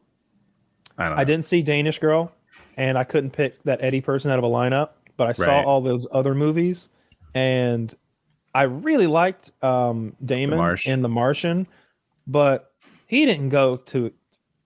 I think they're similar movies if you think about it. The journeys that those characters go through. They're stranded, they're hurt, they got to come back from it and get home. And I think Leo's performance is better because he's just real. He's just more fucked up, and in a more as bad as it is to be stranded on Mars. Jesus, it's like Leo's in the wilderness with enemies everywhere and, in the snow, and animals trying to eat him, and that was real grievously snow, wounded. and he was cold, and that was real ice water, and he ate those fish raw. Yeah. Whereas I'm sure that wherever desert they filmed The Martian in is rough. Sad. It's a fucking sad. There's It's no way probably he's in Southern desert. California. I bet he's be on a so Paramount's hard. fucking studio or whoever Yeah. made that movie. I don't know. I bet he's in one of a big old blue Old screen room. moon landing site. Yeah, they went low budget by doing it on the moon instead of actually. That's my conspiracy theory: is that Stanley Kubrick is still alive and still faking space. Oh, I haven't heard that one. I don't think anyone thinks. yeah, that. I think that's only that's true. think that's No, I pretty believe we retarded. went to the moon 100%. We did all that stuff. I mean, nobody else has been, so we're definitely the winners. Lots of people have sent probes and shit, and I think we're going. Count. Huh?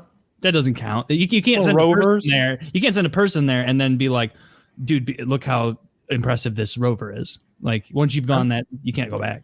What I would do if I was China, I would send like a self-assembling like monument or statue or something that would kind of one up the flag that we left. And I think maybe we left a plaque that said we came for all mankind. I think that's what it says. Sexy. But A plaque. pretty cool. Yeah, I don't know. It's probably made out of platinum No, or you're some right. shit. It We need lasted something better. a trillion years. But no, the Chinese should land some sort of little robot that like assembles itself like a wedding cake, like taller and taller. It's just a big Chinese. That would like be maybe great. a picture of maybe Mao just sort of looking disapprovingly down at the American flag. I want like Mao and Neil Armstrong and a Captain Phillips meme that says, "Look at me, I'm the astronaut now." That's what they should Oh. do. Astronaut. Xi Ping, maybe the statue is just kind of a comical Xi Ping or whatever his name is in the astronaut suit, like smiling. That's the one-upsmanship that I'd like to see out of the Trump administration. If he comes back from the 7-point deficit that he's at right now in the national like popular poll, just I didn't know numbers. that. I believe he's down 7. It might have been 9. I think it's probably 2 different polls. It's so early. I actually So think early, Ron yeah, I agree. DeSantis will win the primary, but I'm not sure.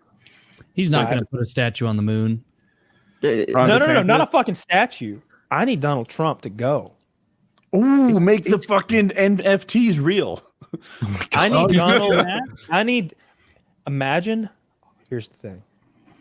Donald Trump sold NFTs of him on the moon. If he then became president and actually went on the moon, do you know what a Donald Trump on the moon NFT would be worth? Nothing. Nothing. I would like to see Trump make like Absolutely a nothing. major plank in his platform just to recreate all the NFTs. I want to see him as a cowboy, an astronaut. What else did he do? The Secretary of Treasury, Skinny I'm guy. choosing this You wanna- NFT of a dollar sign. You want a Trump calendar shoot? Yeah, it's a Trump calendar shoot. I need him to go though. Like what if he announced he's like, not only are we going back to the moon, I think I'm going to take a personal hand in this. I'll be captaining the mission. And so he has to like, That'd be very Trump-like. for whatever reason, according to military code, to do what he wants to do, he has to have a military rank. So now he gets to wear the uniform, right? And he slowly transitions into the uniform. At first, you're like, yeah, he has to be in it. It's his induction day. He's being respectful. And then, but he's wearing it that night at the party, like the after party. And they're like, he wanted to spend more time with the crowd. Of course. But then the next day, he still got it on. I hope that he'd come out and be like, people, you're not going to believe this. You're not going to believe it, folks. Just found out just now. We never went to the moon. Oh. We never went. But Oh. believe me, folks, this is being corrected. This is being corrected. You've been lied to for too long. The Trump administration is making it to the moon. Don't tell us we can't do it. We can do it. These scientists, they Who's gonna tell be me the they first man? destroyed the technology. You can't go anymore. I say, fuck you. We're going. That's Who's what going he to be the does. first man, Mr. President? Who's going to be the first man or woman, or perhaps other, to step foot on? It's gonna be Barron. It's gonna be Barron Trump. We wanna have the first 7'6" person on the moon. That's awesome. He Can will be the the Trump- tallest astronaut ever, Tallest as well as astronaut the ever. first to step his Can very the large. president wear feet the on moon. uniform? You can wear whatever. I want. looked for Trump in pictures of his uniform, like for real, and he wore what I'll call Air Force style jackets, but he's commander in That's a school chief. uniform. I'm I'm not trying to be silly. Or No, did he it wear- wasn't. He had a school. He wore It school. was a military. It looked like an Air Force jacket or an Army jacket or something, and it was while he was president. Oh, like a bomber jacket. Like I've seen a lot of guys do that. I don't know that You know that's what? I can necessarily- find it. Yeah, I'd love to see it because I want to call Didn't a spade W a get some spade. photo shoots? In I that? thought you were So referring back W was he was a pilot in the reserves, and True. like Oh, yeah. here's a Zach, you can show it if you want. So he wore this, and there's a couple different things I've been wearing stuff like that.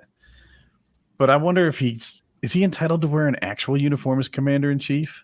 Well, Oh, it looks to that's me like he's comparable to wearing what a I've jacket that has like it's like a commemorative thing, maybe with the Gerald R. Ford, right? Right. And then, but Wait, then that's that's not just a- his fucking name, and it says Commander in Chief. Like, Wait, is that what you see?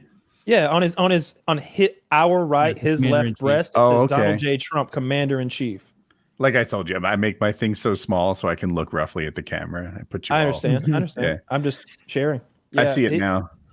Yeah. So, right. So that's like military-ish, but it's not a uniform. If you me- told me the commander in chief was entitled to wear the uniform, I'd buy it. Yeah, I bet they're allowed to Man. wear whatever they want. Again, what would his rank be? What Commander would in his chief. fucking, he wouldn't. No. He cannot wear a fucking military. There's the whole point of the presidency, if I understand correctly, is that you have a civilian running the army.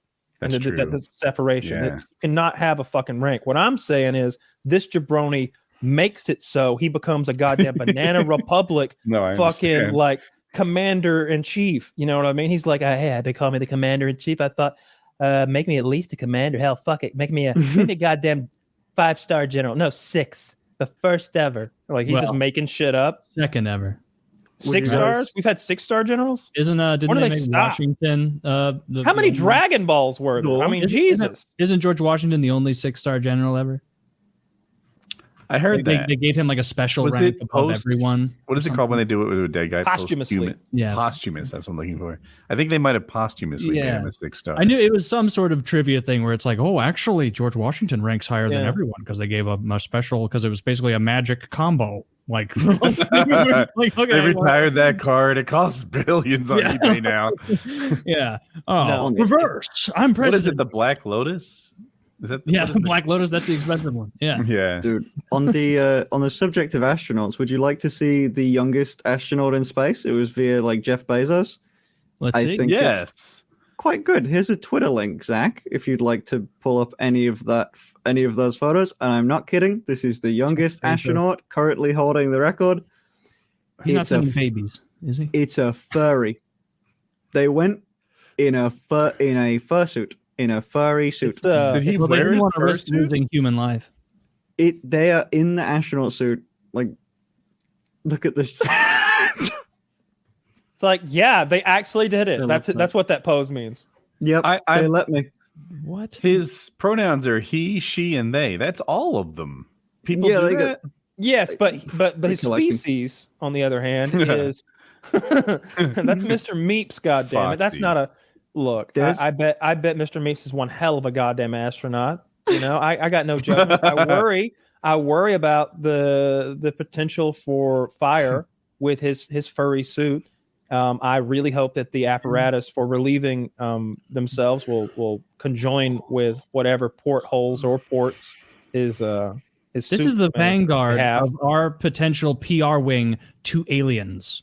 Nah, this is That's like what we they sold. Certainly Nah. we need somebody. Put like who's a good Patrick Stewart. He's old. Oh, yeah. He has a Matthew good voice. McConaughey. Matthew Patrick's McConaughey. too old. He's frail. I I was want Matthew floating around McConaughey leading the space. fucking Before it was cool. because he can be smooth and calm with the aliens, but if they step out of line, he can go there. You know what I mean? Whoa, He'd be you like, guys, "Ah, hey, go ahead and pull that I out of my noticed- ass. Pull that out of my ass. I noticed looking at your energy shields, they're not very polarized. Do you know how Oh, many no. nuclear weapons we're in possession of? Like he could go there. He could go to a scary place. He could talk about virus bombs or something. Notice And you're they'd be like, carbon-based as well. Pussies. We are not threatened by Do you. y'all have pussies? Now we are robots, I guess, me- instead of aliens. I'd watch that movie. I'd watch a movie where Matthew McConaughey was standing down the alien general on First Contact. And he was like, y'all a bunch of pussies. Actually, do y'all have pussies? Dave, explain the concept of a pussy to this motherfucker. And like some guy next to him like explains what a vagina is and all the context and everything. And then Matthew McConaughey just punches him. I need that. I need that. You gotta put that head to head with the summer blockbusters. Matthew Oh. McConaughey fighting back Avatar in a 3. weird, perverse way against the aliens, where they're like, we are here to share technologies. Like, hey, I want to talk to you about pussy. Once again, we are here for curing disease. If I could hang out with one celebrity, it'd be Matthew McConnaghey. I'm so sure of that he or honestly, and they've done stuff together. Woody Harrelson seems pretty chill too. Like those guys in particular seem like they would be down to earth and not. Seth Rogen seems like such a fucking piece of shit. He doesn't seem fun to hang out with. Tom Cruise seems fun to hang out with. He could take you on adventures and show you how to do flips. Oh man, he's gonna want me to. I don't know if I. It'd be like that Seinfeld episode where George wants them to try to get him in the cult, but they're not interested in him, so they don't try to recruit him. And he's like, what the you don't want me? I'm not good enough for you.